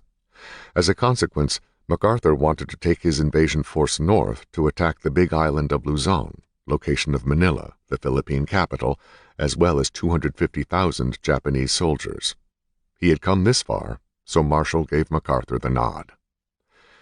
In Europe that December, the Germans launched a surprise all-out attack on Eisenhower's army in the Ardennes forest on the Belgium-Luxembourg border that threatened to split the Allied armies in 2. After a week of ferocious fighting, however, the Germans were forced to withdraw. 3 months later, the Americans crossed the Rhine into Germany with astonishing success, capturing more than 350,000 enemy soldiers in the Ruhr. That broke the back of German resistance in the West, and, led by the armies of Patton and General Courtney Hodges, the Americans pushed into central and southern Germany with unparalleled speed. Meanwhile, the Soviet army was overrunning German forces in Poland and eastern Germany in its advance toward Berlin and Prague, leaving in its wake an orgy of rape, looting, and other unmilitary marauding violence. The question of post-war politics now became intense. The British asked Eisenhower for permission to seize Berlin before the Soviets arrived there. Churchill, in particular, was highly suspicious of the motives of Soviet Premier Stalin, believing the Russians were anxious to acquire the formerly Nazi-occupied countries to enhance the spread of international communism. But Eisenhower refused, and Marshall agreed with him on grounds that such operations were political, unjustified, and that the focus of the Allied armies should be first to put the German war manufacturing enterprises out of business. In the meantime, the Soviets were establishing tightly held zones of occupation in the conquered countries, leaving no doubt that they intended to grab as much land as possible. For Germany, it was only a matter of time. Most of the vast Nazi empire that had stretched from the English Channel to the outskirts of Moscow had been reconquered, and the German economy was wrecked. 3.5 million German soldiers had been killed thus far. The principal German cities lay in rubble from the Allied bombing campaign, and 1.5 million civilians were dead. Still, Hitler had vowed to fight to the death. Even this was becoming nearly impossible after the Allies captured the Romanian oil fields that had fed the Nazi war machine. Allied intelligence noted an increased use of horses and cattle as dray animals by German soldiers at the fighting fronts. That suited the U.S. Treasury Secretary, Henry Morgenthau, Jr., just fine. For his part, Morgenthau was recommending to Roosevelt that Germany be turned into a permanent agrarian enterprise policed by the Allied powers, with no significant manufacturing of any sort, a land of grain farmers and goat herds, the better to ensure there would be no repeat of Nazi-style rule.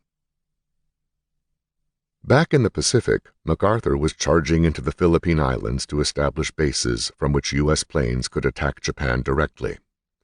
At the same time, Navy task forces were driving westward across the ocean, closing in on Japan, expelling enemy military forces from the islands that would also be used by the Allies as permanent, unsinkable aircraft carriers. Like the Germans, the Japanese were severely handicapped by a lack of oil after the Allies had cut off the petroleum supply from the East Indies. And like the Germans, all major Japanese cities were in ruins from Allied bombing. Trade was non-existent, and the Japanese economy was exhausted. 2 million soldiers were dead, as were several 100,000 civilians. But again, like the Germans, the Japanese leaders refused to surrender and vowed to be wiped out to the last man and woman as a matter of national honor. The Allies had come a long, hard way since the early 1940s. George Marshall, as U.S. Army Chief of Staff, had shepherded the tremendous effort with what would later be regarded as a calculated ease, although it was anything but. Now he was on the crest of a great victory, with the Allied armies on the outskirts of the enemy's homeland. The two predator nations lay like wounded, exhausted beasts in their lairs, panting, furious, ferocious, and on their own terrain, their sacred soil. The trick now, Marshall knew, was a final conquest without the terrific bloodbath that both Axis nations had vowed in spades. Chapter 12. Let's Win It All. D-Day was, as the British were fond of saying, a near-run thing. Horrid weather caused a day's cancellation, with 160,000 soldiers waiting in the holds aboard troop ships. But the next day, Eisenhower gave the word, and the invasion armada of 5,000 ships completely surprised the Germans, which, considering the number of people involved, must go down as a miracle in itself. The British and American infantrymen of Omar Bradley's First Army and Bernard Montgomery's Second Army stormed the Normandy beaches just after daybreak on June 6, 1944, and fought their way inland, in some cases, particularly in the American sector at Utah Beach, up steep cliffs in the face of murderous machine gun fire. Although the British and Americans made up most of the invasion force on D-Day, there were also troops representing Australia, Canada, and New Zealand, as well as Norway, Poland, Greece, Czechoslovakia, Belgium, France, and other nations occupied by the Germans. At day's end, they had effected a tenuous lodgment all along the 50-mile stretch at a cost of about 10,000 casualties, nearly half of them KIA. Also killed were approximately 10,000 French civilians caught in the pre-invasion aerial and naval bombardment. Operation Fortitude had worked as planned, with the Germans expecting Patton to land a vast army group at the Pas-de-Calais. If the enemy had utilized the forces he was keeping in Calais, the result of Operation Overlord might have been very different. The fighting in Normandy continued with pitiless intensity as the Allies pushed out from their beachhead into bocage country, where the land was divided into farm fields separated by dense hedgerows designed to resist soil erosion and sunken roads.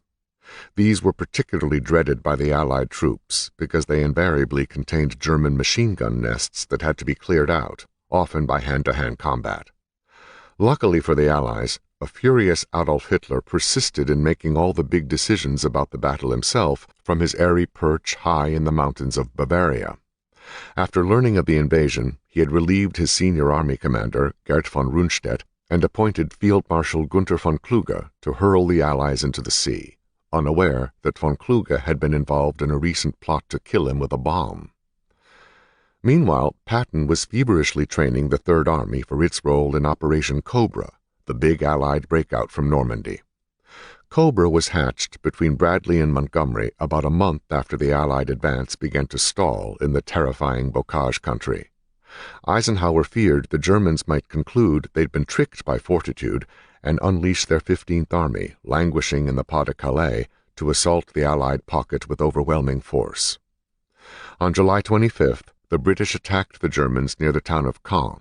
When von Kluge rushed reinforcements to that front, Bradley attacked with his First Army toward the port of Cherbourg, with the notion of liberating it for use by the Allies, who presently had only the artificial Mulberry harbors on the Normandy beaches to unload men, equipment, and provisions for what was rapidly building to a 2-million-man army. Patton had arrived in France on July 7th, full of pep and ideas about how the Allies could break out of the Normandy-Cotentin Peninsula front and into Brittany, where he could employ his tanks in the mobile warfare for which they were designed. "I fear the war will be over before I get loose, but who can say?" He had told his diary. Fate and the hand of God still run most shows. At the new U.S. airstrip on Omaha Beach, he was mobbed by personnel from all services who had heard of his arrival, which was technically still supposed to be a secret. Never one to shun an audience, Patton mounted his jeep and addressed the throng. "I'm proud to be here to fight beside you. Now let's cut the guts out of those krauts and get on to Berlin. And when we get to Berlin," he added, "I am personally going to shoot that paper-hanging son of a bitch, Hitler, just like I would a snake." Hitler at one time held a job as a wallpaperer. Patton's advance party was in the Cotentin Peninsula, where everything shook constantly from the firing of the large artillery guns emplaced along the line. The day he landed, Patton lunched with Omar Bradley, now his boss, Montgomery, and the commander of the French forces, General de Guégan. He was told that when the Third Army had arrived and become operational, it was to clear the Brest region of Germans, then push east toward Paris.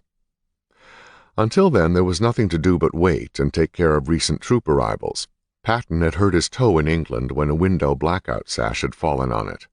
Now it became infected, and he had the nail pulled off after breakfast on July 10th.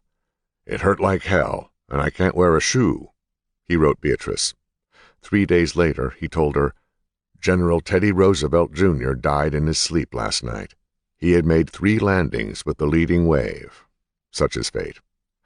I am going to his funeral tomorrow night. He was one of the bravest men I ever met." Neither the British nor the Americans seemed able to break out of their beachhead. In a full month since the landing, they had gained a mere 11 miles of ground, and Patton, who had been in France for a week, was chomping at the bit. He blamed Montgomery and Eisenhower for doing little or nothing to end the stalemate. Patton's plan would have been to put an armored division in the lead and, covered by heavy air bombardments, burst right through the German defenses. Ike, however, thought it was still too risky. Then the Cobra plan was decided upon, but before it could be implemented, Patton's Third Army Public Relations Officer made the drastic mistake of briefing the press corps on Cobra, which at the time was a top-secret operation. It was a serious breach, and Patton was mortified. He relieved the officer and told the war correspondents they must not print the story. "A terrible crime has been committed," was the way he put it to them. The reporters kept mum, but rain held up Cobra because the bombers could not be precise in bad weather. In fact, they couldn't be precise even in good weather, a fact stressed by General Jimmy Doolittle, who now commanded the U.S. 8th Air Force. But Eisenhower insisted that the bombers attack the German front lines, which they did, often with tragic results.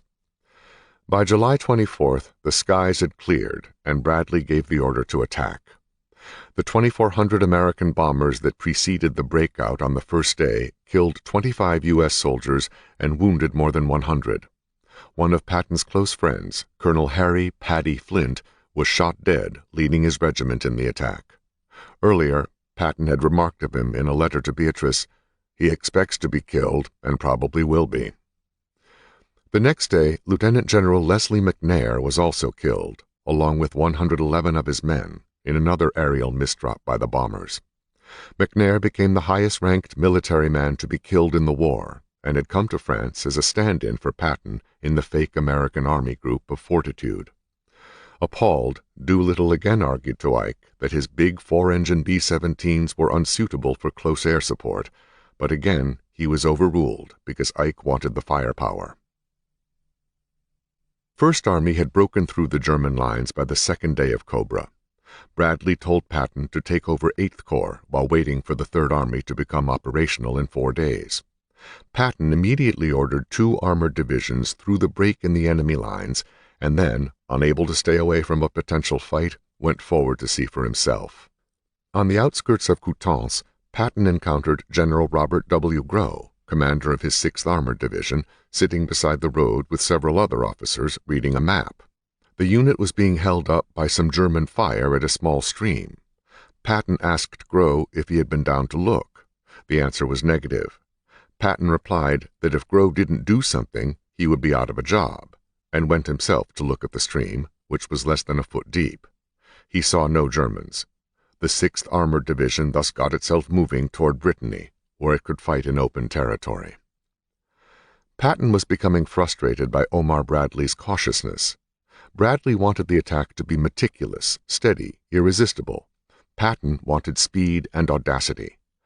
"I think we can clear the peninsula very fast," he told his diary. "The thing to do is rush them off their feet before they get set."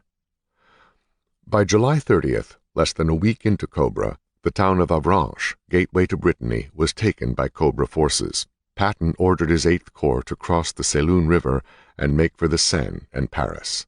The U.S. 4th Armored Division captured a series of dams that it was feared the Germans might blow up and flood much of the countryside.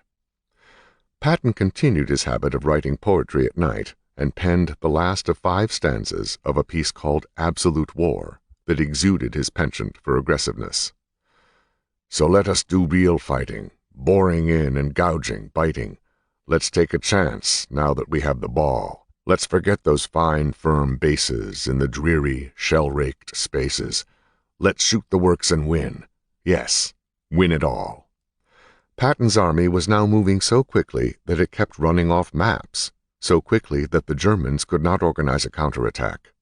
As usual, Patton was at or near the front lines.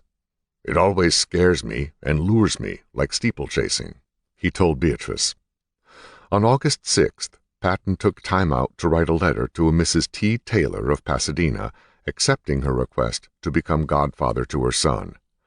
"I am sure he could never find a more God-fearing, God-damning godfather than myself," he wrote her. Finally, in the early hours of August 7th, the Germans launched their long-expected counterattack. Patton had gotten wind of it the day before through a secret source, probably Ultra, and told his diary that he thought it was a German rumor to cover a withdrawal. To be on the safe side, however, he stopped 2 infantry divisions and 1 armored division, just in case something might happen. The Germans attacked with 3 panzer divisions before Allied air attacks and a ferocious defensive effort by the 30th Infantry Division halted the enemy thrust, and Patton continued his end-run sweep around the German left flank. Eventually, by moving so swiftly, Patton's army wound up conducting a huge envelopment of not only the Germans' attacking force, but most of the Germans in Normandy. This created what came to be called the Battle of the Falaise Pocket. Elements of 10 enemy panzer divisions, plus infantry and supporting troops, most of the German Army Group B, as many as 150,000 in all, were trapped in the pocket that was sealed by Patton, Bradley's First Army, and Montgomery's British and Canadian armies.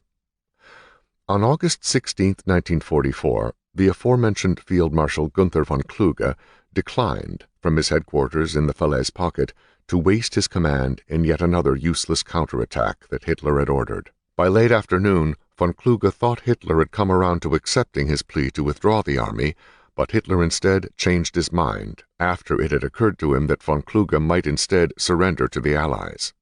The next day, Hitler relieved von Kluge and ordered him to Berlin, whereupon von Kluge committed suicide by taking cyanide, fearful that the Gestapo had uncovered his involvement in the July plot against Hitler. Later, an SS officer named Stroop, who claimed he was on von Kluge's trail regarding the bomb plot, asserted that he had shot and killed von Kluge after the Field Marshal refused to take the cyanide capsule he offered him. The Führer then sent Field Marshal Walter Model to replace von Kluge, but his report to Berlin was immediate and dismal: withdraw or lose the army.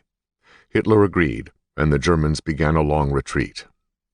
As many as 100,000 Germans managed to escape the Falaise Pocket due to its not being quickly and completely sealed off by the Allies. Patton blamed Bradley for ordering him to abandon territory he held that was in the British sector and instead concentrate near Argenton, and of course he blamed Montgomery for complaining about it. Bradley, however, later wrote that he was worried about Patton overextending himself and becoming vulnerable to counterattack. I preferred a strong shoulder at Argentan to the possibility of a broken neck at Falaise, was how he put it. When, on August 19th, Bradley learned that Patton was pushing to the Seine, he was fit to be tied, according to Major Alexander Stiller, a member of Patton's staff.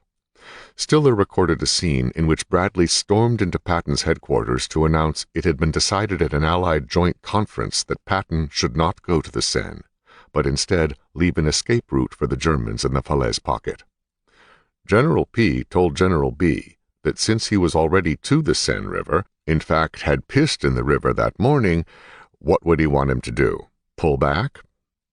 Bradley had information that the Germans in the Falaise pocket were very strong and didn't think General P would be able to contain them. He ordered Patton to leave the Germans an escape route in the east. Patton then asked Bradley if he ever knew him to give up a piece of ground he had taken. Bradley said, "No, but this was different." Patton responded that he could and would hold it, if General B would agree. After some more back and forth, Bradley finally relented and said that Patton could close the escape route if he would hold it.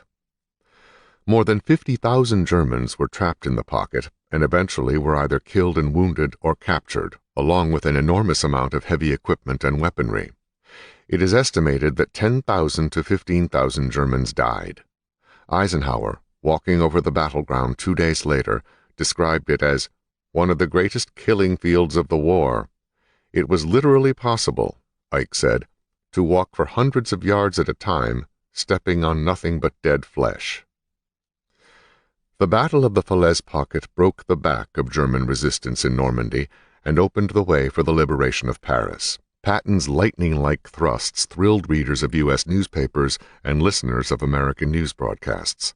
The Washington Star opined that his generalship in the campaign vindicated a man who may be short on diplomacy, but whose qualities as a fighting officer are beyond dispute. Of his part in the Falaise operation, Patton told Beatrice, "I could have had it a week ago, but modesty via destiny made me stop." Now the Army was taking so much ground that Patton was forced to fly in an Army Piper Cub to visit his foremost units. "I don't like it," he said. "I feel like a clay pigeon." On August 17th, he took time to write to George Marshall in Washington, summarizing his exploits thus far, as well as reassuring him that he had made no statements or newspaper interviews and would continue that policy in the future. He closed by thanking the Chief of Staff for his many acts of forbearance. On August 19th, Patton spent the day with the French General Coquelin-Schwartz, an old friend from World War I days, who remarked on Patton's tactics of allowing his armored forces to roam around without infantry support. "Had I taught 25 years ago what you are doing," the Frenchman said, "I should have been put in a madhouse. But when I was told that an armored division was headed for Brest, I knew it was you." The next day, a regimental combat team of Patton's 79th Division crossed the Seine, the first crossing by an Allied force. The liberation of Paris had begun. Third Army had been operational in France for 3 weeks and had inflicted 100,008 casualties on the Germans, killed, wounded, and missing. They themselves suffered 15,029. At every town and village they passed, Patton's army was cheered. The locals tossed flowers and apples and offered wine. "It will be pretty grim after the war," he wrote Beatrice, "driving oneself and not being cheered. I am convinced that the best end for an officer is the last bullet of the war." The next day he reported to his diary, "We have, at this time, the greatest chance to win the war ever presented, if they will let me move on." Patton wanted to jump ahead with 3 armored divisions and 6 infantry divisions into eastern France before the Germans could reorganize themselves. He believed they could be in Germany in 10 days. With Paris saved, Patton continued to pressure Bradley for pushing quickly into Germany. But Montgomery was having difficulty overcoming stubborn German resistance to the north and kept complaining to Eisenhower that the British needed more time. Patton's Third Army was advancing so quickly it was running out of its supply line, which remained in large part back on the beaches of Normandy. When he returned to his mobile headquarters the day after Paris fell, Patton informed his diary, I found that a flock of Red Cross donut girls had descended on us. It was no ordinary flock, however, for among its number was none other than the beautiful and talented Jean Gordon, the niece Patton had had an affair with in Hawaii before the war. He had been alerted to her presence in France by a letter from Beatrice, which has not survived, so Mrs. Patton's express warning to her husband will never be known. However, Patton had replied, "The first I knew about Jean's being here was in your letter. We are in the middle of a battle," he added, "so I don't see people, so don't worry." By then, Patton's army was ranging all over central western France, fighting battles and gobbling up terrain, sometimes at 70 miles a day. They held a front of nearly 300 miles, from Brest at the far tip of the Brittany Peninsula to Verdun on the Meuse east of Paris, and all the old, bitter battlefields of World War I in between. As a measure of the hard combat encountered that week, the Third Army's total casualties since beginning operations in France rose to 24,860, including nearly 3,000 men killed, while inflicting approximately 152,000 German casualties during the same time period, including 19,000 killed. A radio announcer in the United States gave this description of Patton: "A fiction writer couldn't create him. History itself hasn't matched him. He's colorful, fabulous. He's dynamite. On a battlefield, he's a warring, glaring comet." Patton continued to agitate for cracking Hitler's Siegfried Line, the German defensive position roughly along the Franco-German border, and pressing quickly into Germany. On August 30th, Patton went to Eisenhower's headquarters to present his case. "I had to beg like a beggar," he complained, "for permission to keep on the line of the Meuse." But Ike turned down his request to push on out in front of the British and First Army. Patton told his diary that night that Eisenhower's staff was letting Montgomery over-persuade Ike, a terrible mistake. During this period, the Third Army became notorious for scrounging or scavenging, particularly for gasoline, of which it was severely short. Officers and men of Patton's army were alleged to sew on the patches and other identifying insignia of other units in order to purloin caches of fuel from their dumps, or even hijack tanker trucks making deliveries. In one instance, according to Patton, a colored truck company stole some for me by careful accident. And fortuitously, his army captured more than 1 million gallons at a German fuel dump. "It is poor gas, but runs a hot engine," he said, meaning that higher-octane American gas would have to be used to start the tank. "If they would give me enough gas," he continued, "I could go anywhere I want." Patton's chief of staff wrote in his journal that the feeling around headquarters was that the lack of gasoline was a plot by Eisenhower and his staff to stop Patton's Third Army from continuing to advance. Worse, some thought that it was in order to placate the British, who wanted in on the glory but remained stuck against stiff German resistance in the Pas-de-Calais and Antwerp, and were still trying to ferret out the launching sites for the V-1 and V-2 rockets that were terrorizing and destroying London. Still, the shortages prevailed, prompting Patton to tell Eisenhower that if he just had enough gas, he could "rupture that goddamn Siegfried Line. I will stake my reputation on it." When Ike laughingly deprecated the value of Patton's reputation, Patton reminded him, "That reputation is pretty good now." Nevertheless, he got no gas, and Eisenhower told him to go on the defensive at the Moselle until Montgomery and the British could catch up. A furious Patton did as ordered, but soon he picked a fight with the Germans in the fortified city of Metz on the Moselle, which had been such a disagreeable bone in the Allies' throat during World War I, and, according to Patton, had last fallen to an outside power when Attila the Hun sacked it in AD 451. Actually, the French took it from the Germans in 1552, but the Germans took it back in 1870. As Patton's army approached Metz, it was nearly undefended, but with the capture of Nancy, the Germans decided to make a stand. Metz was a tough nut to crack, ringed by no fewer than 33 separate forts and protected by moats, stone walls, and difficult terrain features. Patton was first told that Metz could be taken by a battalion, but that proved to be an error. A second battalion was thrown in, then a third, and so forth, until elements of an entire corps were engaged at a steep price. Third Army's casualty report for the 10 days since it had advanced from the Meuse to the Moselle rose to 26,402. German casualties increased to 186,000, including 26,000 dead and 850 tanks destroyed or captured. During that time, Patton visited the grisly boneyard of Verdun, where the remains of more than 100,000 unknown soldiers are interred, and adjacent Fort Douaumont, which he pointed out epitomizes the folly of defensive warfare. Meanwhile, Patton held a press conference for Third Army war correspondents in which he deliberately blued the air with profanity, hoping to make himself unquotable. Referring to the town of Panne, which he had recently visited, he remarked that it was where he was shot during the Meuse-Argonne campaign of 1918. "I ought to remember it," he said. "I was shot in the ass there." Asked to what he attributed his successful advances, Patton responded that his army always arrived at the enemy's defensive line 3 days before the Germans thought we would. Answering a question about the lack of gasoline, Patton told the reporters he could have crossed the Moselle River 4 days earlier before the Germans got their defenses organized, but added that it didn't make much difference. "I never cared where I killed the bastards," he said. As to future operations, he told the startled newsmen that he intended to go through the Siegfried Line like shit through a goose.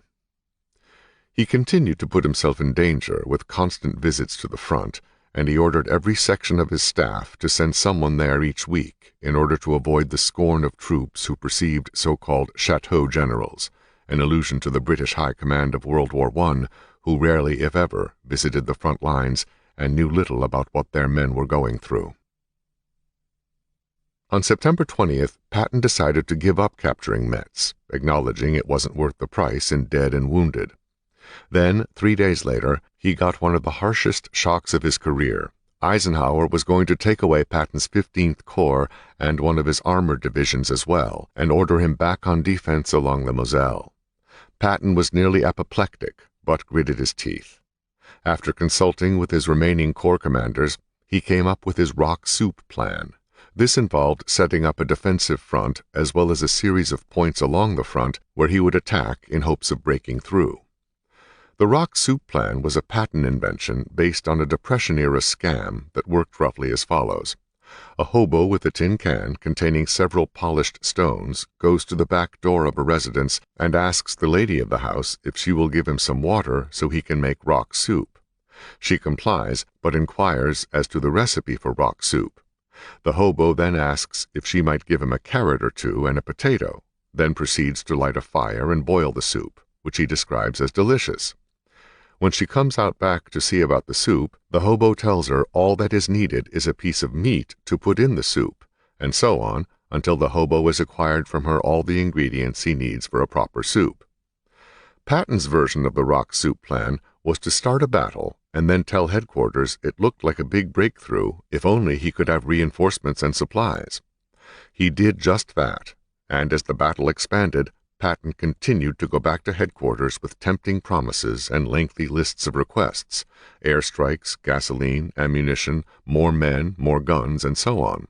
Patton's idea was based in the knowledge that superior officers are naturally reluctant to deny an engaged commander the resources he needs to win a battle. The Third Army casualty report for the week of September 24th listed 45,130 U.S. troops killed, wounded, or missing, with 4,541 of these dead. German casualties rose to 216,100, with 30,900 killed and 1,200 tanks captured or destroyed. An important difference was that the Third Army received 43,566 replacements that week, and the German Army received none, for it was fighting for its life in the East against the Soviets. Patton interpreted the order to go on the defensive as enabling him to attack across the Moselle and establish secure defensive bridgeheads on the other side. These were costly operations that spent lives, but Patton was determined that when the defensive directive was rescinded, he would be able to cross the river quickly and in force to get at the enemy at the Siegfried Line. In the meantime, Patton visited some more of his old haunts from the First World War. He went to Gondrecourt on a mission to find General Marshall's housekeeper, but was told the family had moved out of the battle area. He went to Chaumont, which had been AEF headquarters in 1918 when he was running the staff for General Pershing. From there, Patton's party went to Bourg, where his tank brigade headquarters was located.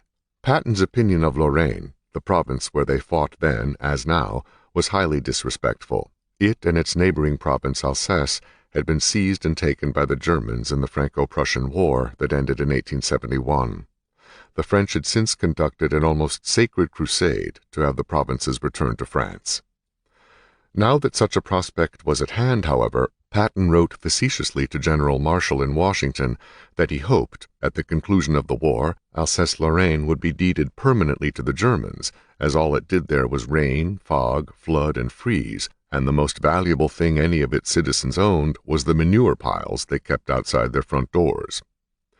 Moving on, Patton was inspecting frontline troops on September 28th, when, to avoid going over a high mountain in mud on foot, he chose to drive down a road that was under direct enemy observation. "They must have practiced on the road," Patton said, because no sooner had they turned down it than the Germans opened up with a salvo of 4 150mm shells from their heavy artillery. The first salvo missed widely, the second was near enough to be uncomfortable, the third threw rocks and mud all over them, and in the fourth, a 155mm shell landed 2 feet from the left running board. Luckily, it was a dud, or General Patton's story would have ended there. Unfazed, Patton decided that during the first week in October he would attack Fort Driant, an early 20th century French fortification that was part of the Metz defenses 5 miles south of the city. He had abandoned one attempt at Metz, but now it became a necessity. Fort Driant was heavily fortified by the Germans and commanded the valley of the Moselle, through which the Third Army would have to pass when the defensive order was rescinded. Army Air Force Thunderbolts and other fighter bombers made the initial attack, but as most of the fort was underground, little damage was done. An infantry assault that followed was withdrawn after heavy casualties and hand-to-hand fighting. In the week to come, several more assaults were made. Each was repulsed, with many Americans killed or wounded. Disgusted, Patton decided to abandon the attack on Fort Driant, since the ammunition supply had also become nearly exhausted and the casualties too high. Instead, he would leave a force to contain the fort and bypass it. American casualties for the week rose to 52,698, with 5,131 of these killed. Patton was appalled that they were now in a vicious war of attrition.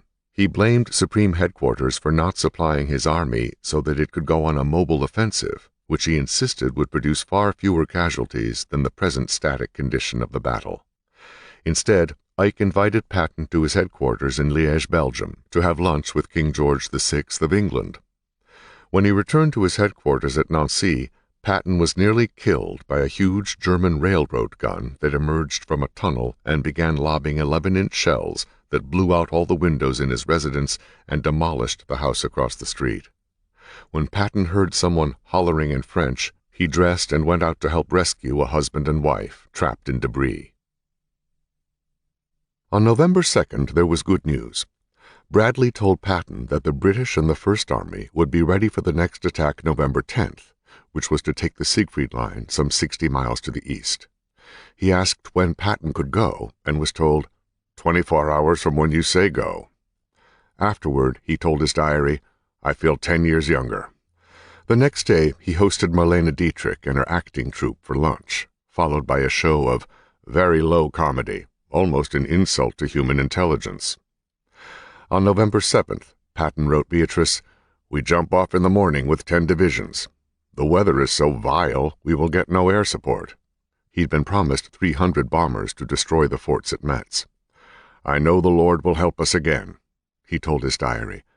Either he will give us good weather, or the bad weather will hurt the Germans more than it does us. When the artillery barrage opened at 5:15 next morning, Patton described the sensation as like the slamming of doors in an empty house. Very many doors, all slamming at once. All the eastern sky glowed and trembled with the flashes of the guns.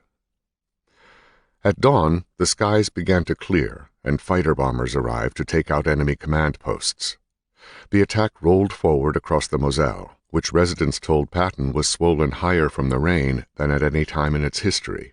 Records show it had last been that high in 1919. Nearly all the first day's objectives were taken, but the flooded countryside made for difficult going. All but one of the bridges they had built over the Moselle and Seine rivers had been either swept away by rushing water or blown up by the Germans. Roads were a sea of stranded trucks, tanks, jeeps, ambulances, and other equipment. After writing Beatrice, "The Lord came across again," Patton celebrated his 59th birthday, November 11th, by going to the forward area, where the dead were still warm. Along one of the roads he went down, the bodies of nearly 1,000 Germans, all neatly piled like cordwood, were waiting to be buried by U.S. Graves Registration Service teams.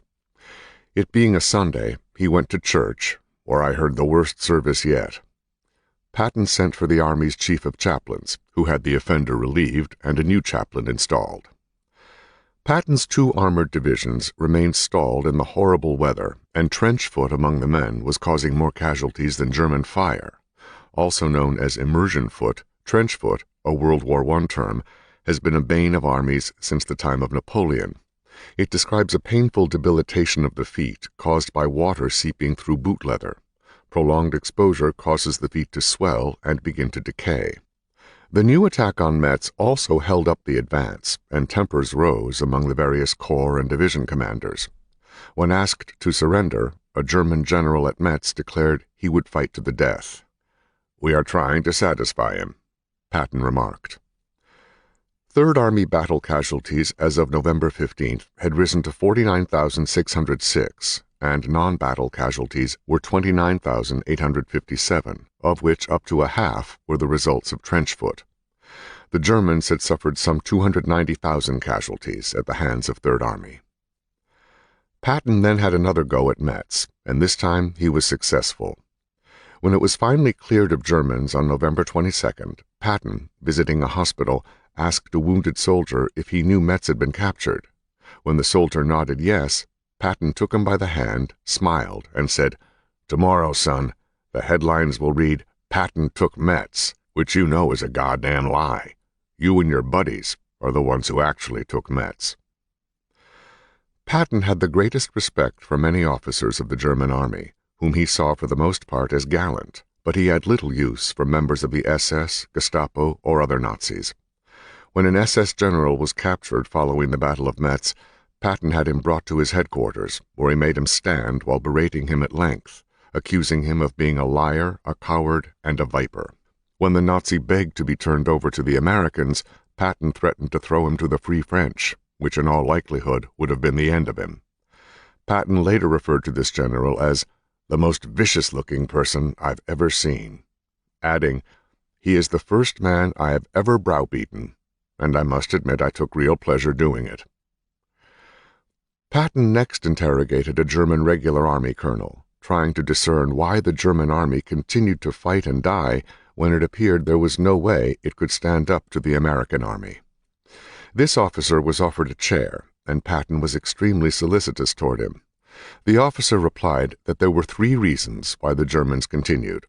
First, there was hope in Hitler's promise of miracle weapons, such as the V-2 rocket.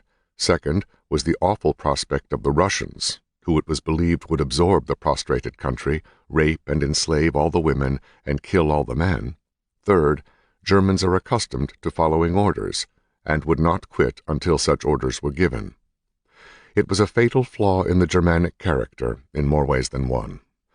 By December 8th, the Third Army had driven to the river Saar and the infamous Siegfried Line, or West Wall, guarded by a string of concrete pillboxes and dragon's teeth, pyramids of reinforced concrete to arrest the advance of enemy tanks and mechanized infantry units, and were poised to break through to the Rhine and the heart of Germany. But in mid-December, because of horrid weather, the advance again bogged down around the city of Saarlautern, where a German counterattack was threatening the timetable. Patton wrote Beatrice that he had never seen such a hellhole of a country. "There is about 4 inches of liquid mud over everything, and it rains all the time." He concluded that only divine intervention would break the stalemate, and called in the Third Army chaplain for a conversation about composing a prayer, during which the following colloquy took place. "Chaplain, I'm tired of these soldiers having to fight mud and floods as well as Germans," Patton said. "I want you to publish a prayer for good weather." "Sir, it's going to take a pretty thick rug for that kind of praying," the chaplain responded. "I don't care if it takes a flying carpet. I want the praying done," Patton told the startled clergyman. "Yes, sir," said the chaplain, adding as clarification, "May I say, General, that it usually isn't customary among men of my profession to pray for clear weather to kill our fellow men." "Chaplain," Patton frowned, "are you trying to teach me theology, or are you the chaplain of the Third Army? I want a prayer." "Yes, sir," the chaplain replied, and the next day an entreaty was produced and circulated among Third Army personnel. "Almighty and most merciful Father, we humbly beseech thee, of thy great goodness, to restrain these immoderate rains with which we have had to contend. Grant us fair weather for battle. Graciously hearken to us as soldiers who call upon thee, that, armed with thy power, we may advance from victory to victory, and crush the opposition and wickedness of our enemies, and establish thy justice among men and nations. Amen." The day after the prayer was issued, the weather turned crystal clear and remained that way for a week. Patton was exuberant and called in one of his aides. "God damn, look at that weather. That was some potent praying. Get that chaplain up here. I want to pin a medal on him." Patton's headquarters at that point was in the process of moving, but the chaplain was duly produced, and Patton awarded him the Bronze Star. "You're the most popular man in this headquarters," Patton told him, shaking his hand. "You sure stand in good with the Lord." Late in the night of December 16th, Bradley's chief of staff phoned Patton that trouble was in the air. The Germans were attacking First Army in great force through the Ardennes Forest, 100 miles north of Third Army. This was the great German counteroffensive they had feared. It would become known as the Battle of the Bulge, for the Americans, the deadliest battle of the war, and Patton's finest hour. Patton had suspected something like this was in the making. Recent ultra-intercepts had told Third Army's intelligence that the Germans were amassing men, tanks, and guns from the Eastern Front, but there was no indication of a time or place for an attack. At any rate, having to wheel the Third Army in a different direction to help repel a large enemy counteroffensive had been in the back of Patton's mind. He reacted to Bradley's news by immediately alerting his staff that they might have to head north, and that planning should be made along those lines. Patton groused to his diary next morning that the reason the Germans could have prepared such a large offensive was lack of aggressiveness on the part of Ike, Bradley, and the First Army. "One must never sit still," he wrote. From what he could tell of the German attack, it reminded him of General Ludendorff's last-ditch offensive in 1918, and I think we'll have the same results. Patton ordered his 80th Infantry and 4th Armored Divisions to prepare immediately for the move north. That night, Bradley phoned him, saying, "The situation up there is much worse," and that an 11 a.m. conference with General Eisenhower was scheduled at Verdun. The Germans had struck First Army's 8th Corps in the heavily forested and lightly defended area of the Ardennes, with 250,000 men and numerous panzer divisions. Most of the American units in that area consisted either of green troops, who were still being trained, or of outfits that had been in heavy combat and then sent there for rest and recuperation. An embarrassingly large number of U.S. soldiers fell prisoner to the Germans. At the Verdun Conference, Eisenhower told Patton to proceed to Luxembourg, take charge of the luckless 8th Corps and other units that were being gathered, and lead the battle against the German incursion. It was Hitler's intention to thrust through the Allied line for Antwerp, which had fallen to Montgomery in November, and was now the Allies' most important shipping port and distribution center for equipment, fuel, and supplies. Its loss would be a tremendous blow, and would also split the American and British armies. Eisenhower told Patton that he wanted him to assemble 6 divisions to strike at the Germans as soon as possible. "When can you attack?" Ike asked on December 17th. "On December 22nd, with 3 divisions." Patton replied calmly, noting that his response created quite a commotion. Some people seemed surprised, others pleased. As Patton's biographer, Martin Blumenson, notes, this was the sublime moment of his career. The reason Patton said he would attack with 3 instead of 6 divisions was that the other 3 existed only on paper. They had been virtually wiped out by the Germans.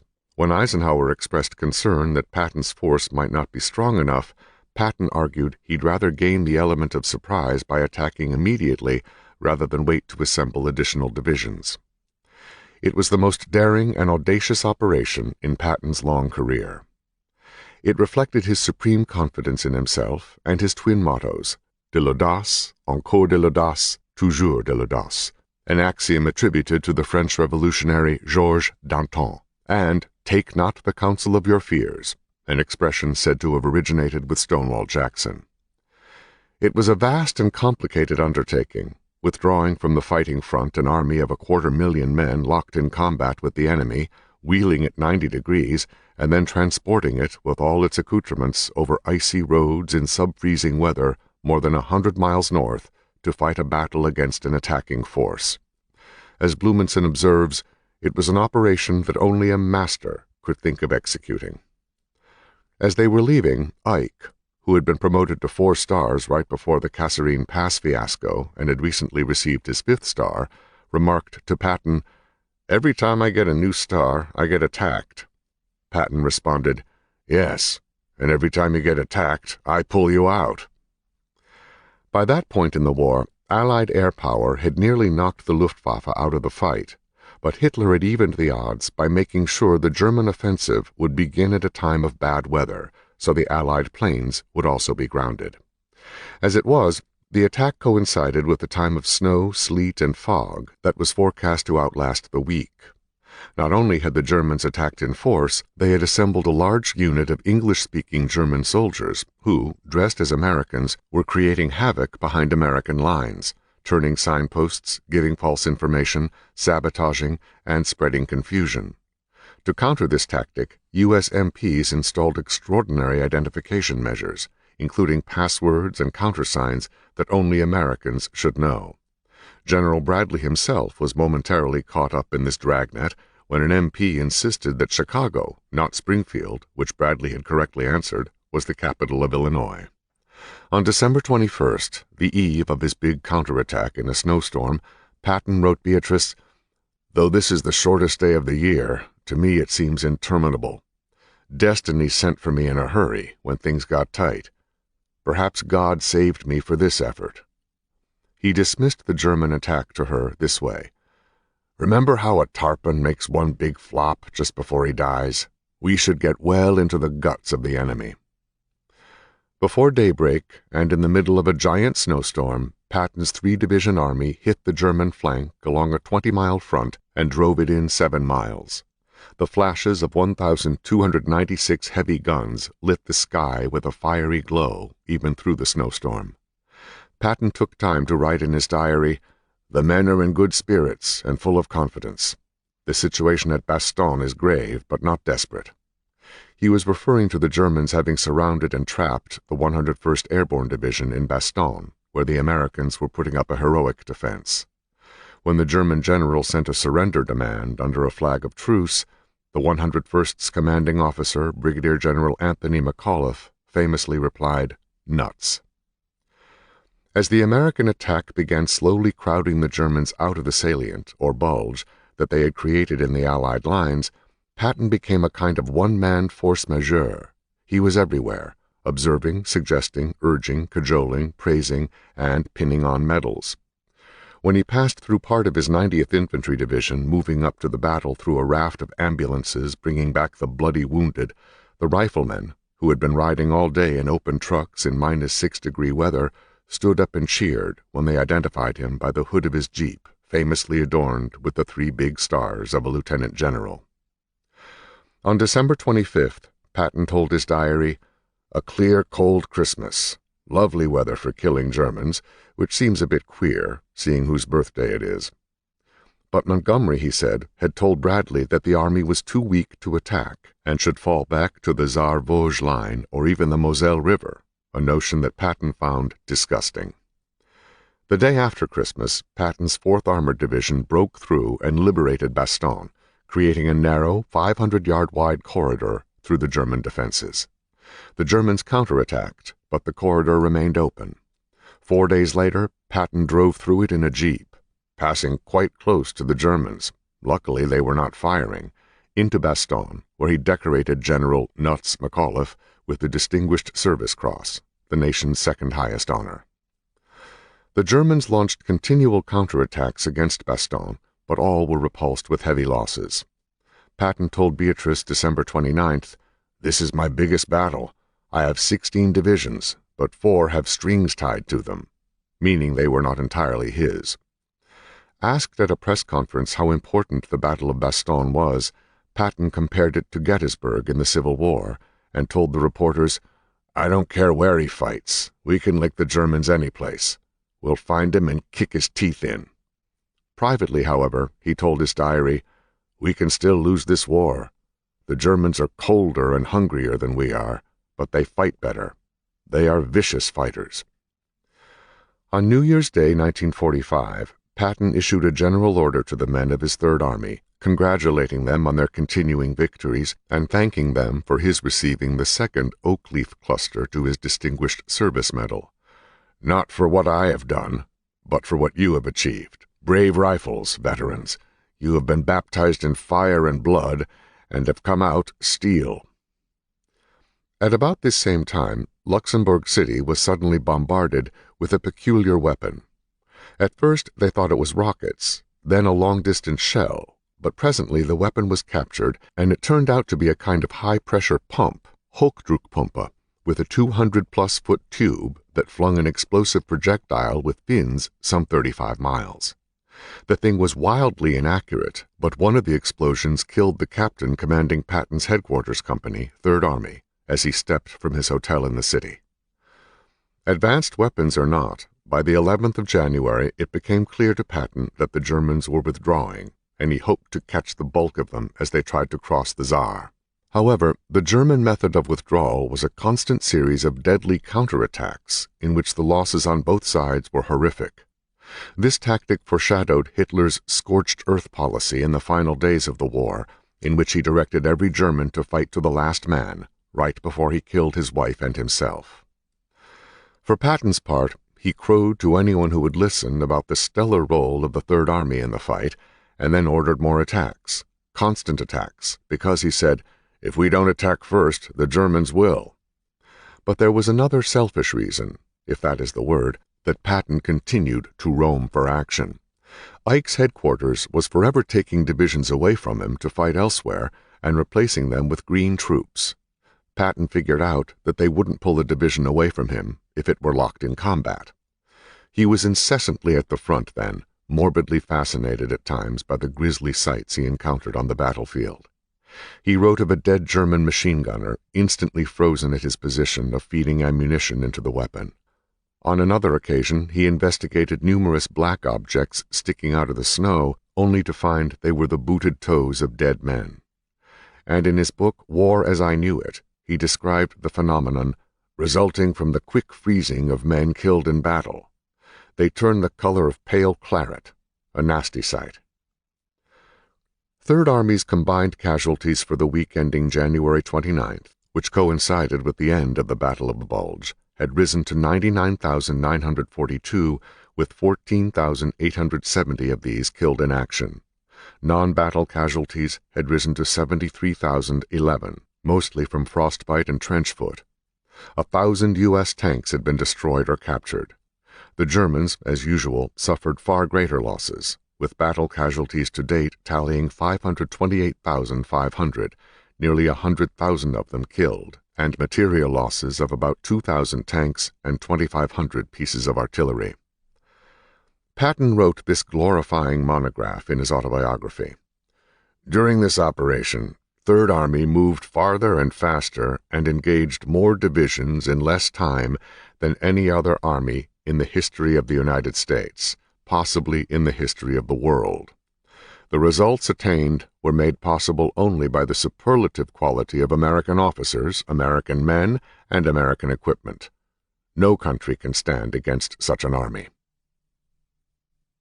The next stage of the process was piercing Hitler's Siegfried Line, or West Wall.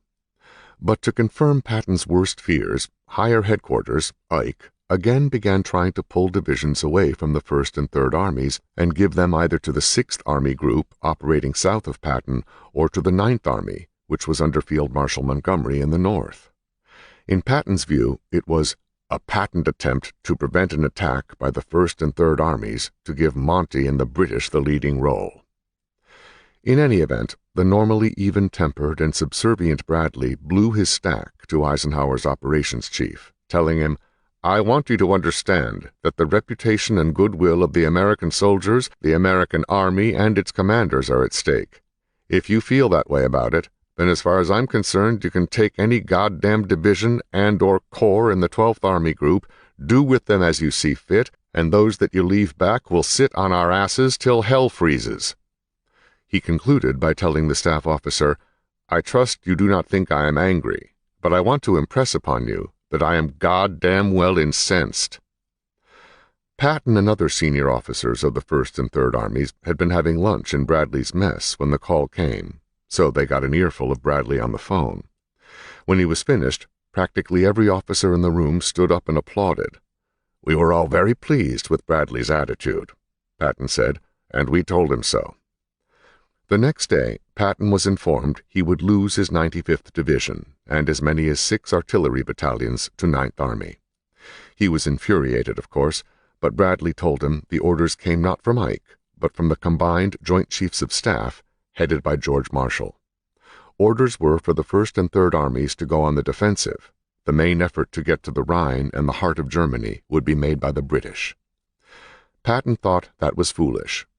"In my opinion, every division should be attacking," he told his diary. "If such an attack were made, the Germans do not have the resources to stop it."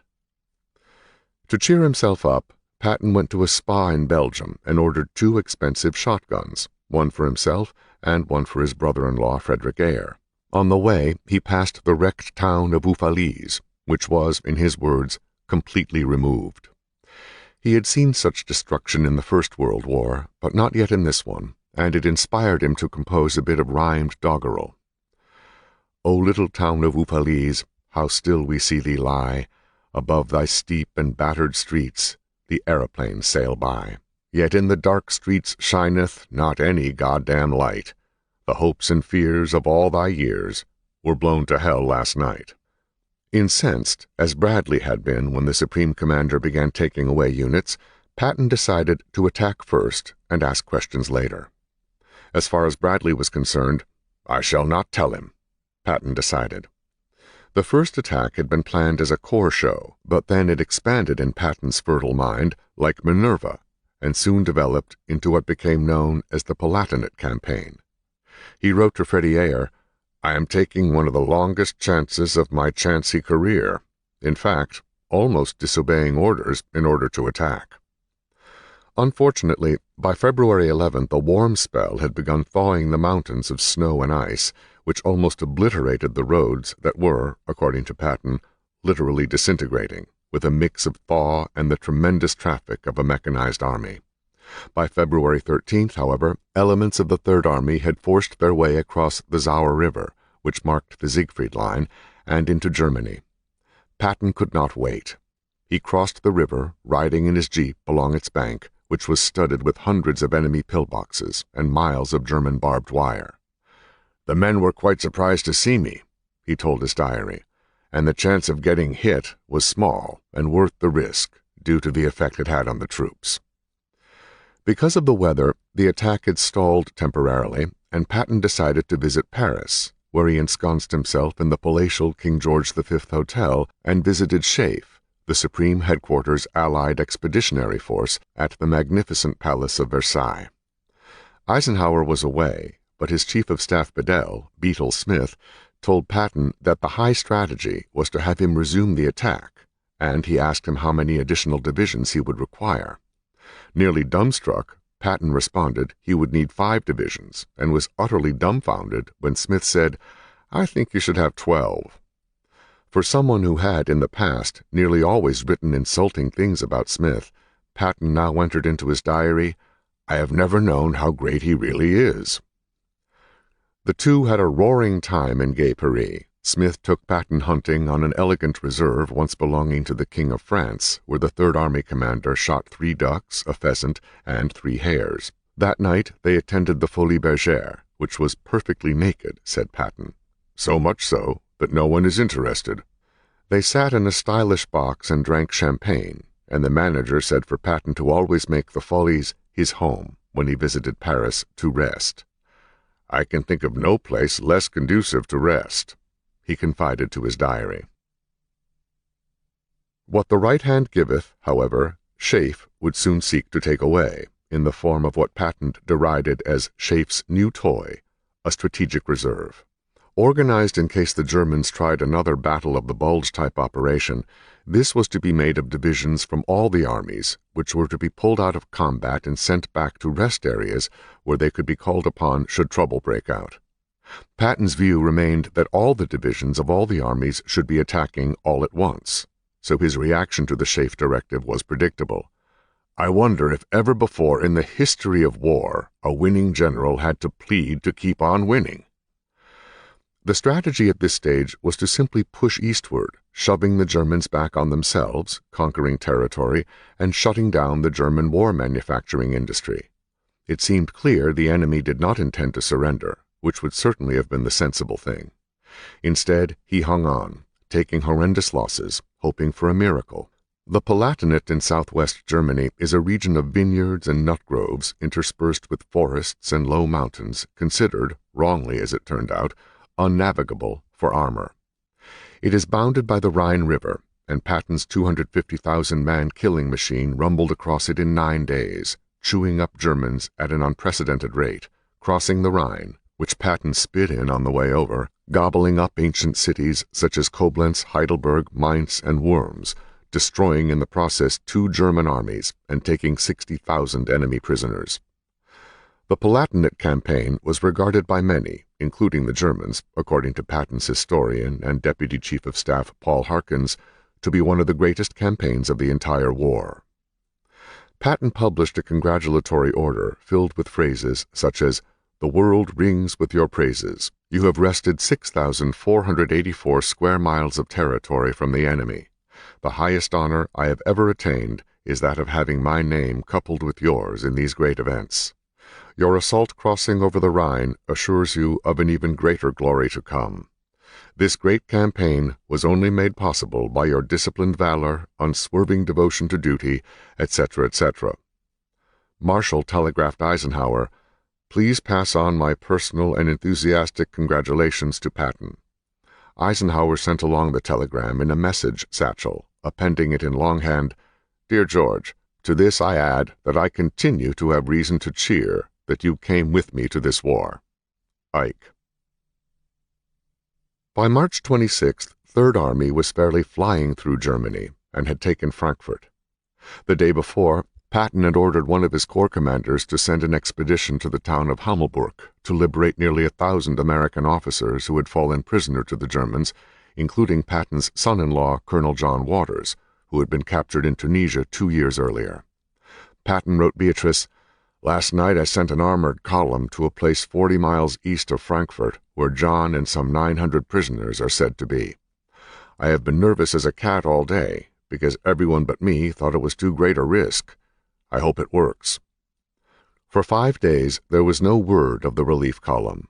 Then, on March 30th, German radio announced that the several hundred American troops going to Hammelburg had been captured or destroyed. Patton was dismayed.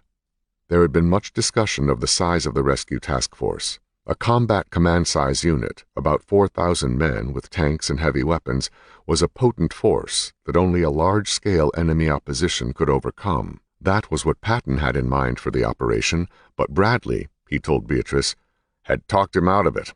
In the end, it was agreed to send an armored task force of only 2 tank companies, which might get in and out fast.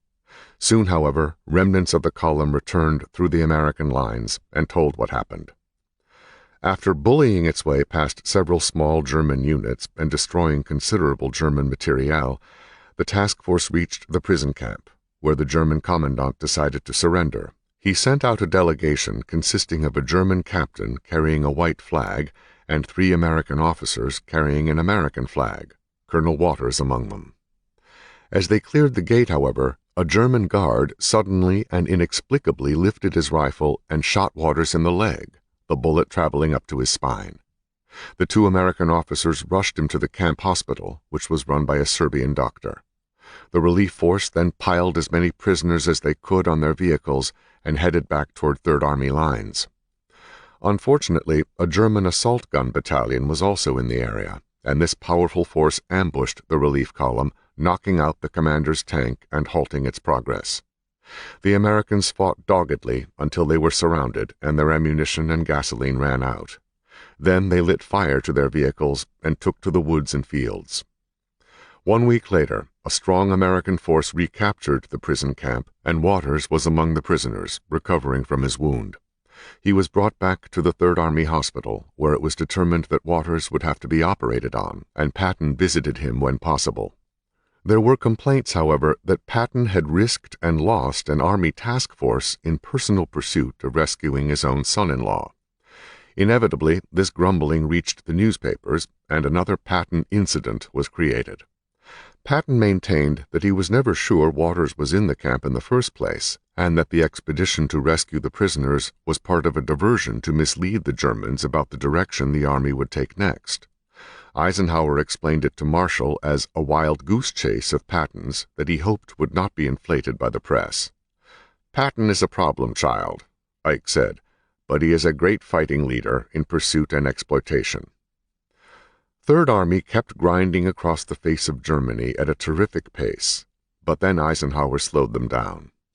The reason stated was that Ike wanted all his armies, there were 5 of them, to proceed across Germany roughly parallel to one another. Patton considered Montgomery to be at the bottom of the new instructions, because he was perpetually falling behind. Patton wrote Beatrice, "We, Third Army, never meet any opposition because the bigger and better Germans fight Monty. He says so. Also, he advertises so much they know where he is coming. I fool them. I could join the Russians in a week if they'd let me," he said. "Damn equality." Patton and several of the other Army generals around this time appealed to the visiting Assistant Secretary of War, John J. McCloy, about the wanton and unnecessary bombing of German civilian cities. By this point in the war, the Allied strategic bombing campaign was fully fledged. Across Germany, old and historic Teutonic architecture was being blown to rocks and dust by flights of more than 1,000 heavy bombers a day. Patton told McCloy, who was also a friend, "We all feel that indiscriminate bombing has no military value and is cruel and wasteful," and recommended the Air Force concentrate on purely military targets, particularly on oil. The argument over the strategic bombing campaign in Germany continues to this day. At the time, there were those in both the RAF and the U.S. Army Air Forces who argued that the Germans could be bombed into surrender. When it appeared they could not, it was then argued to bomb them into oblivion, which they very nearly did, but still the Germans kept on fighting, and at last had to be put down by field armies on the ground. On April 7th, one of Patton's corps commanders called to say his men had captured the German gold reserve in the city of Merkers. They blew the steel vault door and found, in addition to billions in paper marks, 4,500 gold bricks weighing 37 pounds apiece and worth approximately $57 million, about $1.23 billion in today's money. On April 12th, Patton, accompanied by Bradley and Eisenhower, entered the elevator to an enormous salt mine in Merkers and descended a half-mile to the great chamber below, which was heaped with goods looted by the Germans from Jews and other Europeans whose countries they had overrun. There were, as Patton described it, suitcases filled with jewelry, silver and gold, watches, utensils, vases, gold-filled teeth, false teeth, etc., in no way labeled, simply valuable metal obtained by bandit methods.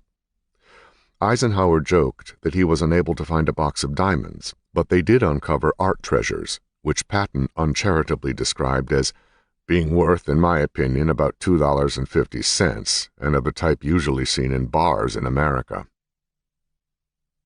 Rumors of so-called slave labor camps were rife in all the Allied armies, but it wasn't until after they visited the mine that they encountered what Patton described as One of the most appalling sights I have ever seen. Near the town of Ohrdruf, the Germans had constructed one of many concentration camps in which the Nazis confined undesirables, political enemies, gypsies, homosexuals, and principally Jews. A man wearing the garb of an inmate escorted the Allied generals through the camp. He took them to a gallows where men were hanged for attempting to escape. This was no ordinary gallows, but one made to kill in the most painful manner. The drop board was about 2 feet from the ground, and the noose was made not of rope, but of piano wire. It was designed so that the toes of the man to be executed would just touch the ground, and it would take about 15 minutes for the wire to strangle him to death.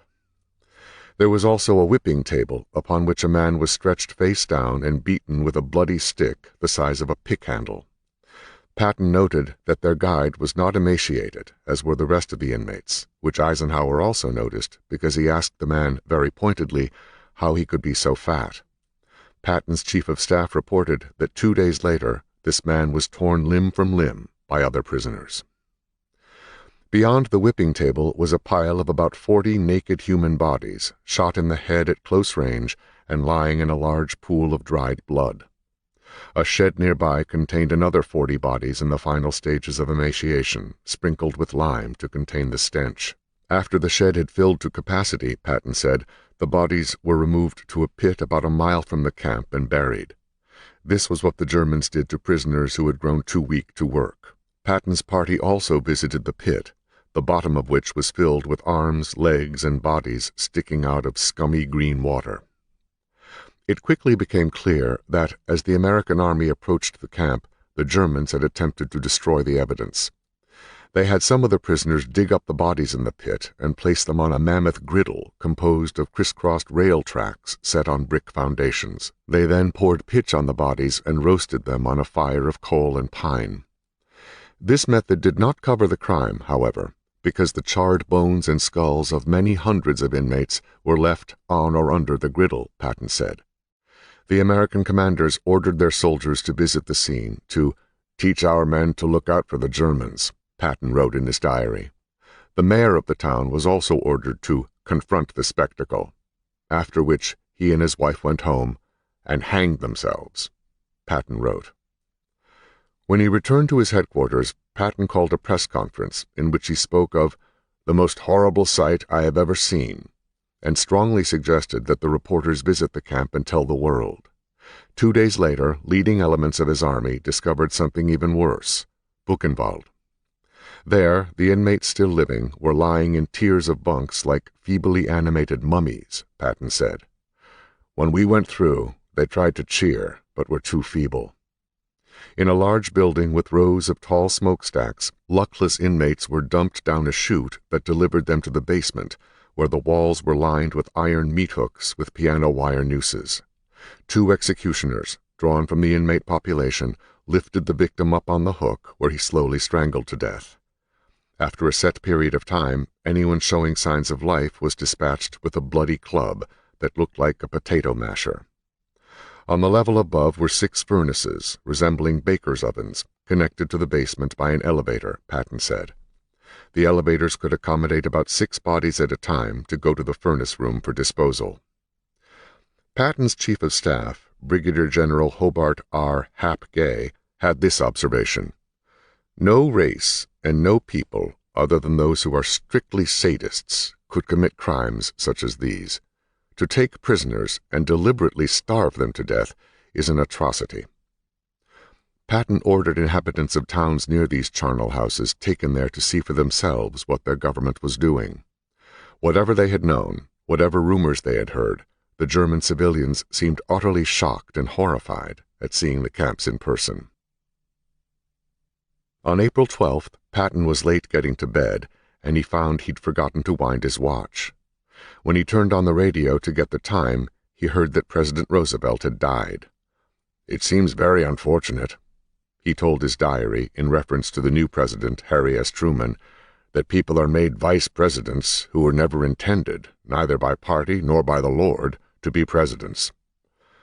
3 days later, Patton was informed that the Third Army would have a special mission. Bradley had received orders from Eisenhower to turn his army group southeast toward the Bavarian Alps and Austria in search of a Nazi great national redoubt, about which Army intelligence had been picking up rumors.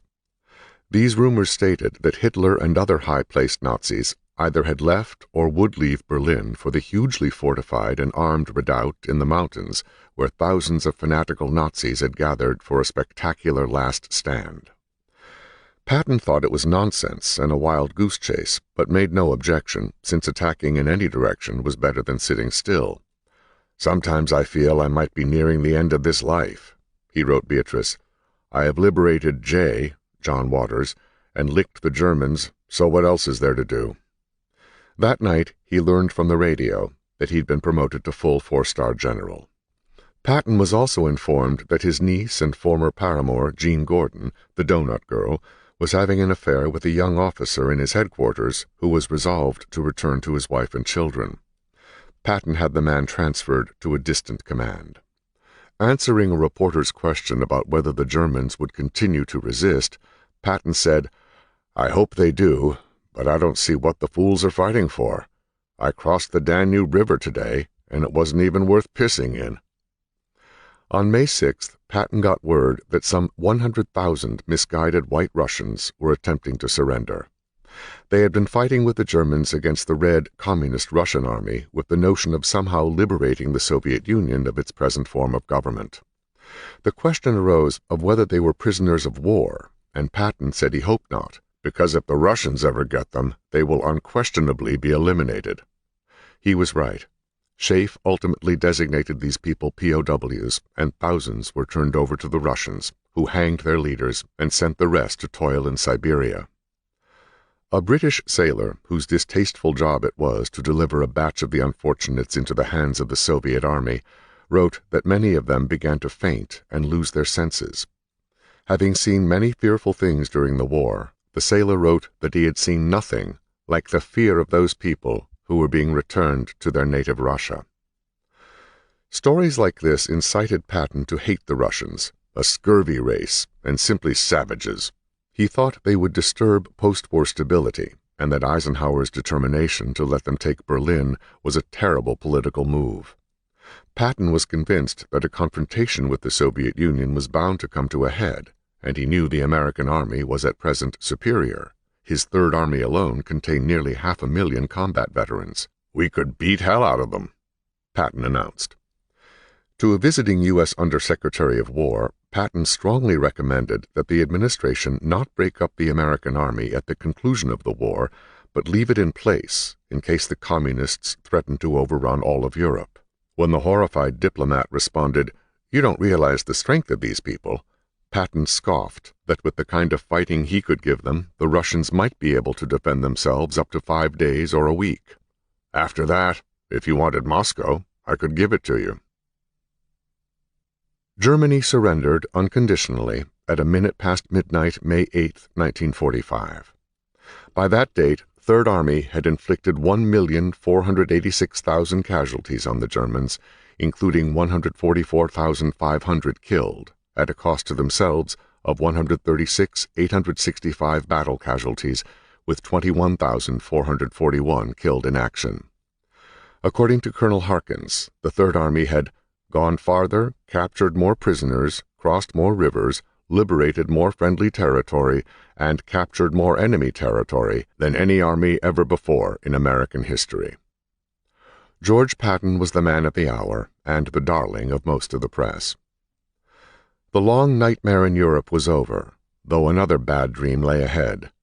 Hitler was dead by his own hand, and the Allies quickly went about gathering up officials of the Nazi regime. Germany was prostrated, its cities in rubble, its manufactories smashed, its people dispirited and unable even to feed themselves. They crawled out of their cellars and hiding places and looked around into a profound silence enveloping the entire nation. Many, probably most of them, were terribly embarrassed and ashamed at what their leaders had put them through, but, after all, they had initially voted Hitler and the Nazis into power. It was one of the most horrid mistakes a democracy had ever made, and a powerful lesson for today and tomorrow. The Third Reich that Hitler predicted would last 1,000 years was abolished in little more than a decade, though at terrible cost. At yet another press conference, Patton was asked whether SS prisoners would be treated differently from other German soldiers, and made this reply: "Hell no. SS means no more in Germany than being a Democrat does in America. That is not to be quoted." But the remark was quoted, and Patton's final self-destruction was set into motion. Chapter 13. These proceedings are closed. The October 20th, 1944 landing had taken the Japanese by surprise, and Douglas MacArthur was holding on to the Philippine island of Leyte by little more than an eyelash, as the enemy fought furiously to prevent the Americans from gaining a stronghold in the islands. The Philippines, after all, were the key to protecting Japan's lifeline to the oil, rubber, rice, copra from coconut, and mineral resources of Southeast Asia and the southern seas. Since moving south, following the surprise attack on Pearl Harbor, the Japanese had virtually made slaves of the populations of numerous nations and islands and set them to working for the self-defined Greater East Asia Co-Prosperity Sphere, which was, in fact, the Japanese Empire.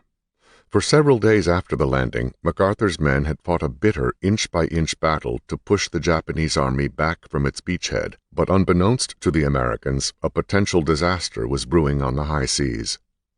The Japanese Imperial Navy had summoned its entire naval force, 4 fleets, one from as far away as Brunei, a mixture of aircraft carriers and heavy surface ships, including the monster super battleships Yamato and Musashi, whose 18-inch guns were superior to any warship in the world. What followed would turn out to be the greatest naval battle in history. The Japanese strategy was to get their heavy ships to the invasion beaches at Leyte, isolate the American troops by destroying the U.S. naval ships there, wreck the supply dumps on the beaches, then pound the U.S. forces into oblivion. The gunfire of just one super battleship could equal the firepower of 9 battleships and 20 cruisers in the combined Japanese fleets. To ensure the safe passage of these valuable vessels, to get at the American beachhead, the Japanese avoided being caught in open ocean by timing night passages through 2 straits, one northern and one southern, that provided passages through the Philippine Islands from the west into the Leyte Gulf and the Philippine Sea. Still, an enormous obstacle for the Japanese was lack of aircraft and pilots, following an ill-advised tangle 4 months earlier with American naval forces in the Battle of the Philippine Sea, or, as it became known, the Great Marianas Turkey Shoot. In an overwhelming U.S. victory, the Japanese lost 3 fleet carriers and some 600 warplanes and their pilots, for all practical purposes putting the Japanese air arm out of business. On the American side, the U.S. Navy had assigned Admiral Thomas Kinkaid's 7th Fleet to protect MacArthur and facilitate his invasion of Leyte, and in addition, Admiral Bull Halsey's 3rd Fleet, in case the Japanese came in full force with their navy, which they did.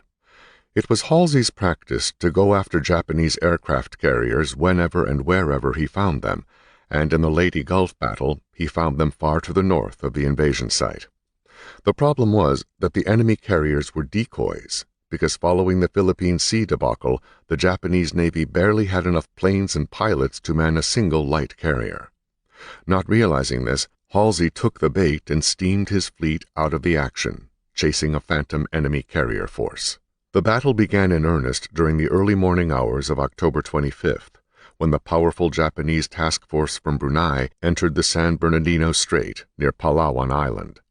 It was spotted by 2 American submarines, USS Darter and the USS Dace, which shadowed Admiral Takeo Kurita's armada of 6 battleships, 12 cruisers, and 10 destroyers before firing numerous torpedo spreads that sank 2 cruisers, including Admiral Kurita's flagship Batago, which went down so swiftly the admiral had to be fished out of the sea, and knocked still another cruiser out of the fight. Shaken, Kurita continued on through the strait, where he reached the Philippine Sea and steamed southward toward the Leyte beachhead. Because of confusion and some questionable orders by Halsey, the only thing standing in Kurita's way was Taffy 3, a grab bag of 16 small, slow, unarmored light escort carriers with several hundred older model planes and some unarmored destroyers. From a distance, however, Admiral Kurita wrongly perceived that he had encountered Halsey's fleet carriers. The Americans were just as surprised to see the large battleships and cruisers looming ahead of them, but Rear Admiral Thomas Sprague immediately ordered the escort carriers to launch all planes with whatever weapons were on hand. This Taffy 3 did, convincingly, attacking the big enemy battleships and cruisers like a swarm of pesky horseflies. In fact, another of Kurita's cruisers was sunk. Hits were made on both super battleships. When all the American torpedoes were used up, the torpedo bombers made dummy runs at the enemy, just to keep them feeling threatened.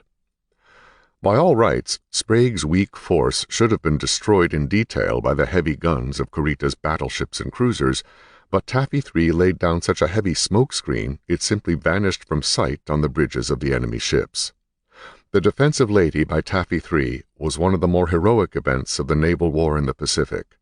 Faced with this startling development and confused by faulty communications, Kurita retreated back through the San Bernardino Strait, persuaded that he had saved his entire fleet from annihilation.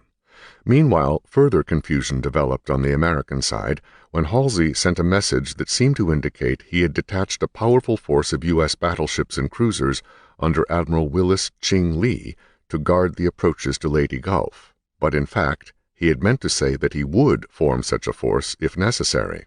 In any case, it quickly became necessary, as reports from scout planes, PT boats, and submarines signaled that several large Japanese task forces were converging on Leyte Gulf. In the south, elements of Kinkaid's 7th Fleet were engaging Japanese warships coming through the Surigao Strait, and he sent out a plain language message, "My situation is critical," and requested fast battleships and airstrikes from Halsey. Matters were made more difficult by the fact that there was no unified command in the battle. MacArthur could ask Halsey for help, but could not order him. Halsey had located, and was attempting to destroy, the Japanese force that had decoyed him north. Fortunately, however, Kinkaid's emergency message soon found its way to the desk of the Commander-in-Chief of the Pacific Theater of Operations, SINCPAC, Admiral Chester Nimitz in Honolulu, 3,000 miles away. Nimitz ordered his operations people to get in touch with Halsey and find out what had happened to Ching Lee's task force, which was supposed to be protecting the approaches to the Leyte Gulf. Halsey, in the midst of a battle of his own, took offense when it seemed that SINCPAC wanted to know where he was, and he went into one of his rages when, at the end of the message, he read the statement, "The world wants to know," referring to where he was. What Halsey at the time took for sarcasm is now believed to be padding or rapping, in which the teletype operator sending secure messages would include nonsense phrases to fool the enemy, should anyone be eavesdropping. In any case, Halsey was soon steering back south, and between him and Kinkaid, the Japanese took another beating from which they would never fully recover. The Imperial Navy's toll at the end of the Battle of Leyte Gulf was 1 fleet carrier and 2 light carriers sunk, 3 battleships, 10 cruisers, and 11 destroyers sunk, 300 Japanese planes, mostly land-based, destroyed, and 12,500 sailors killed. U.S. losses were comparatively negligible. From then on, the Allies had nearly total command of the seas, and, at least for the moment, Douglas MacArthur and his army were safe. The relief over the outcome of the Leyte Gulf fracas did not last long. The Japanese army had lots more land-based fighter planes, bombers, and fighter bombers up on Luzon, the northernmost Philippine island, and no misgivings about using them, especially against MacArthur, who, because of the poor conditions of the captured Japanese airfields on Leyte, still required all of his aviation support from the Navy. According to MacArthur, the Japanese maintained a continuous, powerful aerial offensive against the U.S. landing force never before seen in the Pacific War. To make matters worse, Leyte saw the introduction of the dangerous and fearsome kamikaze weapon, in which half-trained Japanese suicide pilots made themselves human bombs by personally crashing into the decks of American warships. To counter this, the U.S. Navy had to keep heavy air caps over the fleet, hoping to dispatch the kamikazes before they struck, which meant far less air support for MacArthur's ground operations. Heavy monsoon rains hampered the advance, and the Japanese began sending major reinforcements onto Leyte. Declaring, against his better judgment, that the decisive Battle of the Philippines will be fought on Leyte. The Japanese commander, Lieutenant General Tomoyuki Yamashita, the infamous Tiger of Malaya, boasted to reporters, "The only words I spoke to the British commander, Lieutenant General Sir Alfred Percival, during negotiations for the surrender of Singapore were, 'All I want to hear from you is yes or no. I expect to put the same question to MacArthur.'" For his part, MacArthur said General Yamashita talked too much. The Japanese were receiving their supplies and reinforcements through the port of Ormoc on the opposite or western side of the island, and they had measured out something known as the Yamashita Line, constructed of heavy logs and interlocking trenches, at which the Imperial Japanese Army intended to stop the American advance. After a month of bitter fighting, which included 3 days of a typhoon, the Allied forces had seemingly stalled. MacArthur, however, in a brilliant strategic move, joined with the Navy on December 6th to convoy a full infantry division around the southern tip of Leyte and landed on the beaches near Ormoc. Within 5 days they had seized the city and the port, slamming shut Leyte's back door, splitting the center of the Yamashita Line, and trapping the Japanese army between the two pincers. As always, the Japanese fought valiantly and viciously, and almost to the last man. On December 18th, MacArthur received word that he had been promoted to the 5-star rank of General of the Army.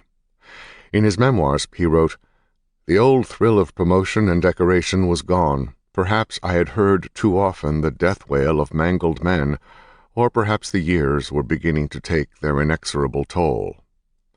Maybe so, but he was not about to let the occasion pass by without a bit of drama.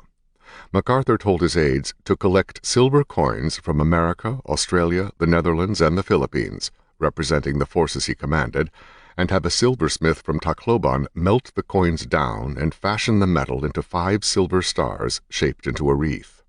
These were pinned by his aides on his collar lapels after a ceremony at General Headquarters the day after Christmas, 1944.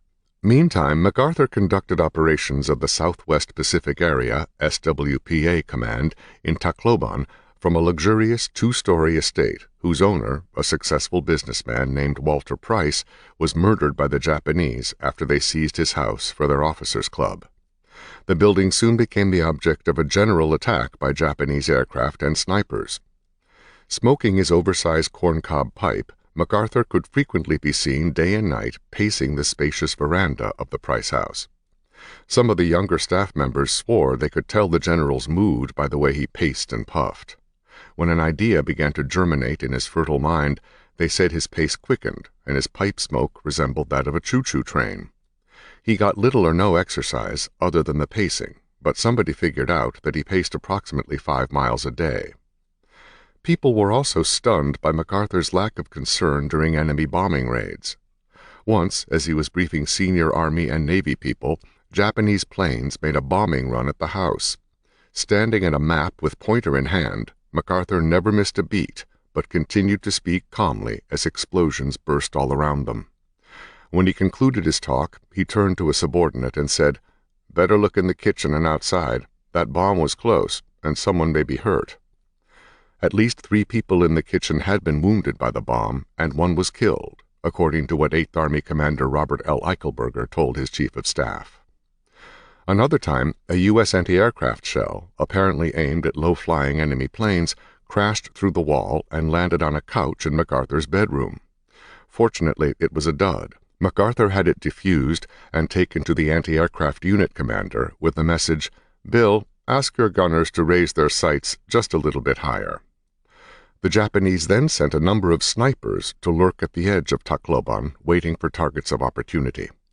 MPs and other military units killed a number of these, but it is nevertheless astonishing that MacArthur, with all of his public appearances, including the pacing on his veranda or patio, was not a victim. A month after the original landings, MacArthur was paid a visit by Turner Catledge and A.H. Sulzberger of the New York Times. Catledge wrote that MacArthur's quarters were a principal target and had been strafed repeatedly and was pockmarked inside and out with machine-gun bullet holes. "My room had a gaping hole in the wall, made the week before by a 20-millimeter shell." The two joined MacArthur on his veranda for one of the most fascinating talks with a public figure that either of us had ever experienced. wrote Catledge. As he spoke, he was variously the military expert, the political figure, the man of destiny. Sulzberger and I later agreed that we had never met a more egotistical man, nor one more aware of his egotism, and more able and determined to back it up with his deeds. Others came away with similar impressions. To a news correspondent, MacArthur began forecasting the future of the world and predicting that the lands touching the Pacific will determine the course of history for the next 10,000 years. But as usual, he wound up his conversation with a blast against that crowd in Washington, who were by now guilty of treason and sabotage for not properly supplying the war in the Pacific. It was around this time that MacArthur's relationship with his imperious Chief of Staff, Richard Sutherland, became severely strained. Sutherland, it seemed, had taken a mistress while in Australia, one Elaine Bessemer Clark, daughter of the wealthy Sir Norman Brooks, a two-time Wimbledon tennis champion, and his wife Mabel, a leading Australian socialite. Both Elaine and Sutherland were married with children, but while his marriage was somewhat nondescript, she was married to Captain Reginald Bessemer Clark, the British heir to the Bessemer steel fortune, who is presently residing in a Japanese prison, having been captured when the Australian unit he was serving with surrendered in Malaya. The damage to international relations if the affair became public did not seem to factor into Lieutenant General Sutherland's thinking, for he not only took Elaine along when MacArthur moved from Melbourne to Brisbane, he somehow managed to finagle her into the U.S. WACS, Women's Army Corps, as an Army captain with no qualifications whatsoever. By most accounts, she was an unpleasant, domineering person, much like Sutherland himself, whom, speculates MacArthur biographer Geoffrey Parrott, Sutherland fell for because, like other bullies who are cowards at heart, he fell in love with her because she dominated him. A story about Elaine and Sutherland is told by MacArthur's B-17 pilot, Major Henry C. Godman, who some months earlier obtained a Jeep for himself that he proudly upholstered in red leather. Elaine coveted the vehicle, and one day, when Godman was off flying, she called the motor pool and commandeered it for herself. When Godman returned and found the Jeep missing, he discovered the cause and, using his spare keys, quietly liberated it from Captain Bessemer Clark. Within 2 days, the astonished Godman was standing before Sutherland, who told him, "You have been transferred from MacArthur's headquarters. I'm sending you back to combat." Having already flown the required quota of 30 missions, Godman protested, but to no avail. It remains an amazing and revolting example of people who have such little regard for their fellow man that they would put someone's life in jeopardy over a Jeep. In any event, the affair between the WAC captain, with her husband a Japanese prisoner, and the Chief of Staff of the Supreme Commander of the Southwest Pacific area first came to MacArthur's attention when he discovered Sutherland had moved Elaine to Hollandia, New Guinea, and MacArthur ordered him to send her home. Imagine MacArthur's astonishment then, and surprise, when he learned that Sutherland had not only defied his order, he had even moved her to Leyte and installed her in a house that he had ordered built by the Corps of Engineers right down the road. An enraged MacArthur stormed into Sutherland's office and began to curse and berate him, using every profanity acquired in a lifetime of military service. He reminded Sutherland in between oaths that he had given him a direct, written order to get rid of the woman and threatened him with arrest. MacArthur's browbeating went on for 15 minutes without cessation and was so disconcerting that the military sentry at the door was said to have put his fingers in his ears. "That woman will be flown out of Tacloban immediately, and if she is not out of here within 24 hours, I will court-martial you for disobedience of a direct order," shouted MacArthur. This time the dour Chief of Staff seemed to get the message, for, as a staff officer recalled, the speed with which Sutherland had Elaine shipped out of Leyte reminded him of the stunt in the Barnum and Bailey circus of the man shot from the mouth of a cannon. After this incident, it was said that things were never the same between MacArthur and his Chief of Staff. Why he didn't fire Sutherland is puzzling, but MacArthur did apparently begin to rely on, as a confidant, his intelligence chief, Lieutenant Colonel Courtney Whitney. MacArthur had known Whitney as a Manila lawyer before the war, and in time it was said that Whitney became MacArthur's alter ego. Within 2 weeks after the landing at Ormoc, The American army had killed about 50,000 of the estimated 60,000 to 75,000 man Japanese army and took only 386 prisoners. General Eichelberger stated that his Eighth Army, charged with mopping up, killed 27,000 more Japanese. The rest are presumed to have escaped north through the jungle or starved there. Another 20,000 to 40,000 Japanese soldiers and sailors were thought to have perished in replacement convoys from Japan that were sunk by U.S. Navy planes and submarines. MacArthur was particularly proud that there were no survivors from the Japanese 16th Division, which had implemented the cruel and disgraceful Death March on Bataan. American casualties since the landing at Ormoc were 15,500, with 3,508 killed. MacArthur also assumed civil duties regarding governance of the Philippines, which was then being run by a Japanese-backed puppet regime in Manila. This put him at odds with the difficult and powerful U.S. Secretary of the Interior, Harold Ickes. Before the invasion of Leyte, Ickes wrote MacArthur that it was his intention to take charge of the Philippine government once the country was liberated, a notion MacArthur found unacceptable. He seemed to think of the islands as another one of his national parks. MacArthur wrote afterward, "It was his claim that the archipelago, the Philippines had been a U.S.-affiliated commonwealth before the Japanese took over, was a possession of the United States." After MacArthur made his escape from Corregidor in 1942, and it was clear the country would fall to the Japanese, Philippine President Manuel Quezon, Vice President Sergio Osmeña, and other officials made their way to Washington, D.C. to form a government in exile. Upon Quezon's death in 1944, Osmeña became president. MacArthur had him brought back for the invasion with the intention of formally installing him in office once a beachhead was secured. Ickes violently objected to this plan, assuming that because many Filipinos had cooperated with the Japanese, they were a traitorous race, undeserving of self-government. Harold Ickes was an avid New Dealer and hatchet man for President Roosevelt. Whenever the press wanted a stinging, acerbic comment about a policy or a person that the White House would find awkward to make, they would seek out Ickes. It was evident, MacArthur said, that Ickes intended to shoot or hang any Filipino who had anything to do with the puppet government, no matter what reasons they had for cooperating. Because of his service in the islands before the war, MacArthur was familiar with most of the officials who later cooperated with Japan. Many in high administrative positions, MacArthur said, collaborated in order to alleviate the ordeal and suffering imposed on the people by the Japanese. When the war began, the Roosevelt administration had urged MacArthur to assume control of the Philippine government, but he'd resisted that idea on grounds that the Filipinos were capable of governing themselves. Secretary of War Henry Stimson agreed with MacArthur's plan, which was to restore civil government to each Philippine province as soon as the Japanese were pushed out. As to alleged collaborators or disloyalists, MacArthur promised that they would be brought to a fair trial under terms of the Philippine Constitution. MacArthur's next big goal was the island of Luzon and the nation's capital, Manila.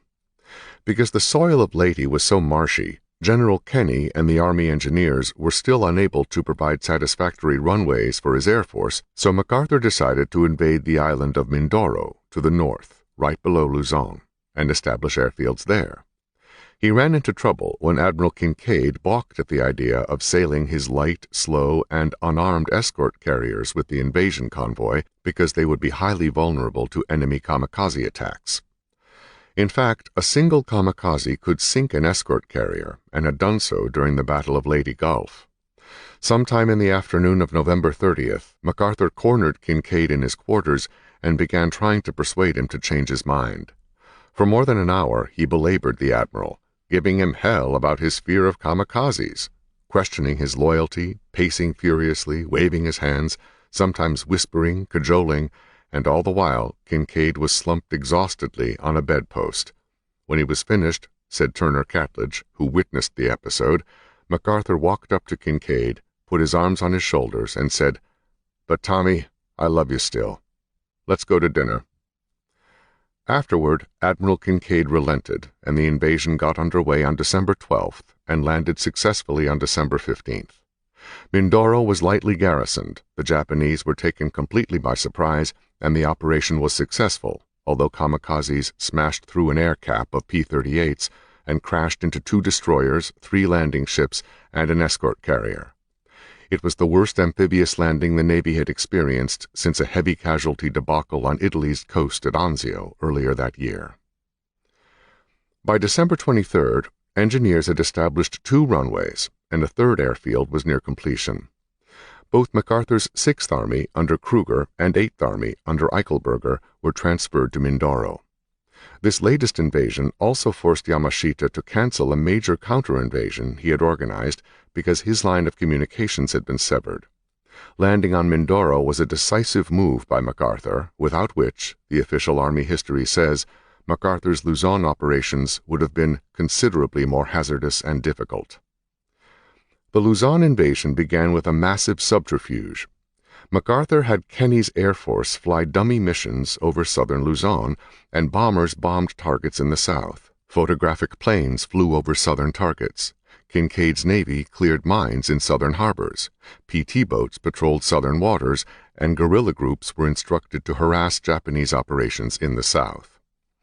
At sunrise on January 9, 1945, nearly 1,000 ships lay just offshore in the Lingayen Gulf, a bight in the South China Sea on the northwest coast of Luzon, and the American 6th Army began landing on the beaches.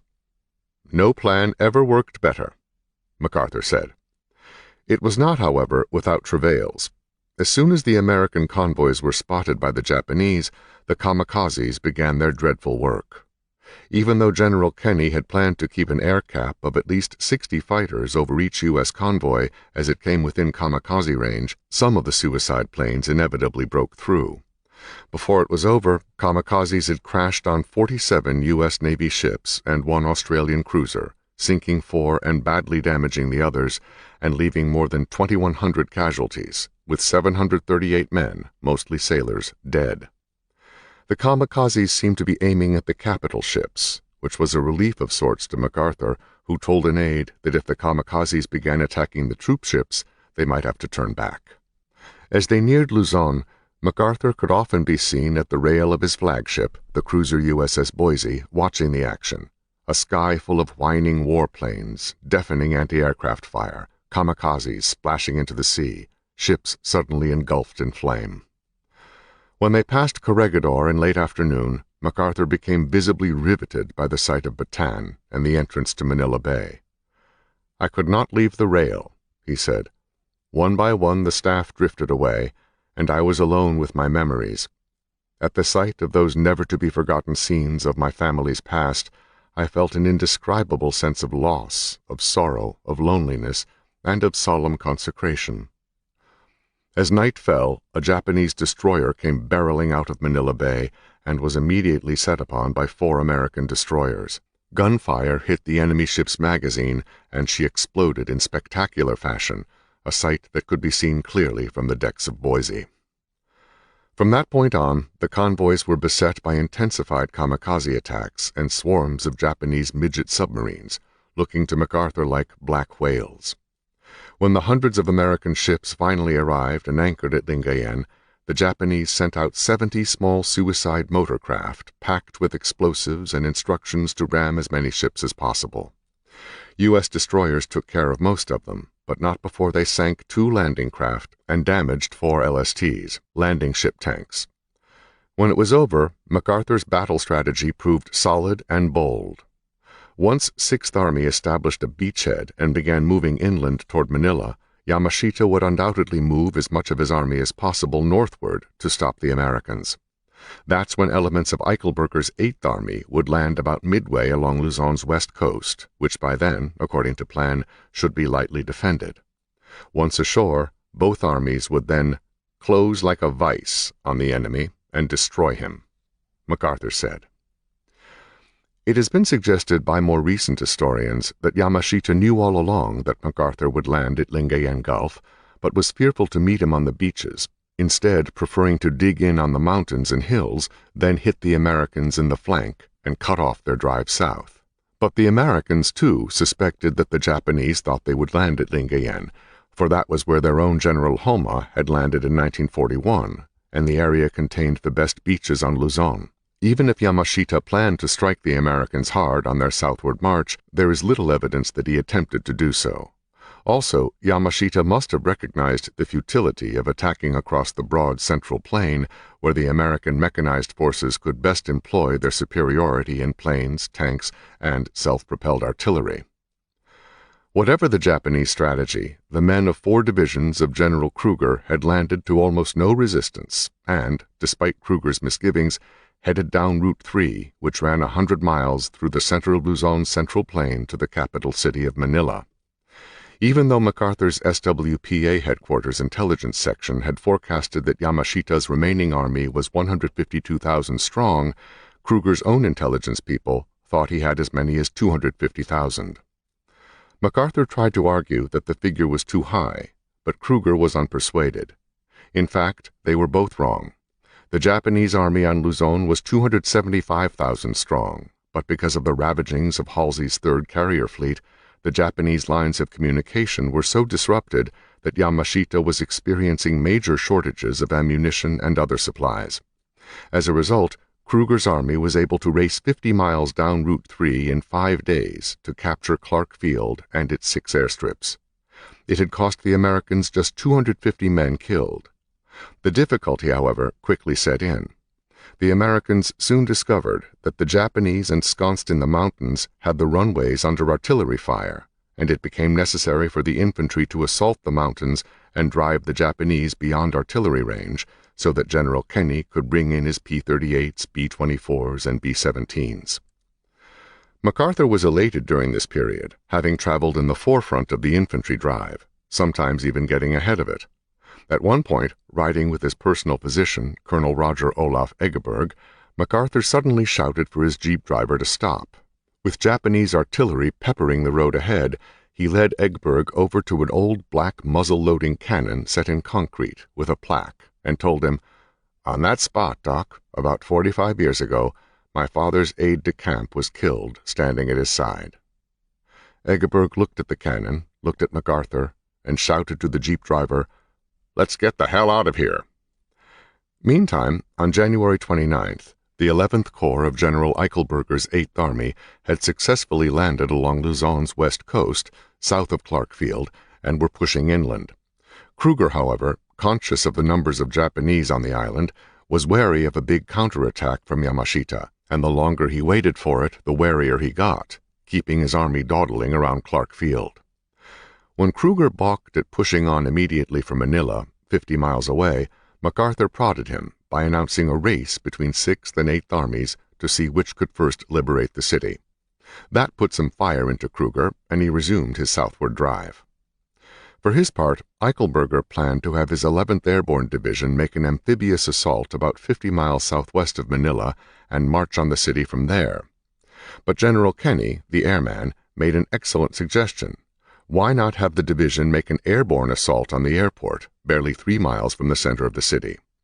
It would save all that marching and fighting, and, most important, time. The Air Force chief promised to secure for the 11th Division all the air transport and close air support it needed. Kenny's was a bold idea, but Eichelberger lacked vision. He feared the risks were too great, that his men might parachute into a horde of Japanese tanks, or that the Japanese might have put obstacles on the drop zones, and so forth. Meantime, MacArthur, unaware of the discussion between Kenny and Eichelberger, had decided that his idea of turning the liberation of Manila into a contest between commanders worked so well that he tried it again with Kruger, who was expecting the crack 1st Cavalry Division to land at Lingayen on January 27th. Why not make it a race between the 37th Division, which was already at Clark Field, and the Cav that was just now hitting the beaches? To supervise progress and be close to the action, MacArthur moved his headquarters farther south to a sugar plantation hacienda near Tarlac.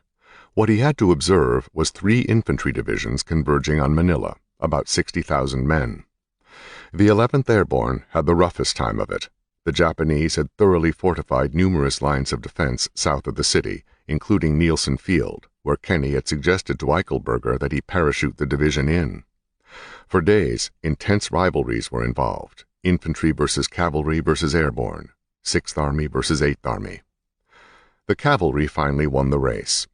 On February 2nd, the 1st Cav organized 2 flying columns and tore down Route 5, capturing bridges before the Japanese had a chance to dynamite them.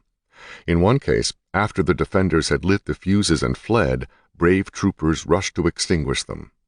At another point, they encountered a convoy of Japanese coming from the direction of Manila and machine-gunned the startled enemy soldiers as the 2 columns advanced. By February 3rd, the lead column was in the northern Manila suburbs and, before dark, inside the city limits. Their first stop was Santo Tomas University, which almost 3 years earlier had been turned into a prison camp for nearly 4,000 American and other Allied civilians. The guards at the gate put up a fight, but were quickly overcome, and the 1st Cav freed the miserable prisoners, who were pitifully ragged and emaciated. Next, they liberated Malacañang Palace, near the center of the city. By February 5th, the rest of 1st Cav was encamped at Grace Park, just north of the city. On February 4th, the 37th Division, having overcome numerous obstacles, managed to liberate Old Bilibid Prison, containing a mixture of 1,300 American military and civilian prisoners. The Japanese guards fled, leaving the victors to assume that enemy resistance would be light. Around the same time, the 11th Airborne Division, just south of the airport, encountered the redoubtable Genko Line, fortified with mortars and machine guns and artillery, some of it from the heavy guns of ships sunk or damaged in the harbor. Although the fighting there was ferocious, MacArthur's headquarters on February 6th foolishly sent out a bulletin proclaiming, "Our forces are rapidly clearing the enemy from Manila. Our converging columns entered the city and surrounded the Jap defenders." This elicited congratulatory telegrams from Roosevelt, Stimson, Churchill et al. Moreover, they began planning a big World War I Champs-Élysées-type victory parade through the broad avenues of the city, led by MacArthur in an army-drab Cadillac convertible. What nobody knew, including Yamashita, who had pulled his army troops out of Manila after declaring it an open city, meaning that it was to be spared fighting over, was that still lurking within Manila's limits were 20,000 Japanese Marines under Admiral Sanji Iwabuchi, a bloodthirsty fanatic who had no intention of surrendering or retreating. Before he would let the Americans conquer the city, he determined to reduce it to ashes and its million-plus inhabitants to crowbait. When the Japanese began destroying the port facilities, a fire spread quickly to shacks in the poorer section of Manila and turned into an enormous conflagration that burned for several days, laying tens of thousands of homes to utter ruin. On February 7th, MacArthur finally entered the city and visited the now free inmates of Old Bilibid Prison, who dragged themselves to some semblance of attention beside their cots. As MacArthur passed slowly down the scrawny, suffering column, a murmur accompanied me as each man, barely speaking above a whisper, said, "You're back," or "You made it," or "God bless you." I could only reply, "I'm a little late." I passed on out of the barracks compound and looked around at the debris that was no longer important to those inside, the tin cans they had eaten from, the dirty old bottles they had drunk from. It made me ill just to look at them. It was around this time that word got back from Filipino guerrillas that a large compound of U.S. prisoners were in desperate straits near the town of Cabanatuan. For 3 years following the death march, these men had been starved and abused by the Japanese and were dying at an alarming rate. Worse, word had come that the Japanese had begun executing American prisoners if it appeared they would be repatriated. A pilot who had been a prisoner at the camp on Palawa Island but managed to escape told the horrifying tale of what his Japanese captors did when they saw a U.S. convoy in the area. It was actually headed to Mindoro. They herded all 160 prisoners into a covered air raid trench and poured gasoline over them. Then they set them afire and machine-gunned those who tried to escape. Somehow 9 of them did. It was a chilling forewarning of what was to come for the remaining American prisoners as the U.S. Army seized territory from the Japanese. With a sense of great urgency, a group of Rangers from Kruger's 6th Army developed a daring plan to lead an expedition 30 miles behind Japanese lines and rescue the prisoners. The force consisted of 80 Filipino guerrillas, 14 Philippine scouts, and 120 U.S. Army Rangers, led by Lieutenant Colonel Henry Musey, who made a harrowing nighttime march around large Japanese concentrations to fall on the Japanese garrison of the camp. armed with Thompson submachine guns, a bazooka team, and a new P-61 Black Widow from the 547th Night Fighter Squadron, the rescuers arrived in the vicinity of the camp after dark on January 30th. The fighter plane pretended to be crippled and on the verge of crashing in order to distract the Japanese guards, while the rescue force sneaked up to the main gate and a sergeant shot the padlock off with his .45. Then all hell broke loose. During the ensuing firefight, which lasted half an hour, an estimated 500 to 1,000 Japanese were killed, with very few U.S. casualties. When a head count was made, 522 emaciated prisoners had been freed, out of an estimated 10,000, the rest having perished or been shipped to slave labor camps in Japan or Manchuria, an activity the Japanese began in 1944 in contemplation of being defeated in the southern islands. The POWs in Cabanatuan, however, were in such wretched condition that some died on their way to freedom, and more than 100 ox carts had to be commandeered to get them to safety, though with the slow speed of 2 miles an hour by the Philippine carabao, or ox, the team remained in constant fear of being attacked or overtaken by the furious Japanese. The success of the raid was celebrated in the United States and raised a terrific storm of indignation and disgust when survivors told their stories of the brutality they had suffered, starved, beaten, shot for little or no reason. The furor added to the public's opinion that the Japanese needed to be fully conquered, in their homeland if necessary, and punished for their behavior.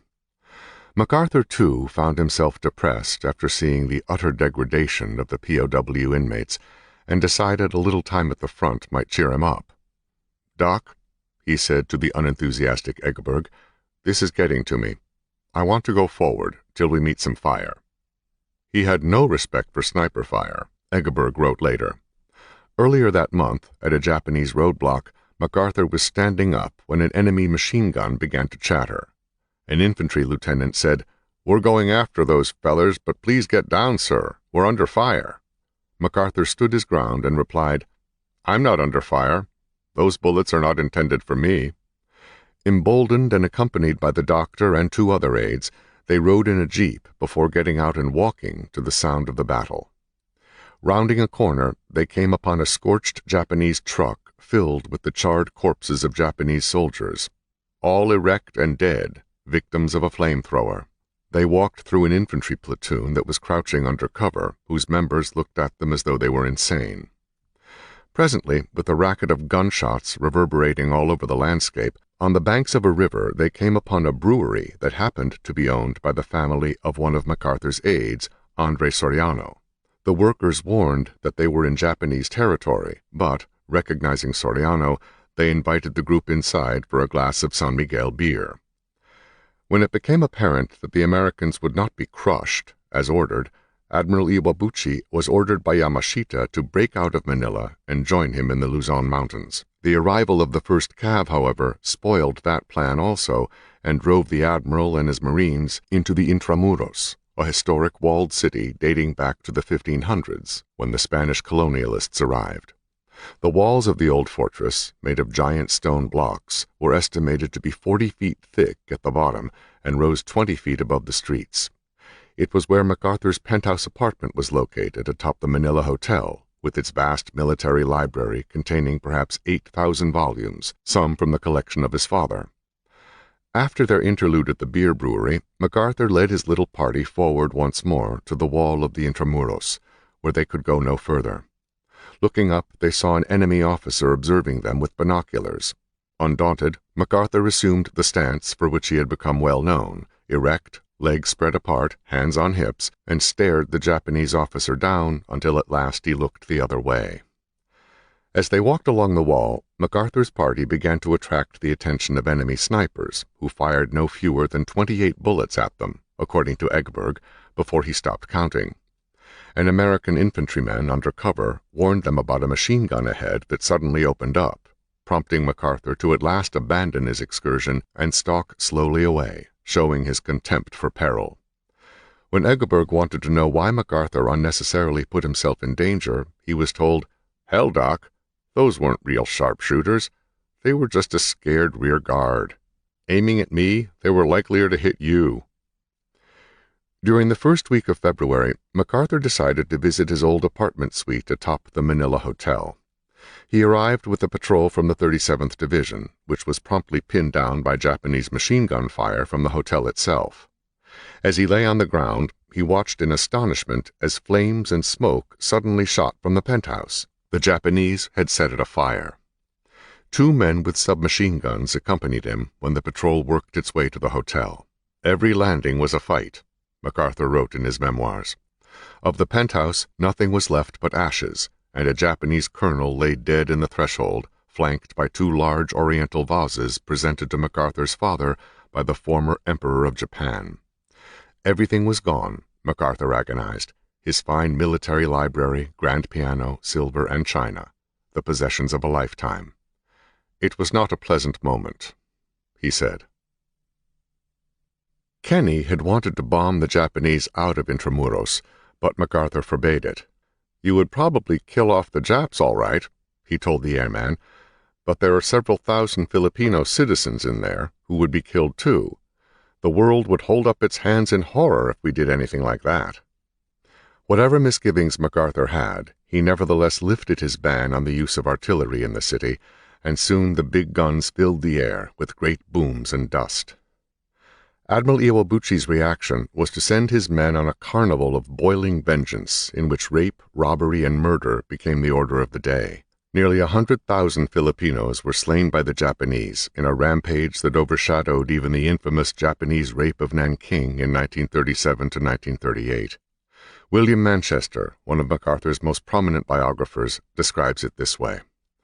Hospitals were set afire after their patients were strapped to their beds. The corpses of males were mutilated, females of all ages were raped before they were slain, and babies' eyeballs were gouged out and smeared on walls like jelly. The Japanese went on a riot of arson in which a majority of Manila's residential housing, buildings, utilities, and factories were destroyed. The enemy had to be rooted out house to house and room by room, as once more the Japanese preferred to die to a man for their emperor. The Americans accommodated them, but at a terrific cost to themselves and the city proper. The artillery MacArthur had permitted didn't do as much damage as the Japanese campaign of arson, but it did its share. In the end, which did not come until March 3rd, Manila was officially declared a secured city. 16,665 Japanese Marines and soldiers, including Admiral Iwabuchi, who committed suicide, were counted dead, as well as 1,010 U.S. soldiers killed in action, with 5,565 others wounded. Because most of the war correspondents assigned to SWPA were on MacArthur's payroll, so to speak, little news leaked out of the savage Battle of Manila, and after the previous official announcement that Luzon had been taken, MacArthur received little or no second-time congratulatory telegrams. By the end of February, it had become apparent that Japanese resistance was coming to an end. Meanwhile, U.S. Secretary of the Interior Harold Ickes had been waging a furious war with the White House to overturn MacArthur's scheme to return the Philippines to self-governance and keep the island as a Pacific possession, with Ickes himself as a kind of czar or dictator. In the end, Roosevelt sided with MacArthur. Perhaps it was MacArthur's argument that Ickes' personality was such as to ensure friction, and that he had no experience in the Orient, never even made a visit, that turned the table MacArthur's way. For his part, Ickes from that time on considered MacArthur an archenemy, and rarely lost the opportunity to impugn him. Nevertheless, when the U.S. invasion force had secured its beachhead, MacArthur decided to perform his long-awaited civic duty to restore the presidency of the Philippines under the old Commonwealth Constitution. Thus, in the early spring of 1945, MacArthur delivered a lengthy address to a gathering of Filipino civilians and his top army brass at the old Malacañang Palace, which had miraculously escaped destruction. "More than 3 years have elapsed," he told them, "years of bitterness, struggle, and sacrifice." It was pure MacArthur.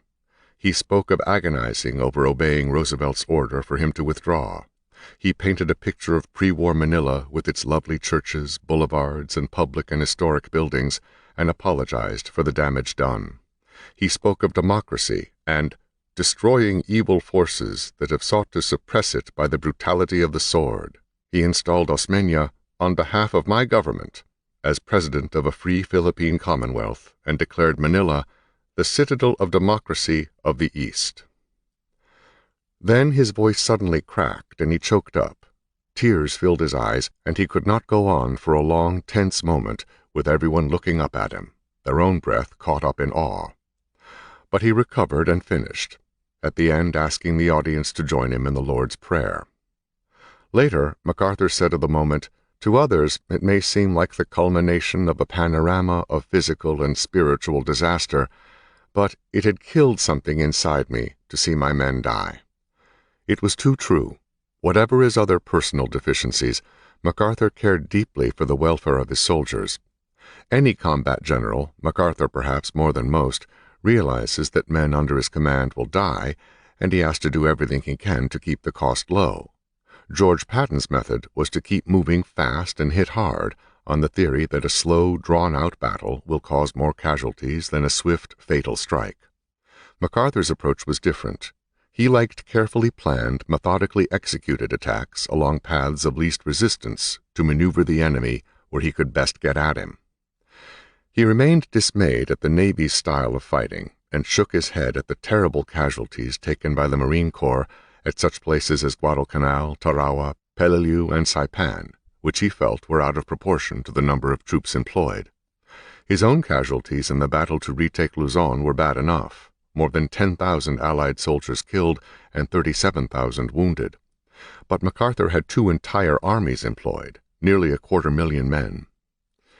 Within 2 weeks, another alarming fact arrived, adding to concerns over American men dying in increasing numbers as the Allies neared Japan: the casualty figures for the Battle of Iwo Jima, a tiny island between the Philippines and the southern Japanese mainland. Nearly 7,000 U.S. Marines had been killed out of a total of 70,000 Marines employed, a nearly 1 man out of 10 ratio. But that number also meant it was time to close in on the Japanese home islands, and someone had to command the effort.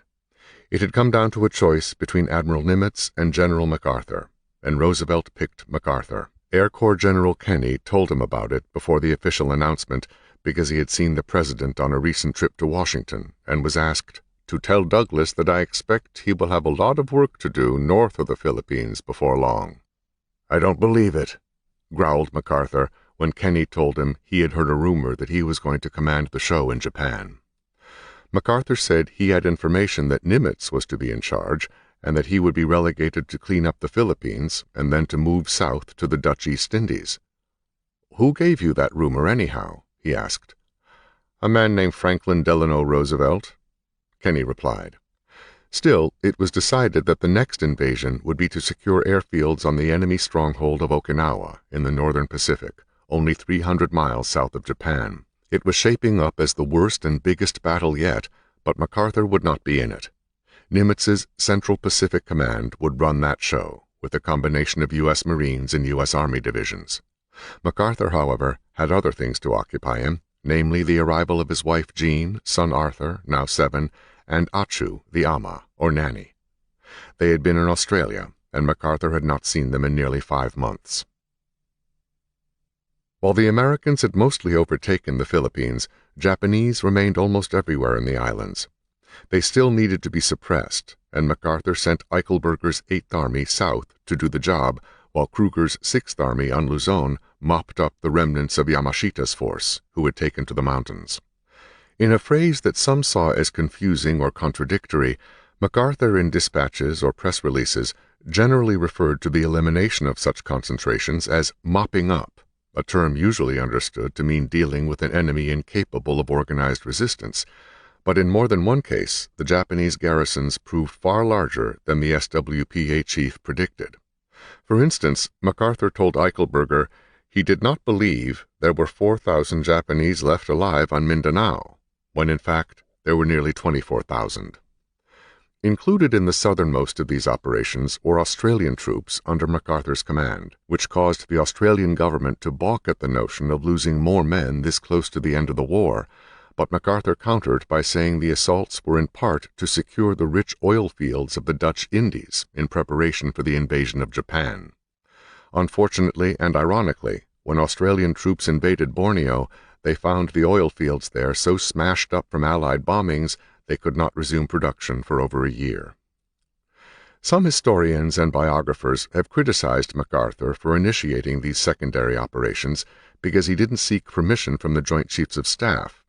But MacArthur evidently did not think he needed permission for what he considered housekeeping. The Japanese were oppressing the people throughout the archipelago and elsewhere, and in his view, the sooner they were disposed of, the better. MacArthur was a sensitive and caring figure when it came to the civilian populations, especially in the Philippines, and he looked on the Filipinos in an almost fatherly way. Also, MacArthur had secured from Washington a massive $100 million in relief funds to rebuild Manila, much of which had been destroyed between the pyromaniacal urges of the Japanese and the U.S. artillery bombardments during the final battle. His wife Jean was a constant presence during the relief and reconstruction effort, which seemed to subdue some of MacArthur's critics, who had been complaining that no other officer kept his wife and family in the theater of war. They lived during this period in a fine mansion that had survived the fighting. Casablanca was the home of a Mrs. Bachrach, whose husband, the country's wealthiest car dealer, had been killed by the Japanese. It was swank, with a swimming pool, sauna, and lovely gardens. MacArthur had euchred his friend General Kenny out of the home after Kenny, who originally found the house and put in a request for it as his personal quarters, told MacArthur how great it was, and, foolishly, where it was. MacArthur had been unhappy with the quarters he'd been provided prior to Jean and little Arthur's arrival. It had been a house on the Pasig River that was dank, and the river a sewer in which more than the occasional dead body floated past. The morning after filing his paperwork for the estate, Kenny went looking for MacArthur, but he couldn't find him. Later that day, the Supreme Commander of SWPA informed the astonished Kenny, "George, I did a kind of dirty trick on you. I stole your house." Kenny eventually one-upped his boss when he found an even swankier home in the neighborhood. Mrs. Bachrach, it seemed, had a sister who was equally rich and who had ordered her builder to construct something better than her sister's house. After moving in, MacArthur used whatever spare time he had doting on little Arthur, instructing him to march in close-order drill, reading to him from Grimm's fairy tales and other children's books. Since all the schools in Manila had been destroyed in the fighting, they hired an English tutor for the youngster, who stayed with the MacArthurs throughout the war. In the meanwhile, MacArthur and his staff were busy planning for the invasion of Japan.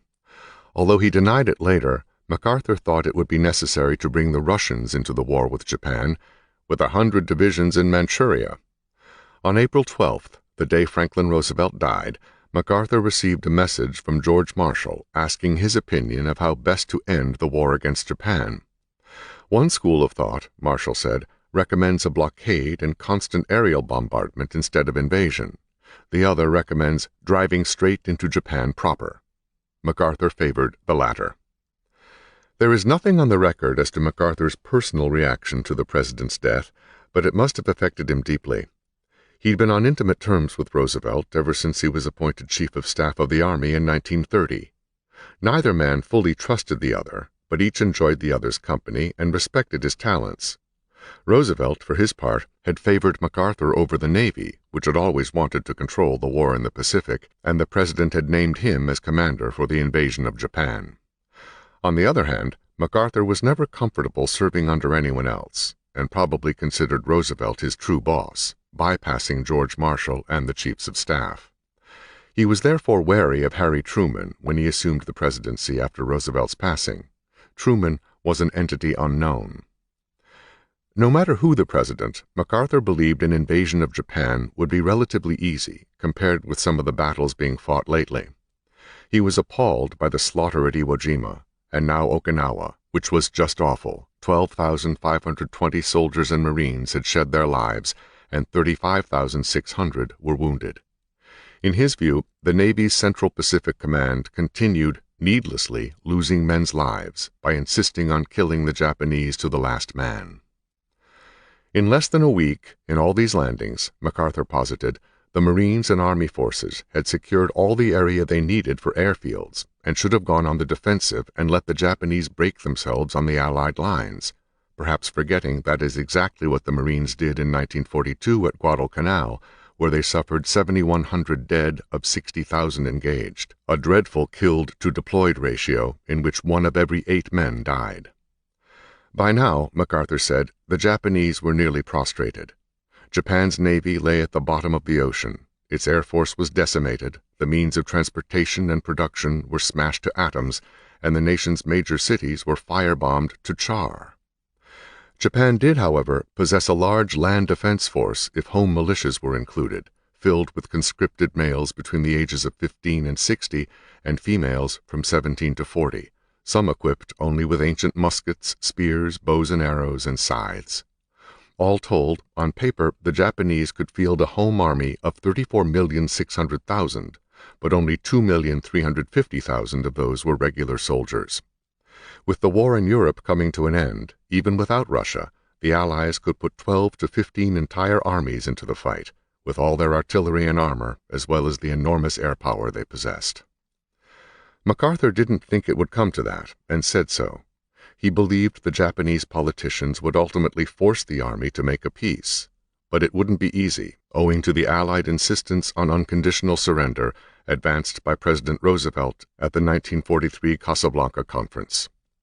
However, by this time, Japanese diplomats were known to be making entreaties to the Soviet Union, which remained officially neutral in the contest, to broker a negotiated peace in which the emperor would continue to rule. The powers in the War Department did not subscribe to this scenario and were making every effort to assemble a powerful force to invade the Japanese mainland and crush the empire for good.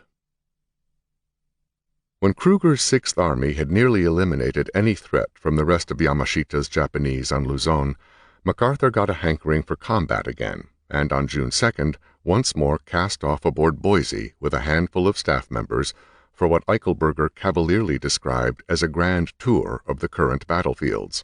The big cruiser stopped at all of the large islands of the central and southern Philippines, where, to the dismay of his staff, especially his personal physician, Colonel Eggberg, MacArthur again insisted on going ashore, into and often beyond the front lines. Like George Patton, MacArthur seemed drawn to danger that fueled some militant compulsion in his psyche, perhaps needing to prove over and again that he was bulletproof. Patton himself, in his letters to Beatrice, had compared this sort of syndrome with steeplechasing, in which the expression riding at breakneck speed is no mere coin of phrase. In jumping fences and hedges, as in battle, death was always the outrider. June 10th found the cruiser Boise lying off Borneo's Brunei Bay, so that MacArthur could watch Australian troops hit the beaches to retake Brunei City. On the following day, he went ashore and waded through a mile of swamp to waiting jeeps that were to take his entourage to the battlefront. This brass hat party, as Kenny characterized it, drove inland to the accompaniment of an occasional sniper's shot and a burst of machine gun fire. MacArthur was enjoying himself hugely when a firefight broke out just ahead between an Australian tank and enemy snipers hidden in trees. The tank won, and MacArthur and party left the jeeps and walked forward to inspect the scene. 2 dead Japanese lay in a ditch. MacArthur remarked that they were probably part of a suicide outfit left to resist to the last. Intensely wary, Kenny and the others were nodding nonchalantly as possible, when suddenly a photographer standing right next to MacArthur collapsed to the ground with a sniper's bullet in his shoulder. MacArthur nevertheless wanted to move even farther forward, which was enough for Kenny, one of the few people, if not the only person, in SWPA who would stand up to the chief. He told MacArthur it was important to get back to the Boise in time for dinner, that as guests of the Navy to do otherwise would be discourteous, and that the captain had promised to serve chocolate ice cream, MacArthur's favorite, for dessert. This caused MacArthur to smile. He said, "All right, George, we'll go back. I wouldn't have you miss that chocolate ice cream for anything." There is ample evidence that MacArthur favored giving the Soviet Union concessions in the Far East for revoking their treaty and declaring war on Japan, but when he learned of the extent of the compromises agreed to by President Roosevelt at the Yalta Conference, he professed to be shocked. Neither MacArthur nor other top military commanders were informed of the Manhattan Project, the ultra-top secret undertaking to build an atomic bomb. They were told of the existence of the bomb only a few days before the first one was dropped on the Japanese city of Hiroshima. 10 days earlier, at a top-level conference at Potsdam, Germany, the Allies had issued an ultimatum for Japan to either surrender or become, as it did in MacArthur's words, the victim of the most destructive and revolutionary weapon in the long history of warfare. 2 days after the first bomb was dropped, the Soviet Union declared war on Japan, and the day after that, a second U.S. atomic bomb destroyed the Japanese city of Nagasaki. That was enough for the Japanese government, which, despite violent internal opposition, agreed to the terms of surrender offered by the Allies. The Truman administration picked MacArthur to preside over the formal surrender ceremonies, which were set for early September 1945. MacArthur's staff was unutterably opposed to his plan of flying into Atsugi Air Base near Yokohama, which was home to a large renegade band of kamikaze pilots who only days before had revolted against the surrender, stormed the palace grounds, and murdered the commanding general of the Emperor's Imperial Guard, among others. With this in mind, the Japanese military had entered the airbase and removed the propellers from all of the aircraft. Nevertheless, on August 30th, MacArthur landed at Atsugi in his C-54 Bataan in the shadow of what his military secretary recorded as Japan's greatest opportunity for a final and climactic act. Taking note of the many anti-aircraft batteries surrounding the airfield and Japan's flagrant disregard for the usual laws of war, Brigadier General Courtney Whitney was genuinely surprised when they were not blown out of the sky, and only after they were safely on the ground did he concede that MacArthur had been right not to worry about treachery. He knew the basic Japanese character too well to have thus gambled blindly with death. Smoking his corncob pipe, MacArthur left the plane and met General Eichelberger, who had arrived a day earlier. "Well, Bob," he said, "from Melbourne to Tokyo is a long way, but this seems to be the end of the road." They were soon met by what Whitney called a string of the most decrepit vehicles I have ever seen. It was, however, the best means of transportation the Japanese could assemble for their ride to Yokohama's new Grand Hotel, which would be the Allied headquarters for the time being.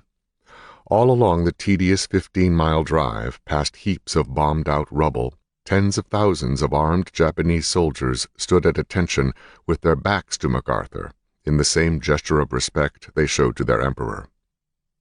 That evening, MacArthur was just sitting down to dinner when word came that General Wainwright was in the hotel lobby. Rising immediately, MacArthur strode toward the door when suddenly there was Skinny Wainwright, whom MacArthur had left in command at Bataan in 1942 and who had suffered horribly for 3 years in a Japanese prisoner of war camp. He was shriveled and walked with the aid of a cane. He made an effort to smile, MacArthur said, moved to tears. His hair was snow-white, and his skin looked like old shoe leather. When MacArthur embraced his old friend, Wainwright began to choke up. "He'd imagined himself in disgrace for having surrendered Corregidor," said MacArthur, and he believed that he would never hold active command again. "Why, Jim," MacArthur told him, shocked, "your old corps is yours whenever you want it." The emotion that shone on Wainwright's face at that moment haunted MacArthur until the day he died. MacArthur was sent a formal surrender document approved by the highest authorities in Washington, but he was on his own as to what to say. To whom to say it, however, was a different matter. Virtually a who's who of the entire Pacific War would be on hand to witness the momentous event, which was held aboard the battleship Missouri on September 2, 1945. Besides MacArthur's gang, there were bigwigs from every nation at war with Japan, plus Nimitz and Halsey from the Navy, Hap Arnold and Jimmy Doolittle from the Air Force, and George Marshall and the other chiefs of the services, while nearly every foot of deck space was occupied, even the turrets and long barrels of the 16-inch guns, by jubilant sailors from the fleet. The Japanese delegation was a woebegone lot. For a nation that made idolization of pride a matter of personal honor, these high-ranking militarists and diplomats suffered the uttermost humiliation imaginable.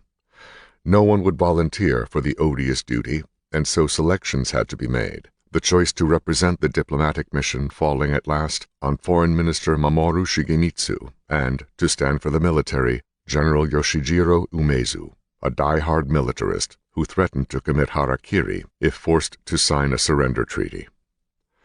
These two men were accompanied by a dozen or so aides, the diplomats dressed somewhat formally in morning clothes with white gloves and incongruous-looking top hats, and appeared before the thronged deck of Missouri, looking as embarrassed as if they had on no clothes at all.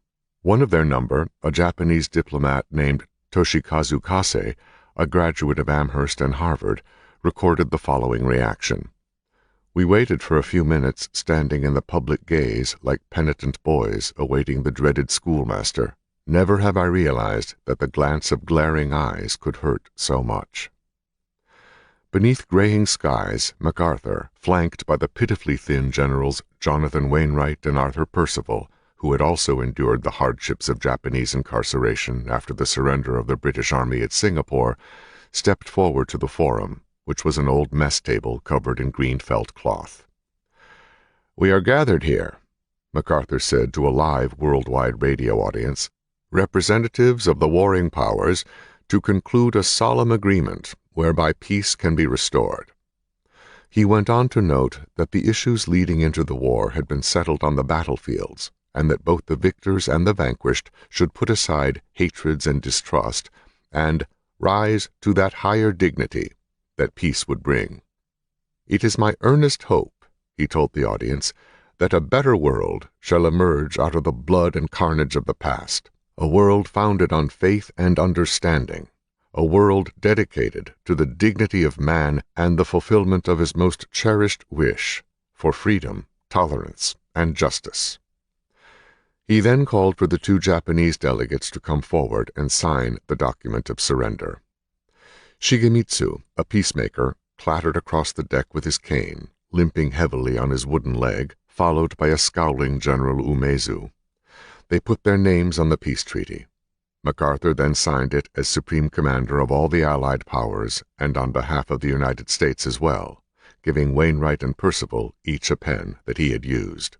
General Yamashita had held out to the last in the Luzon Mountains and surrendered his diminished army to American forces after the Emperor's broadcast on August 15th.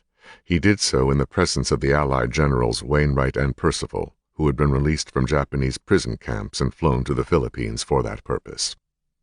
Then representatives of other warring nations were invited to sign, and MacArthur stepped to the microphone.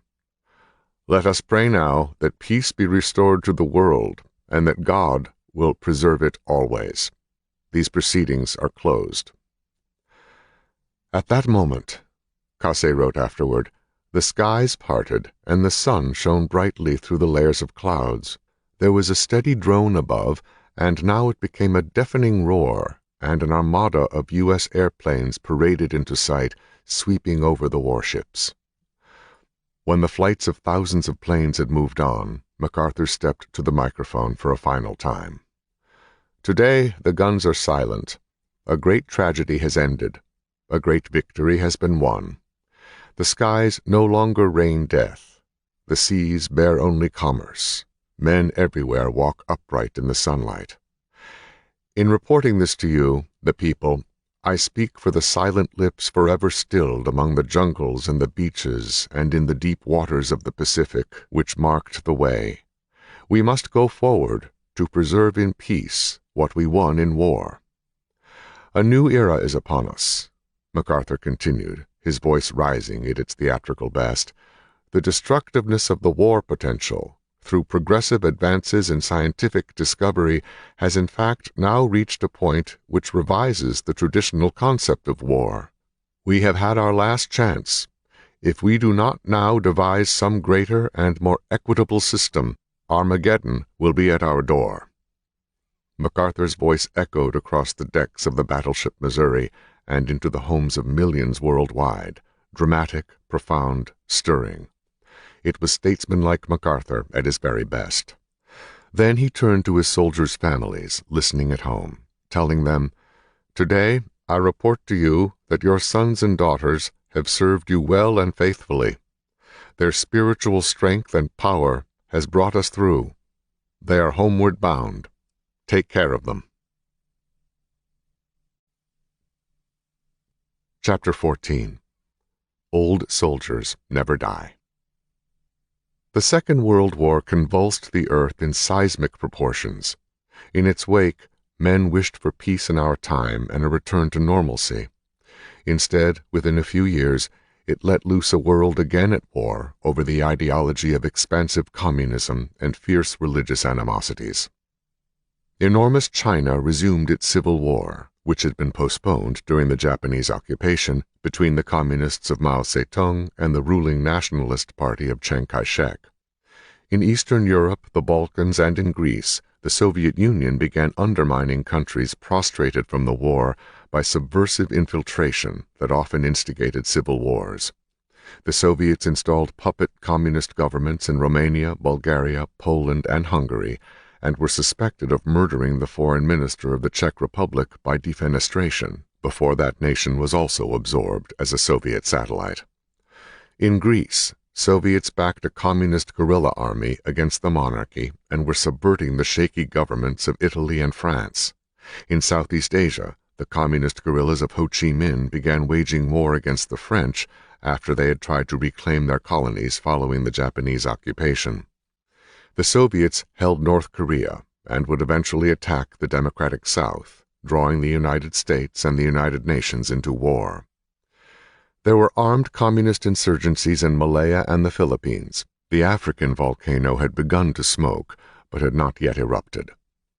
The British, French, and Dutch, who were bankrupted by the war, were forced to give up their great colonial empires, adding further unrest and strife. In India, Muslims battled Hindus.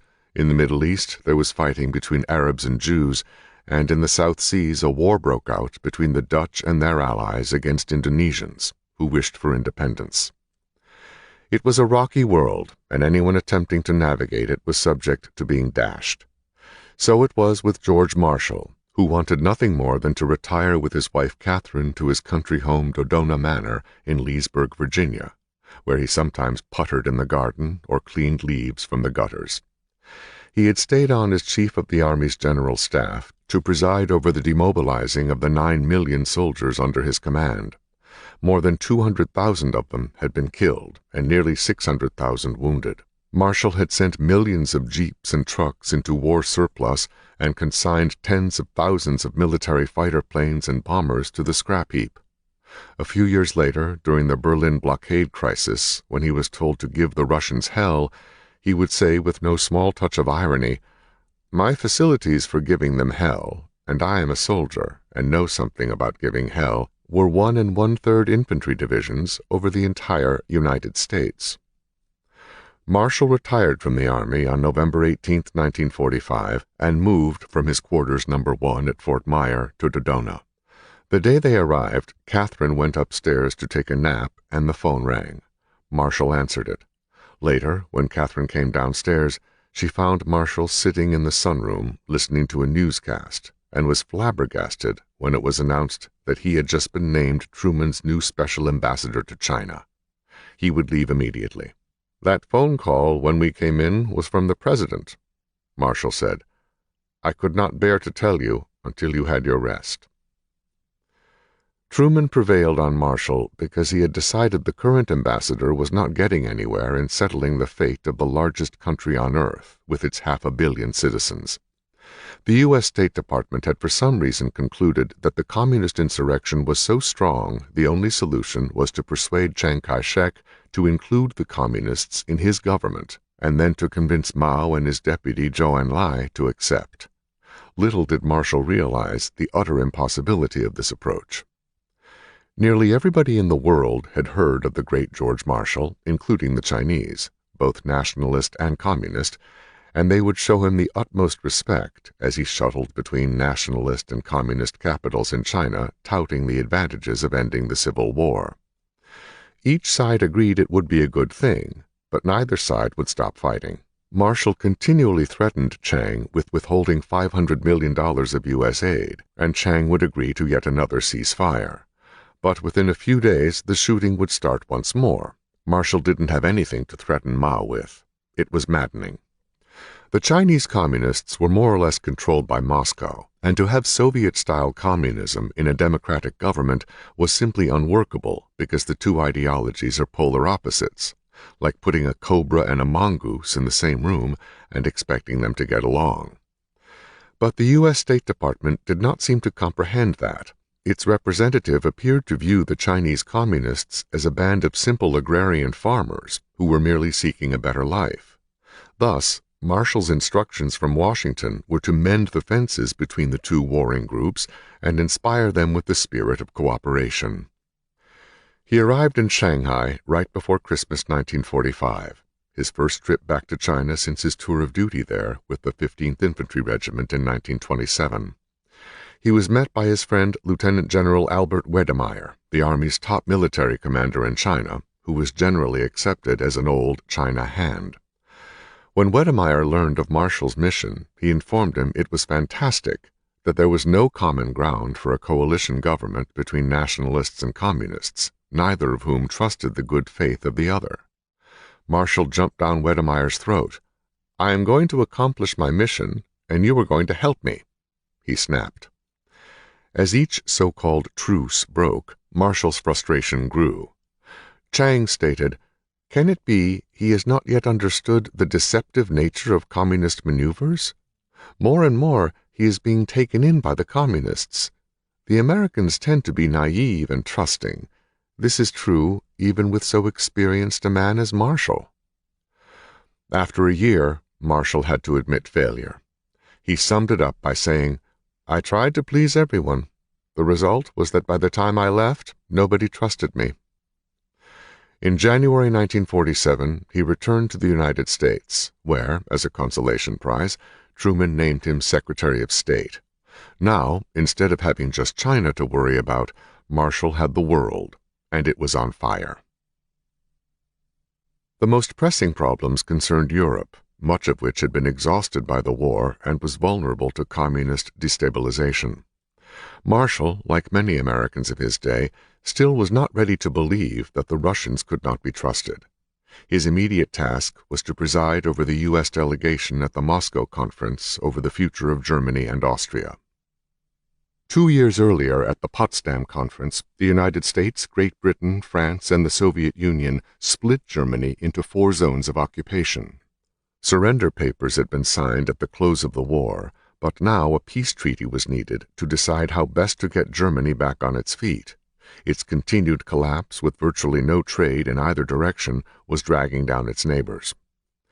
The U.S. position that Marshall argued was to allow Germany slowly to get back into manufacturing in non-military type goods, and with strict quotas on such military necessities as steel, rubber, glass, etc. A widely circulated American proposal formulated by Secretary of the Treasury Henry Morgenthau would have turned Germany into a virtual sheep pasture with no industrial capability whatsoever. The Soviets rejected this proposal, demanding instead that all remaining German factories be dismantled and sent to the Soviet Union, and that Germany be ruled by a strong central government, which could be easily subverted by communists, and forced to pay the Soviet Union $20 billion in war reparations, nearly $1.5 trillion in today's dollars. Marshall patiently tried to explain to the Soviet negotiator, Foreign Minister Vyacheslav M. Molotov, that Germany was too important a nation in both natural and human resources to be made to lie idle. Her recovery was necessary for reviving the fading health of Europe. In this he was flatly turned down by Molotov, of Molotov cocktail fame, who accused the United States and other allies of trying to resurrect the trusts and cartels that caused the war in the first place, and once more he demanded half of the $20 billion reparations immediately, even if German homes and families had to be stripped of their possessions. Marshall pointed out that if Germany were forced to pay reparations now, the United States would have to provide it aid, which would mean that in effect the reparations would be paid by the American taxpayer. But, like the others, this argument fell on deaf ears. The talks deadlocked for weeks, and Marshall finally began to come to the conclusion that many had reached some time ago. The Soviets had no intention of cooperating with any plan that might help put capitalist Western Europe back on its feet. In fact, the opposite was true. Their interests lay in a poverty-stricken Europe, all the more vulnerable to communist entreaties or subversion. Marshall's naivete vis-à-vis the Russians is difficult to understand. Perhaps the best explanation is that during the war, the Soviet Union were allies, and as such were relatively easy to work with, even if somewhat demanding and strange. From the Russian Revolution of 1917 until World War II, Communist Russia had been a kind of black hole from which little light had emanated, but it was not known as a particularly expansive or dangerous country. In fact, it had engaged in a good deal of espionage in the United States through its affiliate Communist Party USA, confirming the age-old maxim that friends do not spy on friends. But after war broke out, this same Soviet Union burst upon the world as a victim of Hitler's duplicity, putting aside for a moment the fact that it had only recently signed a mutual non-aggression pact with the Nazi government, and became in the American mind a friend and ally against a wicked foe. It emerged from the war as a major world power, but, to the consternation of many, began gobbling up its neighbors and exporting communism at a cosmic rate. It took a while for some to appreciate that, including George C. Marshall. In those early years following the war, Marshall seemed somehow unable or unwilling to grasp the concept that, far from being allies, the Russians had now become rapacious enemies and dangerous. He took seriously his change of missions from being America's top military man, who had trained most of his life not only to project power but to use it, to becoming America's top diplomat, who believed that with diplomacy he could sweet-talk the Russians into being reasonable toward their fellow allies' point of view. Or perhaps he was simply not ready to believe they were a menace. The final straw was over Austrian reparations. Molotov wanted to strip the country of all its manufacturing, which the Austrians had barely gotten repaired and running again since the war ended. American military administrators in Germany and Austria, who had been dealing with the Soviets on a daily basis for nearly 2 years, were for taking a hard line with the Russians, but the State Department was inclined to appease them. Marshall felt caught in the middle. He knew and trusted the generals who were governing the former Axis countries, but was loath to go against the diplomats who advised giving Russia what she asked. General Mark Clark, one of Marshall's old friends and the military administrator of Austria, was adamant about not letting the communists strip the country. They had already pillaged millions of dollars worth of factories, he said, then left them to rust away on railroad sidings on the frontiers of the Soviet Union. Moreover, Clark might have been furious at the communists for having discovered that rooms at the U.S. Embassy in Moscow were bugged. He handed Marshall a position paper, which everyone knew the Russians would not agree to. "I've been working with these devils for 2 years," he told the Secretary of State to his face, "and you can no more give in to them than the man in the moon. If you do, you will sacrifice all we've been fighting for, what thousands of men have died for." At the conference that afternoon, as Molotov continued denouncing the United States and Great Britain, Marshall pulled out Clark's position paper and read it. The Soviet minister walked out, and the conference ended in a deadlock, the last formal conference the United States would have with the Russians for 15 years. While he was in Europe, Marshall traveled around and was appalled by what he saw: wrecked homes and buildings, people on the verge of starvation, inflation, recession, black markets, begging in the streets, and black despair. He began to realize that if something were not done to alleviate the situation, Europe might fall into the abyss. By this time, following the death of Franklin Roosevelt, politically, the honeymoon was over for Harry S. Truman. Marshall knew that, in the present age of austerity, Congress was unlikely to make any large appropriations in the President's name to assist the situation in Europe. So on June 5, 1947, at the graduation ceremonies at Harvard, where he was receiving an honorary degree, Marshall surprised the world by announcing the need for a European recovery program led by the United States. It was broad, expansive, and expensive. All European nations were invited to participate, including the Soviet Union and its new satellites, though Marshall added, "Any government that maneuvers to block the recovery of other countries cannot expect help from us." The Europeans that applied for help, he said, must come up with their own plan, and America would support the program as far as it may be practical for us to do so. European reporters had been alerted to the speech, and it caused a great stir in the press. One of Truman's advisers suggested to his boss it ought to be named the Truman Plan, but the president was politically savvy enough to know that it would be difficult, if not impossible, to get past the Republicans in Congress. "Call it the Marshall Plan," Truman said. Marshall testified before the Appropriations Committee, and, shortly afterward, the money was forthcoming. Americans had read of the destitution in Europe and were in the mood to help. In the end, 17 countries participated to the tune of $17 billion over 4 years. More than $1 trillion in today's dollars. The Marshall Plan was credited with speeding the European recovery by perhaps a decade. The Soviet Union declined to participate and refused to let its satellite countries do so, dooming them to even more backwardness than the communist economic system that held them down. Marshall, for the second time, became Time's Man of the Year in 1947, and 6 years later he was awarded the Nobel Peace Prize for his post-war work. The following year, the British mandate to administer Palestine, stemming from an Allied decision after World War I, was set to expire on May 15, 1948, and the Palestinian Jews were prepared to partition the country and establish a Jewish state. Marshall was staunchly against the idea. He worried about alienating the oil-rich Middle East countries, which might cut the oil supply if the United States supported the Jews.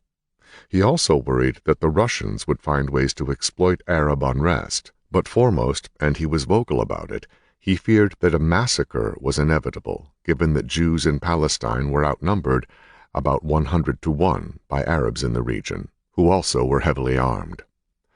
"You have Arab states all around you," Marshall told a Jewish leader referring to a map, "and your backs are to the sea. Should the Jews partition, then war will surely come," he said. Then, Marshall predicted, the United States would probably have to intervene on a humanitarian basis to prevent annihilation, which had no logic in terms of American foreign policy. Truman, however, facing a tough re-election campaign, believed he needed the Jewish vote in several key states. Against the wishes of his Departments of State and Defense and the Joint Chiefs of Staff, he decided he would recognize Israel, should it apply for membership in the United Nations. Marshall strongly disapproved and said so to the President, who responded, "Well, General, it sounds like even you might vote against me." "Yes, Mr. President," Marshall replied. "If in the election I was to vote, I would vote against the President." The next day, Israel declared independence, and the United States recognized it, the first nation to do so. Fighting had already begun in the streets of Jerusalem. At this same time, the Soviet Union spitefully ordered a full blockade of Berlin, threatening starvation for citizens in the Western occupied zones. The Army Administrator, General Lucius D. Clay, wanted to call the Russians' bluff by sending an armed convoy to shoot its way in, if necessary, but Marshall turned that plan down.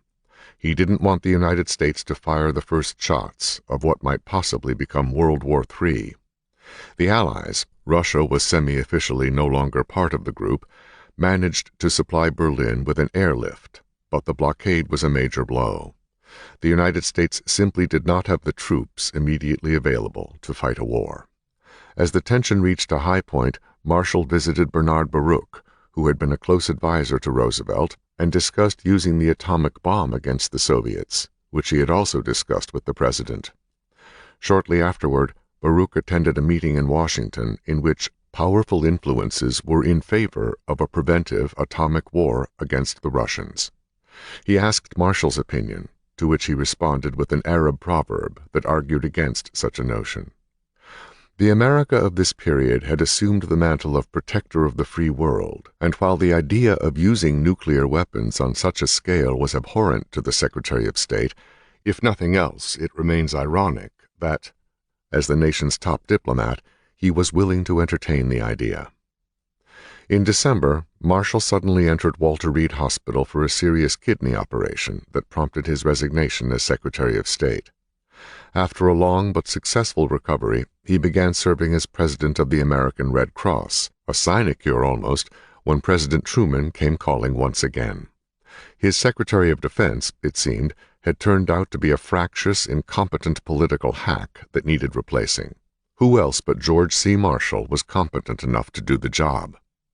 With his usual misgivings, Marshall dutifully accepted the appointment and was sworn in September 21, 1950, just in time for, of all things, the Korean War.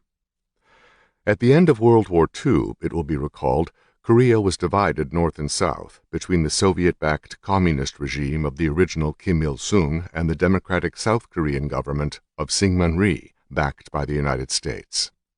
In June 1950, after endless provocations, the North Korean army, directly sponsored by the Soviet and Chinese communists, invaded the south and pushed the South Korean army into a defensive perimeter near Pusan, where it teetered on the verge of collapse. MacArthur, who remained the supreme commander in the Far East, seemed as surprised as anyone. His Eighth Army, stationed in Japan, was a shell of its former presence during the war. However, MacArthur proved yet again that he was a soldier to be reckoned with. During this period, Marshall concerned himself primarily with organizing American fighting units and equipment to rush to Korea. He had little contact with MacArthur, owing to his long-standing dictum of allowing the commanding officer on the ground to run his campaign as he saw fit. The atmosphere in America as the 1950s began teemed with frustration and mistrust over the communist menace. China had been lost, and people were struggling with who or what to blame. In the face of a communist onslaught, Chiang Kai-shek and his nationalists had fled to the large island of Formosa, while Mao Zedong solidified his grip on the world's largest country and closed out international discourse. Through the machinations of Soviet spies, the Russians now had the atomic bomb, which terrified everyone. School children regularly underwent A-bomb drills in which they would hide under their school desks. Tens of thousands of Americans had been killed in the communist-inspired Korean War with no end in sight. Congressional committees were formed in both houses to investigate un-American activities. The U.S. State Department came in for special condemnation for allegedly housing disloyal bureaucrats and diplomats. But it came as a great surprise when George C. Marshall was sucked into the Red Scare vortex. On June 15, 1951, Senator Joseph McCarthy, a Wisconsin Republican, delivered a damning 60,000-word speech to Congress in which he accused Marshall, with Truman and the present Secretary of State Dean Acheson as fellow dupes, with what amounted to treason.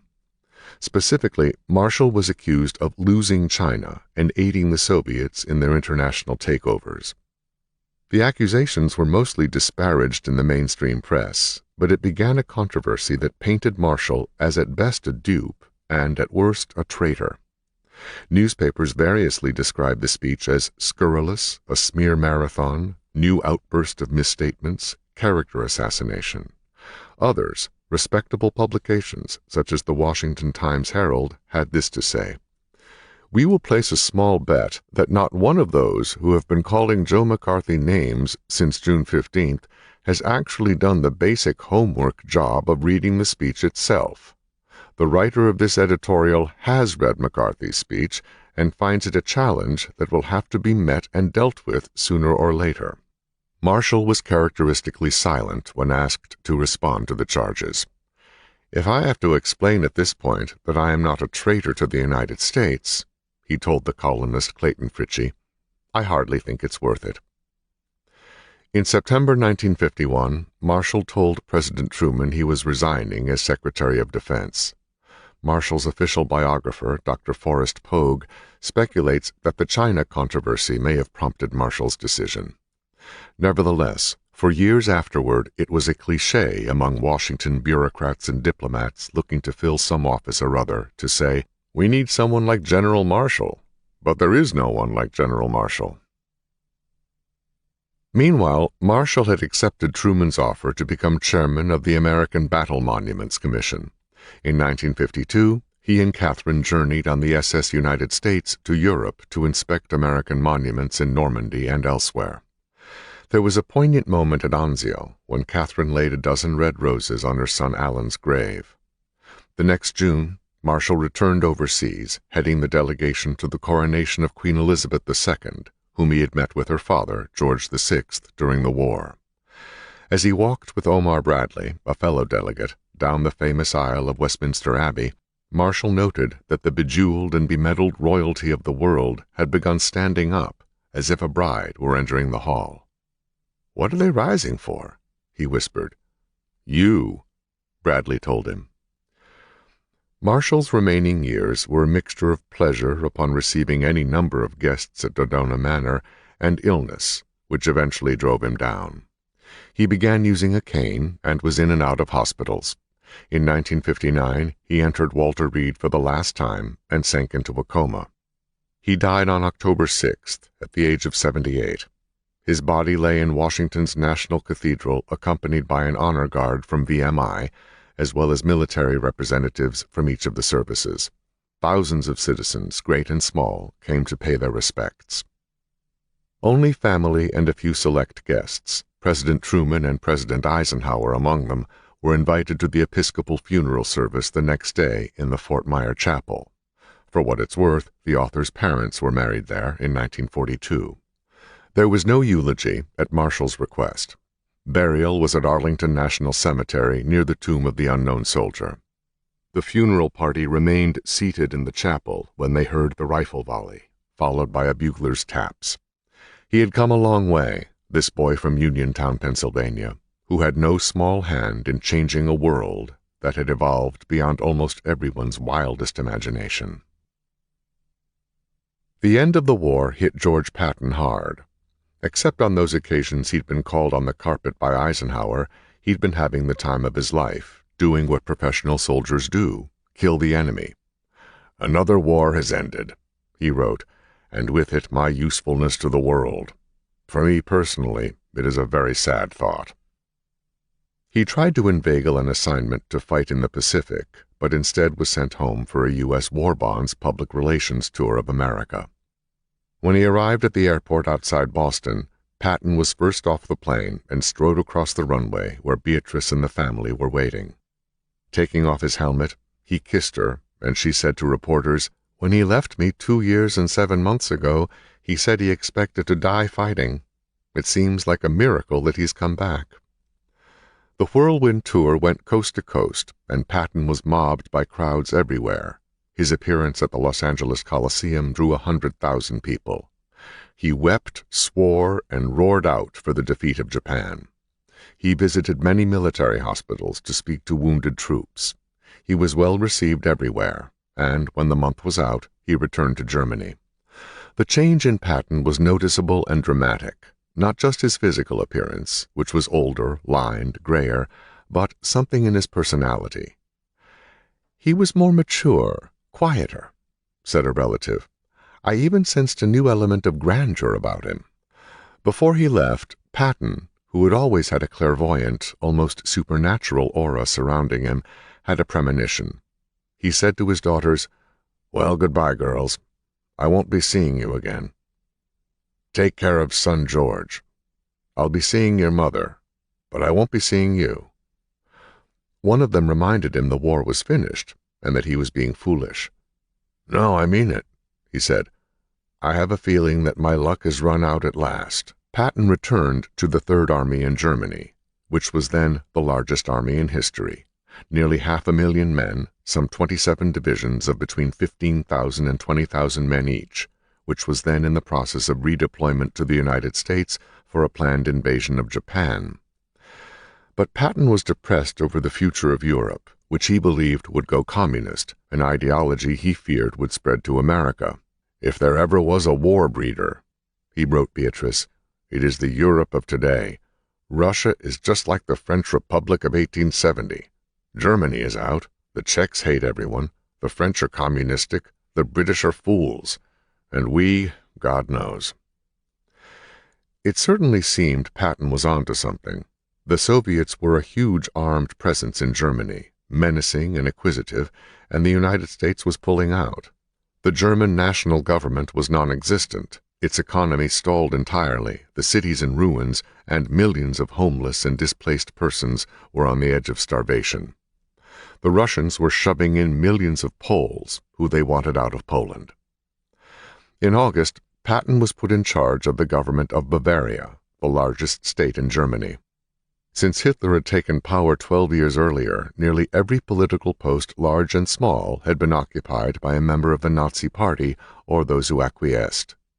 But in the summer of 1945, Eisenhower ordered every political and civil office, as well as other positions of importance, purged of Nazi Party members by comparing them to a list of some 8.5 million German Nazis. Patton was in the United States at the time, and it is unclear whether he saw Ike's directive.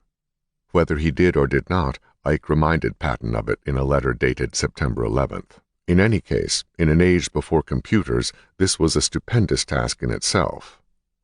The problem was that denazification created the kind of vacuum in the administration of government services that Patton abhorred.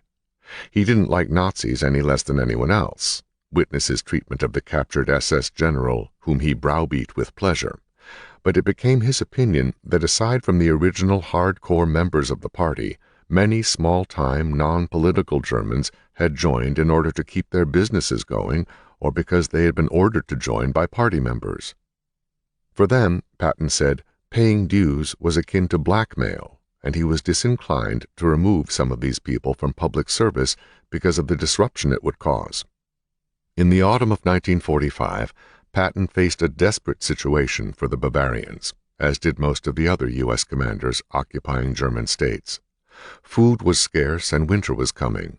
It was too late to plant. There was no coal stockpiled from the mines, and the threat of people freezing to death was very real.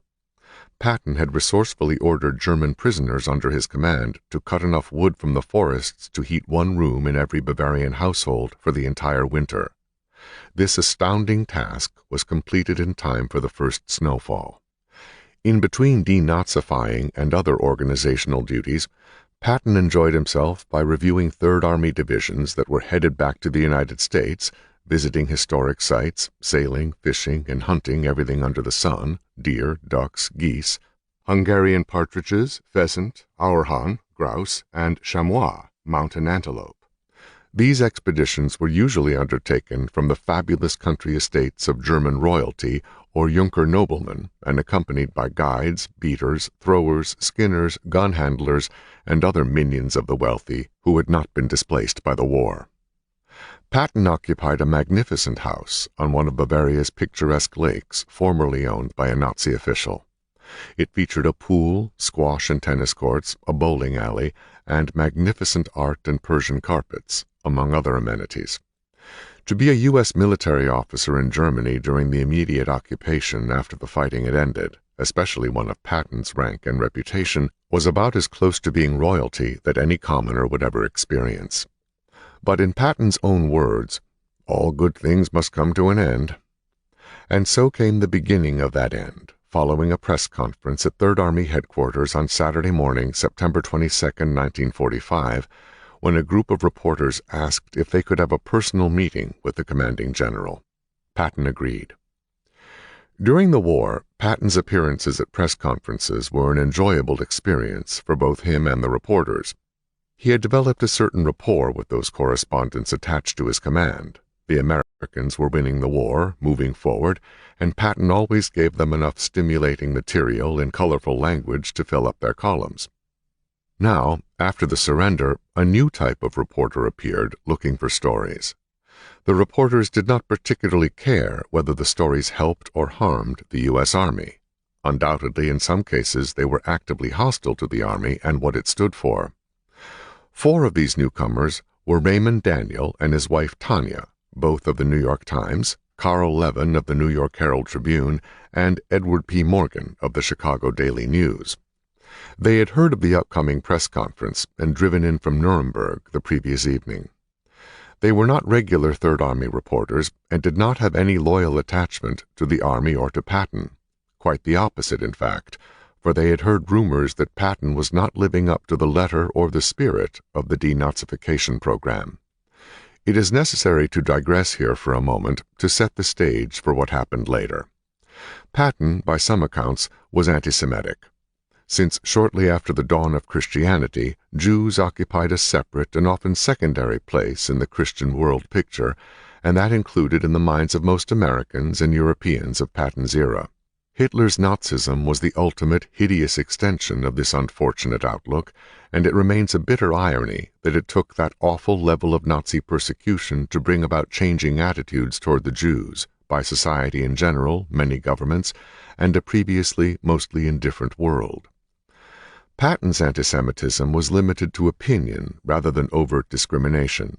In fact, he kept a number of trusted Jewish officers on his staff and was genuinely fond of the educated, refined, and powerful Jews whose paths he crossed, such as Bernard Baruch or Major General Maurice Rose, who commanded the 3rd Armored Division in 1st Army and became, unfortunately, the highest-ranking American soldier killed by enemy fire in the European theater. To Patton's discredit, however, he reserved a flagrant scorn for the pitiful surviving Jewish inmates of the Nazi camps, who, in his opinion, did not recover their humanity as quickly as other groups did. The Jews preferred, Patton said, to live in filth and squalor, even though his army had provided them with sanitary facilities, clothing, proper meals, etc. In his diary, he compared them with subhuman animals and doubted they would ever become fit to rejoin society. It was ungracious and uncharacteristic of Patton, who was generally a kind person. Perhaps it could be explained as a function of the innate snobbery that stemmed from his wealthy Episcopal upbringing or related somehow to his compulsive military orderliness. Yet he simply refused to understand how or why people who had been so subjugated and degenerated for years could not snap out of it and return to normalcy once they were liberated. Apparently, he considered it a sign of racial or moral weakness, similar in its way and in his mind to the slapping incident, a personal opinion that reflected Patton's bootstrap mentality, the lens through which he saw all matters of war. In any case, it was a callous and unbecoming attitude. But there were other factors at work having to do with his growing hostility toward the Russian communists and their continued attempts to subvert European governments. Patton became certain that the United States would one day have to go to war with the Soviet Union, and was in favor of getting it over then and there while the forces were present to do so. Because there appeared to him to be a disproportionate number of Jews in communist groups or progressive organizations sympathetic with the worldwide communist movement, Patton began equating Jews with communists and using the terms almost interchangeably. His hatred of communism during this period seemed to grow in direct proportion to his frustration in not being able to get Eisenhower or anyone else in power alarmed over the Soviet menace. It was within this frame of reference that he met with the unfamiliar correspondents from the New York and Chicago newspapers. The press conference was long and boring. Patton didn't speak, but let members of his staff do the talking while he sat brooding. Afterward, a number of staff papers were to be read, and Patton rose as if to leave, but the reporters intercepted him, and he agreed to answer a few questions. Major Ernest Dean, Patton's press officer, recalled that things went wrong from the start. These reporters, the Daniels, Levin, and Morgan, were utterly unintimidated by Lieutenant General George S. Patton, Jr. In fact, they were openly hostile to him, one moving in close so that he deliberately blew smoke in Patton's face. General Hobart Hap Gay, Patton's chief of staff, said the reporters tried to put words in Patton's mouth. Patton's official biographer Martin Blumenson found another witness who stated that the reporters made use of only partial truths, construed the answers to their questions to their own purposes, and tried to bring discredit upon General Patton. Dean added that another correspondent, friendly to the Patton camp, said at breakfast before the press conference that he overheard 3 of them plotting to needle the general and make him lose his temper. Apparently they succeeded, because at one point Patton became so frustrated with the interrogation-like questions of Levin that he responded, "Well, you're so smart you know everything. Why ask me?" The reporters bore in on Patton for retaining Dr. Fritz Schäffer as President Minister of Bavaria because he kept Nazis in his administration. Patton denied knowing anything about that. He told the newsmen that his denazification program was proceeding apace, that in fact he had removed or blocked some 47,000 former Nazis from government work. The reporters countered that Dr. Schäffer was a reactionary who was too right-wing to govern the state. Schäffer, a lawyer by trade, had in fact been imprisoned by the Nazis in the Dachau concentration camp until the end of the war. He went on to hold several high posts in the German national government, including finance minister and minister of justice. Patton, who had not appointed Scheffer, denied knowing much about him. Then one of the correspondents began ticking off facts about Scheffer's fitness to serve. That night Patton told his diary, "The temerity of the newspaper man in suggesting that he knew more about who we should have than I do, although I know nothing, made me mad, which I think is what they wanted. The more I see of people, I regret that I survived the war." The next day's New York Times quoted Patton as saying, "The Nazi thing is just like a Democrat-Republican election fight." Of course, the story was wired to every newspaper in the country, causing a great uproar of vituperation against General Patton and General Eisenhower as well. Editorial writers produced stories headlined, "General Patton should be fired." Letters to the editor were published expressing outrage. Light was shed on this matter a few days later by a highly respected journalist who had been president of the International News Service and a broadcast official at NBC. Frank E. Mason was in Germany on a special mission for former U.S. President Herbert Hoover and, several days after the press conference incident, wrote to Hoover and a few other prominent military and government officials that a number of American newspapers, including those where the Patton press conference correspondents worked, were apparently trying to run interference for a red government in Germany. These radical journalists, Mason wrote, had attacked Patton in a conspiracy to make sure that only those Germans who were acceptable to the Russians and the German communists were appointed to local government posts in the American zone. The clamor in the American newspapers naturally reached Eisenhower's quarters. Ike phoned Patton and told him to hold another press conference to straighten out the misunderstanding about Democrats and Republicans being like Nazis. Frank Mason attended this conference, in which Patton apologized for any comparison of so vile a thing as Nazism with the American Democratic and Republican parties. Calling it an unfortunate analogy, Patton explained that in Germany practically all tradesmen, small businessmen, doctors and lawyers, government workers, and other professionals had been in some way beholden to the Nazi Party, which permitted them to carry on their businesses and professions. He said that if we kick them all out, it would so retard the reorganization of Bavaria that we will certainly be guilty of death by starvation or freezing of women, children, and old men this winter. Someone asked him, "General, aren't there some who consider Fritz Scheffer a Nazi?" Patton again pointed out that Scheffer was picked before he got there, and said there was so far no evidence that he was a Nazi.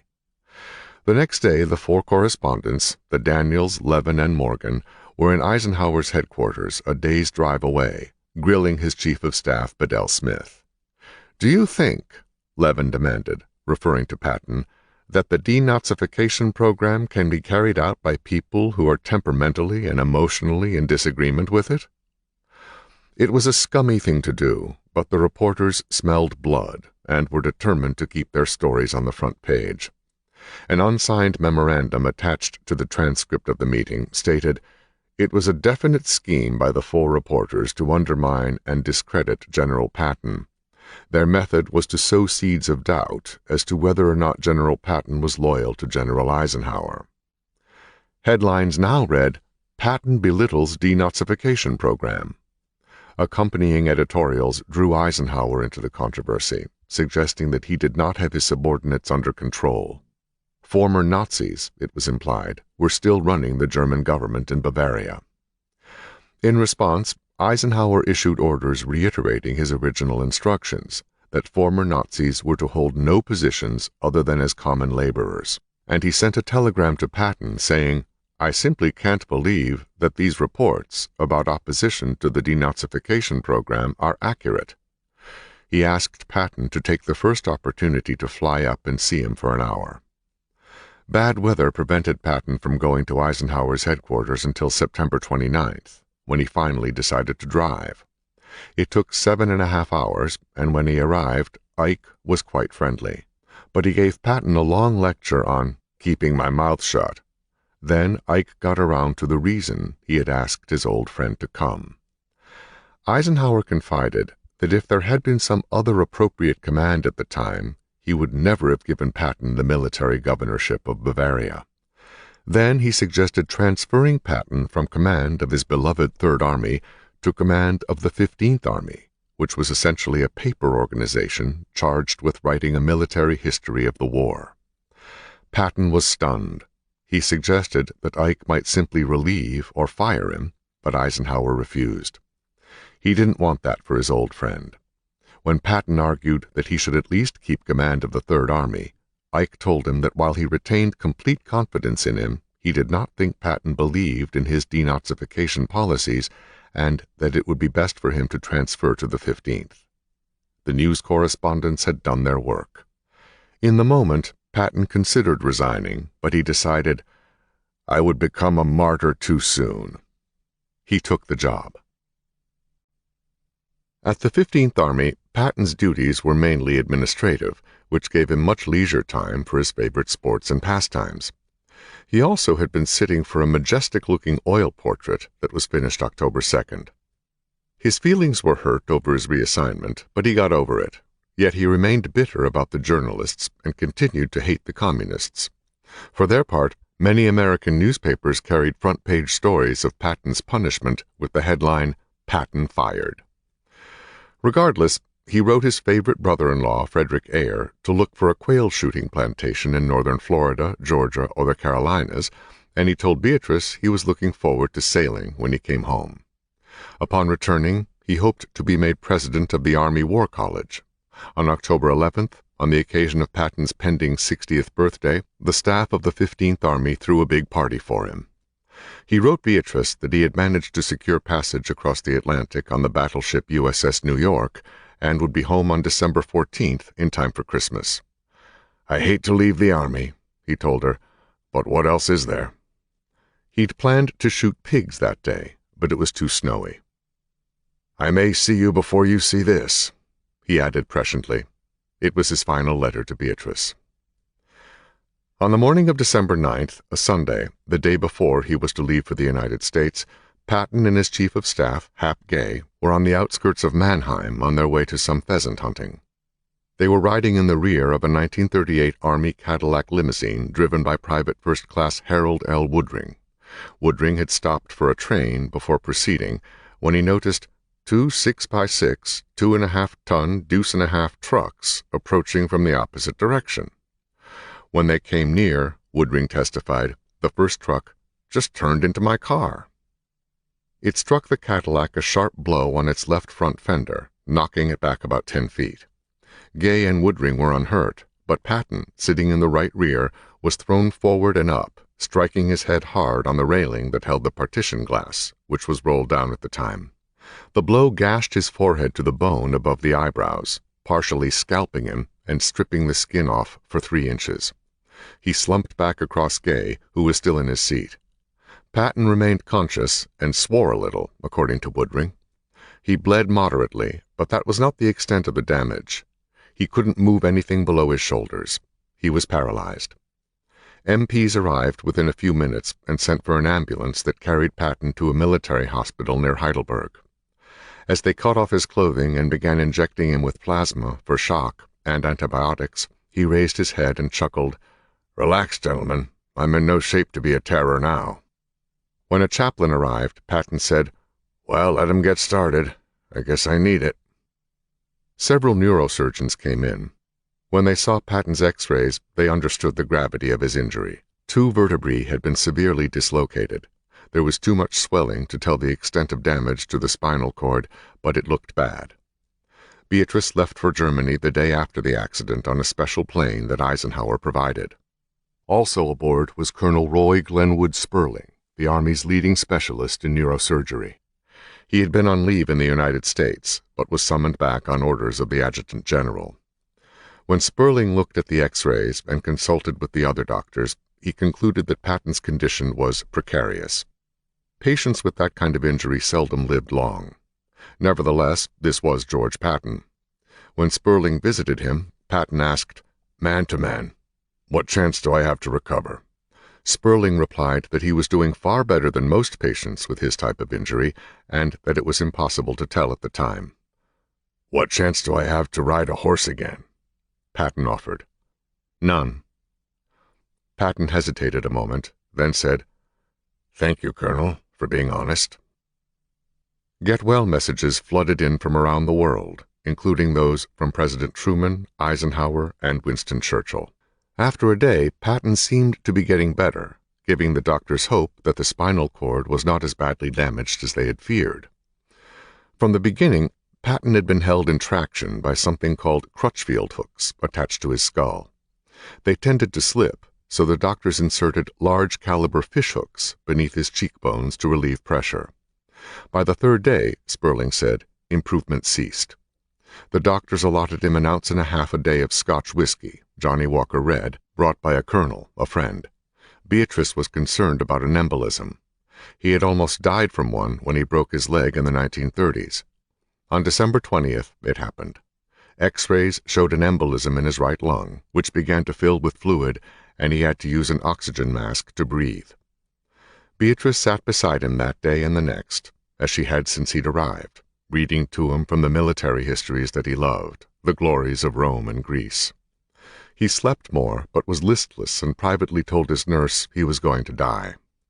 To Beatrice he said, somewhat incongruously, "I should have done better." Ever since he was a boy, he'd always been striving. On December 21, 1945, the Army issued General Orders 685, signed by Patton's close friend, General Jeffrey Keyes. With deep regret, announcement is made of the death of General George S. Patton, Jr. The notion subsequently advanced by some that Patton was assassinated is too absurd to contemplate. "Patton died as he lived," Dr. Sperling said, bravely. A letter from a friend of Patton's daughter, Ruth Ellen, summed it up succinctly. "For him, I think it is seemly that he rode out on the storm and escaped the dullness of old age while he was at the height of his fame." It was just so. There was a tremendous national outpouring of sympathy in the press and on the air. The old animosities were mostly forgotten, or at least brushed aside, and Patton returned to hero status with glowing praise and recitations of his prowess and feats of martial glory. The night he died, daughters Bea and Ruth Ellen went to bed knowing only that their father was in grave condition. A little past midnight, which in Washington was the time Patton passed away, Bea's phone rang, and a voice, from what sounded like an overseas call, said, "Little Bea, are you all right?" "Daddy?" she asked. "Daddy?" But the line had gone dead. She called the overseas operator to reconnect, but was told no such call had been made to her number. Right about that same time, Ruth Ellen awoke to see her father lying across a bench in the bay window of her bedroom, in his uniform, with his head propped up on his arm. "He gave his very own smile," she said, and then he was gone. The next morning the two sisters spoke by phone and told each other what had happened. "I guess he's dead then," said Ruth Ellen. "Poor Ma," Bea said. Beatrice was calmly trying to make arrangements for the body to be shipped to the United States when Sperling, at the behest of General Keyes, took her aside and told her that, upon the orders of General Eisenhower, no deceased American soldier had been sent home since the war began. "Of course he must be buried here," Beatrice cried. "Why didn't I think of it? I know George would like to lie beside the men of his army." An Episcopal service of the burial of the dead was held in Heidelberg, after which the casket was put aboard a train for Hamm, Luxembourg, and its great American military cemetery. There, in a pouring rain, George S. Patton, Jr. was buried on Christmas Eve among the graves of so many of his Third Army soldiers, beneath a simple white cross bearing only his name, rank, and serial number. In 1948, the grave would be moved to a more open space to accommodate the thousands of people who came to visit the site. In the years afterward, Beatrice wrote to her Georgie on a regular basis, putting the letters in a desk drawer. Outwardly she was upbeat as usual, but once wrote, "I cry from the back of my eyes." She kept up with the things she and Patton used to love, sailing, shooting, even fox hunting, which had always frightened her. "What I live from now on is extra," she said, "and if I get hurt, it won't hurt anyone else." In 1953, on a crisp autumn day, while riding in a fox hunt near her Massachusetts estate, Green Meadows, Beatrice suddenly tumbled from her horse as the result of an aneurysm and died. She was cremated, at her wish, in order to be buried in the Luxembourg cemetery with her husband. The army, however, did not allow civilians to be buried in its overseas military cemeteries, and so Beatrice's ashes were placed beneath a tree at Green Meadows until, several years later, son George, Ruth Ellen, and her 16-year-old son, around sundown, visited the Luxembourg gravesite. George Patton IV graduated from West Point and became a great leader and hero in his father's footsteps during the wars in Korea and Vietnam, winning 2 Distinguished Service Crosses and retiring as a Major General. He died in 2004. Just as it became dark, Ruth Ellen removed a large brown envelope from her purse and poured a stream of crumbly ashes into her palm. These she sifted through her fingers onto the grass at Patton's grave, recalling the verse from 2 Samuel that says, "In their death they were not divided. They were swifter than eagles. They were stronger than lions." Following the Japanese surrender ceremony aboard the battleship Missouri, Douglas MacArthur set up headquarters on the top floor of the 6-story Daiichi Mutual Life Insurance building, which was one of the few structures in Tokyo still standing, likely because of its close proximity to the royal palace that MacArthur had forbidden the Air Force to bomb. From its windows, he could look into the palace gardens, where Tokyo Rose had promised MacArthur would one day be hanged. The task that lay before him was both Herculean and Solomonic. MacArthur would have absolute authority over a nation of 80 million souls, whose cities, like Germany's, had been bombed to oblivion, and whose people were desperate and starving. But unlike Germany, Japan's people had more nearly a feudal society, MacArthur said, of the type discarded by Western nations 4 centuries ago. A kind of theocracy in which the emperor was a divine being, whose word was law. There was no such thing as civil rights, he said. There were not even human rights. Anything could be taken away at any time, including your life. After the war, the Japanese were jaded, apathetic, and tired. Not only was there no will to fight, there was no will to work. From one end of the island chain to the other, the country stagnated. The people were suffering from national shell shock, as General Kenny put it. No one smiled. The people were not hostile to the occupying forces, they were just sullen. You got the idea that the people were waiting for something, but that they did not know what they were waiting for. The first 2 things MacArthur did were to liberate the Allied POW camps and round up and try Japanese war criminals. The most egregious of these, General Tojo, for instance, convicted of initiating the Pearl Harbor attack, and General Yamashita, whom MacArthur wrongly blamed for the destruction and wanton killing in Manila, were hanged. General Homa, of Bataan Death March infamy, was shot at his own request by firing squad. Some 25 major war criminals were put to death in this manner. Others received long prison sentences, and thousands of so-called militarists and their followers were, like the German Nazis, purged from government work, schools, and other responsible employment. Some 4 million Japanese soldiers were brought home from China and the far-flung islands of what had been the Imperial Japanese Empire and demobilized. The army was disarmed and dispersed on MacArthur's order, and the means for making war destroyed. Likewise, the Kempeitai, or Thought Police, the Japanese equivalent of the Gestapo, were disbanded. Japanese military secret societies that had wielded extraordinary political powers were abolished. The people were told they were free to think or say anything they wished. Shinto, or worship of the emperor as a state religion, was abolished without a peep from the people. MacArthur ignored a clamor from some quarters, notably the Soviet Union, to try the emperor with a mind toward hanging him. Members of MacArthur's staff urged him to call on the emperor as a show of power, but this MacArthur declined. He was certain that in time the emperor would come to visit him. He was right. One day the emperor appeared, wearing of all things a cutaway, striped pants, and a silk top hat. MacArthur broke the ice by reminding him that he himself, as a young army lieutenant, had been received by the emperor's father when he and his own father paid a visit to Japan in 1906 at the close of the Russo-Japanese War. The emperor, to MacArthur's astonishment, said that he had come to bear sole responsibility for every political and military action taken by my people in the conduct of war. He was, in fact, offering himself up as the top war criminal. "A tremendous impression swept me," MacArthur wrote afterward. "This courageous assumption of a responsibility implicit with death moved me to the very marrow of my bones. In that instant, I knew I faced the first gentleman of Japan in his own right." On New Year's Day, 1946, Emperor Hirohito made a national radio speech declaring that he was not divine and that the Japanese should not consider themselves a superior race with a mission to dominate the world. Kenny pointed out, somewhat snidely, that most Japanese had privately reached that conclusion on August 14, 1945, the day of Japan's unconditional surrender to the Allies. Having thus cleaned house, MacArthur embarked on the task of rebuilding and rejuvenating the country in an image he felt would be peaceful and prosperous among the community of nations.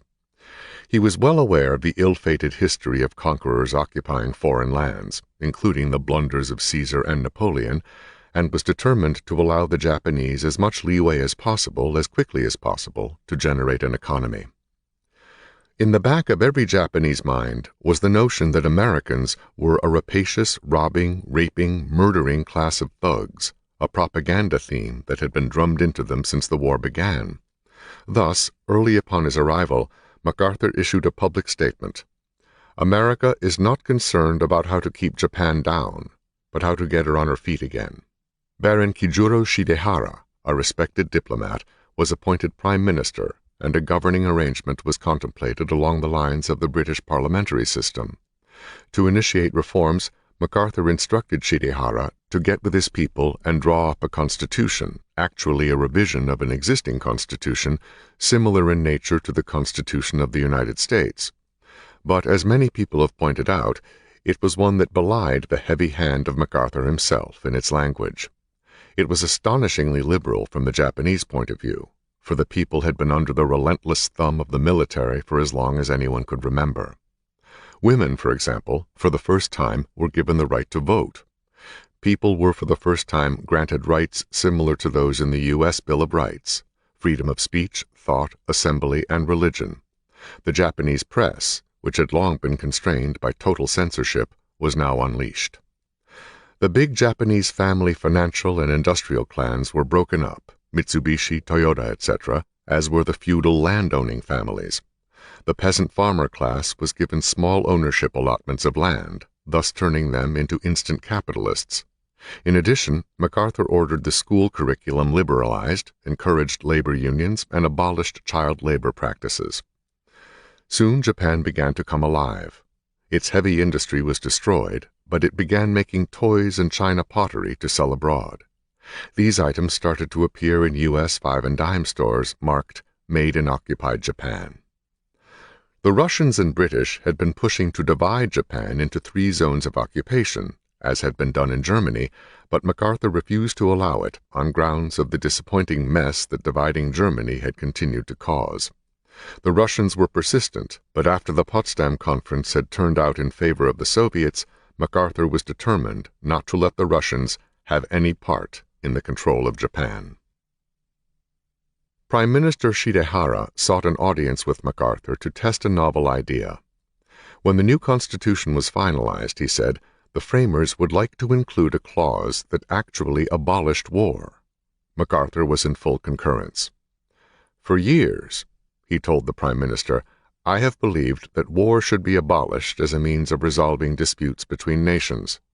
Probably no living man has seen as much of war and destruction than I have. I have fought with or against the soldiers of practically every country, and my abhorrence reached its height with the perfection of the atomic bomb." Shidehara was so overcome by MacArthur's answer that he had to leave the office. Tears rushed down his face, and he turned and said, "The world will laugh and mock us as impractical visionaries, but 100 years from now we will be called prophets." A general election was held on April 10, 1946. 13 million women registered to vote for the first time, which changed the whole complexion of Japanese political life, MacArthur said. Farmers, teachers, laboring men, and doctors now sat in the House once dominated by lawyers and industrialists. The day after the results were announced, however, MacArthur received a call from an extremely dignified but distraught Japanese legislator. "I regret to say that something terrible has happened," the man said. "A prostitute, Your Excellency, has been elected to the House of Representatives." "How many votes did she receive?" MacArthur inquired. 256,000, came the embarrassed answer. "Then I should say there must be more than her dubious occupation involved," MacArthur told the chagrined politician. The inclusion of women in the electorate boded for larger reforms. There had been no coeducation of women in Japan, but women now sought equality of education and got it, as well as maternity leave, abolition of contract marriages, and the end of concubinage. Because the agricultural and transportation systems had completely broken down, MacArthur in the first year of occupation had to import some 3.5 million tons of food from the United States to keep the people from starvation. The financial system had also disintegrated, and the national debt was astronomical. MacArthur decided to start over, beginning with a more equitable revision of the income tax laws. MacArthur's promotion of labor unions got off to a sensational start. By 1947, there were approximately 25,000 unions in Japan, divided into leftist and rightist groups, the former often infiltrated by communists who continued to give MacArthur trouble. The unions often went on strike, with occasional bemusing results. In a theatrical union, a chorus line went on half pay by kicking only half as high as they usually did. A railroad union broadcast its disapproval by blowing the whistle on all the trains in Japan at the same time for a full minute. In 1948, the Republic of Korea, a capitalist democracy, was proclaimed south of the 38th parallel, with Syngman Rhee as its president. Its status as an independent nation was recognized by the new United Nations, of which it became a member. But in neighboring China, events were not proceeding as well. Chiang Kai-shek continued to battle the communists, who, MacArthur said sarcastically, were still known to the U.S. State Department as agrarian reformers. Slowly, Chiang's troops had given way, until at last in 1949 they were forced onto the large island of Formosa, Taiwan, more than 100 miles off the Chinese coast. MacArthur railed publicly and privately that the entire U.S. mission in the Far East had been compromised. He pointed out that since November 26, 1941, the fundamental policy of the U.S. government was the independence of China, and that this, among other policy statements, led directly to the Japanese attack on Pearl Harbor. He lamented the reversal of that policy to a strategy of appeasement of the Red Chinese, and predicted that its consequences will be felt for centuries, and its disastrous effects on the fortunes of the free world are yet to be unfolded. In the dark early morning of July 25, 1950, MacArthur answered the phone in his quarters to be told by the duty office that hordes of North Korean troops, spearheaded by a legion of Soviet-made tanks, had crashed through the border at the 38th parallel. They were sweeping aside South Korean defenses and overwhelming all opposition. MacArthur, who recalled a similar dead-of-night phone call a decade before in Manila, was furious, and not just at the communists. His 8th Army occupying Japan was only a shell of a complete army prepared for combat. His intelligence section had for months been warning of an intense buildup of North Korean troops, Korean People's Army, or KPA, at South Korea's border. It fell on deaf ears at the American State Department and White House. 5 years earlier, America was by far the strongest country in the world militarily, a virtual arsenal of democracy that had now, according to MacArthur, been frittered away in a bankruptcy of courageous leadership. South Korea had 4 infantry divisions, but at the behest of the U.S. State Department, they were lightly equipped with no tanks, artillery, air force, or navy, to keep them from attacking the North Koreans. This, MacArthur said, of course encouraged the North Koreans, and now the South was reaping the whirlwind. The United Nations, with Russia unable to veto because it was boycotting the UN in protest of its recognition of China's national government, voted to help South Korea resist aggression. President Truman interpreted this to mean immediate military assistance by United States naval and air forces. MacArthur was tasked with the job. On June 28th, he climbed aboard the Bataan and flew to Korea, landing 30 miles south of Seoul, the capital, which could be seen burning in the distance. In a commandeered jeep, he then headed toward the scene of battle, arriving at the Han River to encounter the last vestiges of the defeated and disorganized South Korean army, preceded by tens of thousands of refugees who clogged the roads in a great, writhing, dust-shrouded mass of humanity. MacArthur telegraphed Washington that, given the force and power of the North Korean thrust, only the inclusion of U.S. ground forces could stop the enemy advance. The next day, Truman authorized it, and America went to war on the policy statement of a president, with no congressional debate or approval. MacArthur's only chance was more a tactic than a strategy, to commit his army piecemeal as fast as he could from Japan to Korea. The Eighth Army contained 4 divisions, each under strength by about 1/3, with light, not heavy, tanks and light, not heavy, artillery. The 24th Division was landed in Korea first. Without adequate anti-tank and heavy weapons to match the 200 Russian tanks the North Koreans employed, they fought a running, delayed action southward and lost nearly 5,000 men killed, wounded, or captured. They managed to form and hold a defensive perimeter at Busan, in the far southern part of Korea, a foothold from which MacArthur could conduct future operations. For the moment, MacArthur's orders for the perimeter were to stand or die.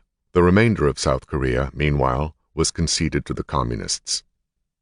All the while, MacArthur was studying ways to expel the North Koreans from the country. The demilitarization of the military under Truman had been so severe that there wasn't enough shipping to deploy the kinds of forces needed, nor were there adequate forces themselves. He conceived a scheme to land a combination of Marines, U.S. soldiers, and South Korean units at the port of Incheon, close to Seoul, that would trap the Communist forces between themselves and the Busan defenders. It was a daring stratagem that was at first turned down by those in Washington as too risky. MacArthur begged for and got a conference in Tokyo consisting of the highest-ranking Army, Navy, Marine, and Air Force representatives. The Navy men argued that Incheon's 20 to 30-foot tides created enormous, unnavigable mudflats that jutted out 2 miles from shore. On the target date for the landing in September, the Navy said, the first high tide was reached at 6:59 a.m. and the evening tide at 7:19 p.m. 2 hours after each high tide, the mudflats would reappear. Thus, the first assault wave would have to get ashore, push inland, secure a beachhead, and withstand counterattacks for 12 hours before more troops could be landed on the next high tide. If anything went wrong, the troops in the assault boats would be sitting ducks for enemy artillery.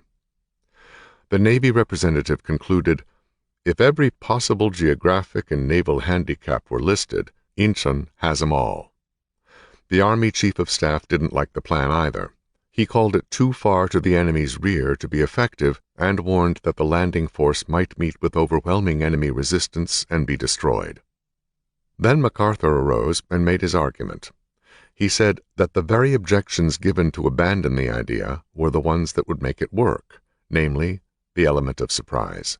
Because of all the difficulties of an Incheon landing, he said, the North Koreans would not be expecting it.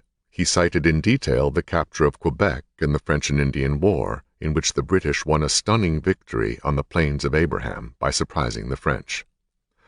MacArthur said that by landing at Incheon, he could cut the enemy's supply line and roll him up in detail.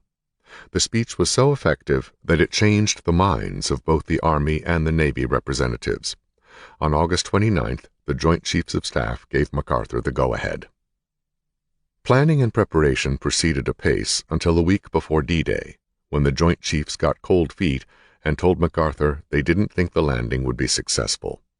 Skeptics were calling for another Dunkirk, but MacArthur silenced them with a reply of such overwhelming confidence that they again approved the operation.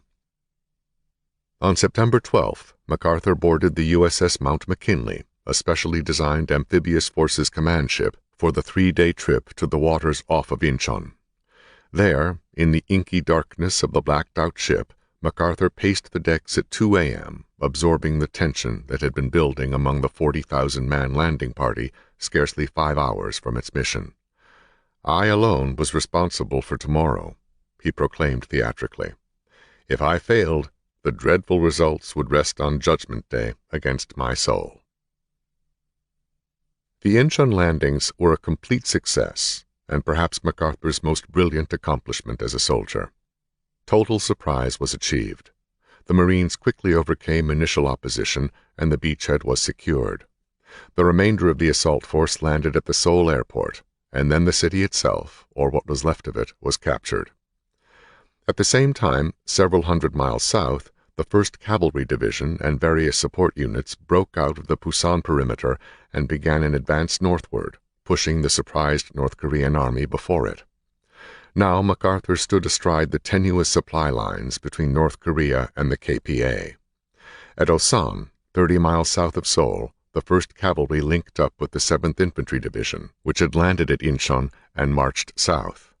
The 2 American divisions then threatened to trap the main communist force in South Korea, which was being heavily damaged by U.S. air raids. Rather than regroup for an orderly withdrawal beyond the 38th parallel, the KPA simply disintegrated. Tens of thousands were captured, and a mere 30,000 managed to make their way northward. In Moscow, Joseph Stalin was furious because he had assigned Soviet military advisors to the North Korean effort. MacArthur's army followed, attacking and taking prisoners. It was his intention, he stated, not to simply drive the North Koreans beyond the 38th parallel, but to destroy their army and reunite the 2 Koreas as a democracy. On September 27th, Truman sent a message telling MacArthur that he was not authorized to go north of the 38th parallel if Chinese or Russian forces had come into North Korea, or if they publicly threatened such a move. But 2 days later, then Secretary of Defense George Marshall told MacArthur he was authorized to proceed with unhampered operations beyond the dividing line. The following day, the Chinese warned they would go to war if the United States crossed the 38th parallel. Nevertheless, on October 7th, with sanction from the United Nations, MacArthur crossed the parallel into North Korea. Stalin secretly asked the Chinese to join the fight. With Stalin's blessing, Mao Zedong ordered a 200,000-man Red Chinese army to prepare for an invasion of Korea. This army moved to the Manchurian-North Korea border by night to avoid detection. On October 15th, MacArthur flew to Wake Island for a conference during which he assured President Truman there was little chance the Chinese would intervene in Korea. By then, the United States and the South Koreans had been joined by troops from Great Britain and Turkey. Truman insisted on calling it a United Nations police action. When he returned, MacArthur's intelligence section informed him that thousands of Red Chinese volunteers were infiltrating North Korea by way of the Yalu River. He asked his superiors in Washington for permission to destroy the Yalu bridges from the air, but this was denied for fear of provoking a Chinese intervention. After protesting the decision, MacArthur was told he could bomb the southern part of the bridges, but not the half attached to Red China. He protested further that he had never figured out how to bomb half a bridge. After managing to cross the Yalu River without detection, the Red Chinese on October 25th launched an overwhelming assault on United Nations forces, driving them back toward the 38th parallel. They were assisted by Soviet air cover, the first time U.S. pilots had tangled with Russian-made MiG fighter planes. The communist attacks continued to drive the UN forces southward, utilizing their superior troop strength to encircle UN positions. A combined U.S. Army Marines force of 20,000 was nearly wiped out at the Battle of Chosin Reservoir, but escaped with nearly 15,000 casualties. On December 16, 1950, Truman declared a national emergency, and young men began receiving draft notices under the Conscription Act. MacArthur considered using nuclear weapons against the communist onslaught, insisting that it should be his prerogative, not the president's, which naturally infuriated Truman. He also considered a scheme to dump a belt of atomic waste in the Yalu River to prevent the Chinese from resupplying themselves. After the commanding general of 8th Army was killed, General Matthew Ridgway was put in command. He managed to restore confidence, stabilizing the army and abandoning the retreat. The Red Chinese continued to attack, but their tactics were extremely costly. The action, bloody and ferocious, settled around the 38th parallel. Truman developed a sort of inferiority complex after he was suddenly pitchforked into the presidency.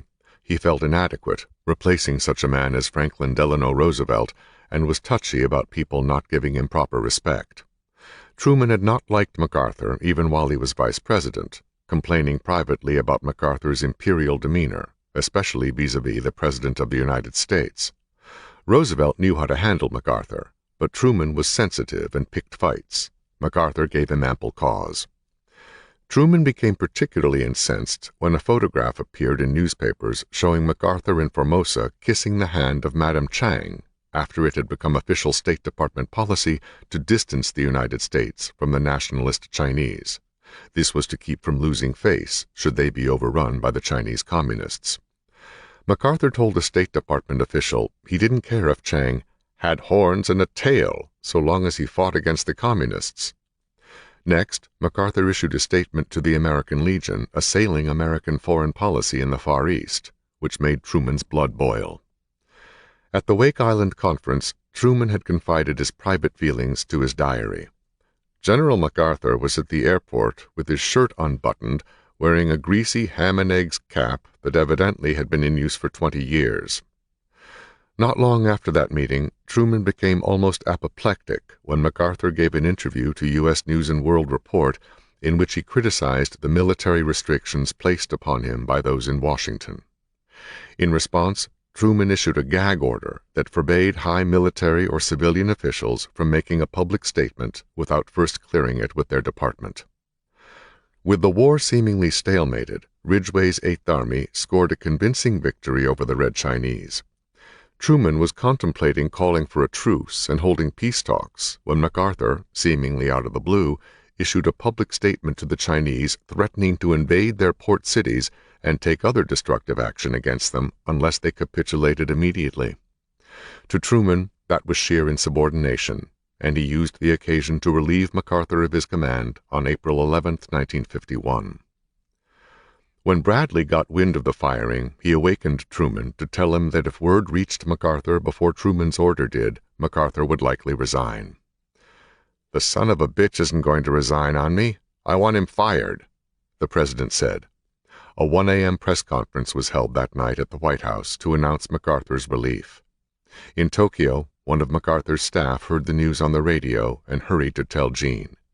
She informed the general, who calmly told her, "Jeannie, we're going home at last."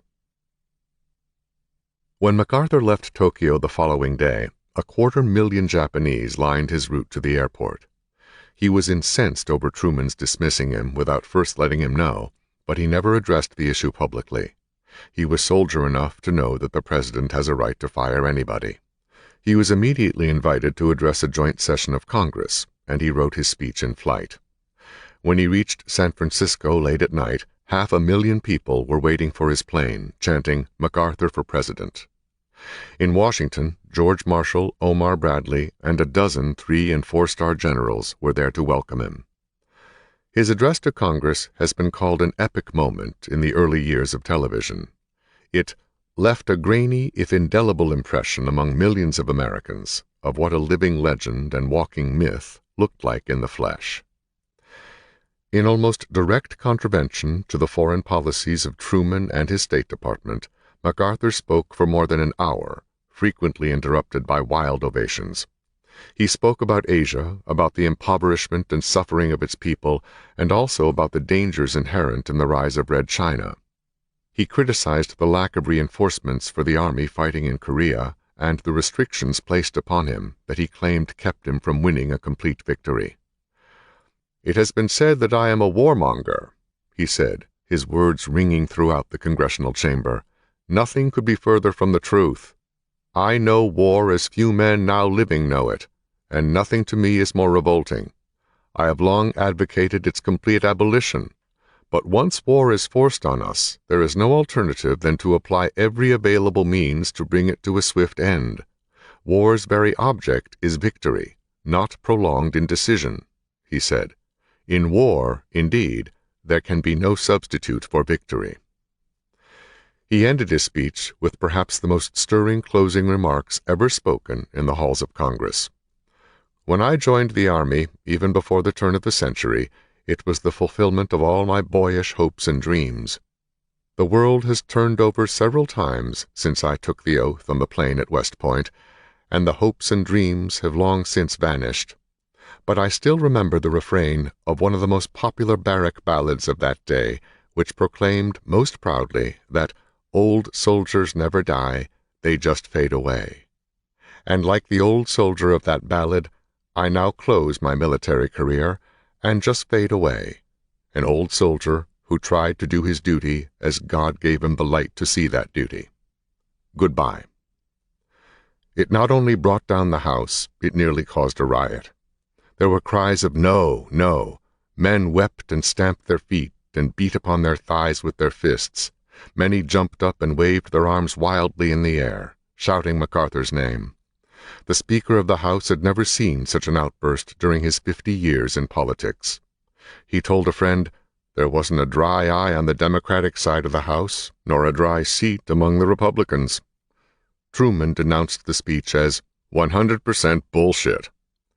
The next day, MacArthur went to New York City for a spectacular ticker-tape parade that an estimated 7 million people attended.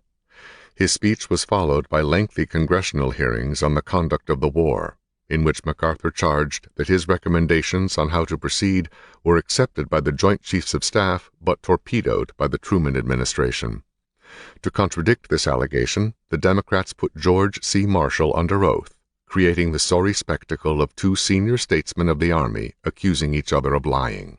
This episode was what prompted Senator Joe McCarthy's 3-hour treason screed in Congress against Marshall.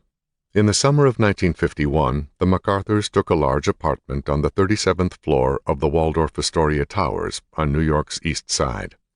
The spacious rooms were filled with an opulence of Oriental art and mementos, and MacArthur resumed his eternal pacing, stopping only to sleep, watch sports on TV, especially football, or attend Broadway plays. A friend of the author's recalled an occasion when legendary football coach Paul Bear Bryant, who had recently won the first of his many national championships at the University of Alabama, was a guest at the Waldorf during the Heisman Trophy Awards ceremony.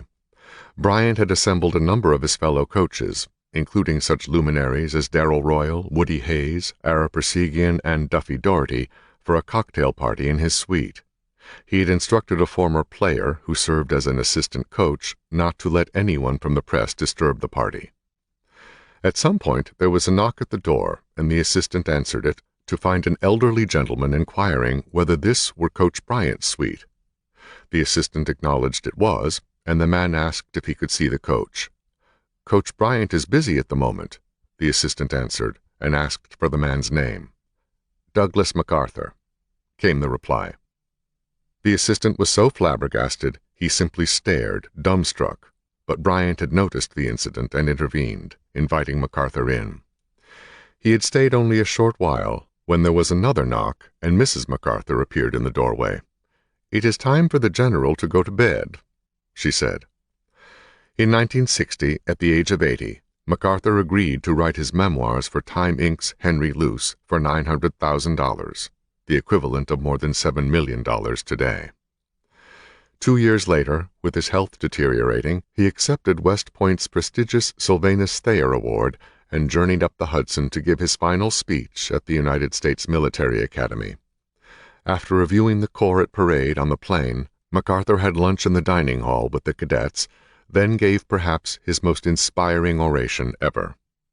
Its theme was the West Point motto, "Duty, Honor, Country," and in spine-tingling prose, MacArthur reached back across the years for meaningful examples. "From your ranks come the great captains who hold the nation's destiny in their hands the moment the war tocsin sounds. The long gray line has never failed us. Were you to do so, a million ghosts in olive drab, in brown khaki, in blue and gray, would rise from their white crosses, thundering those magic words, duty, honor, country. The soldier, above all other people," he said, "prays for peace, for he must suffer and bear the deepest wounds and scars of war.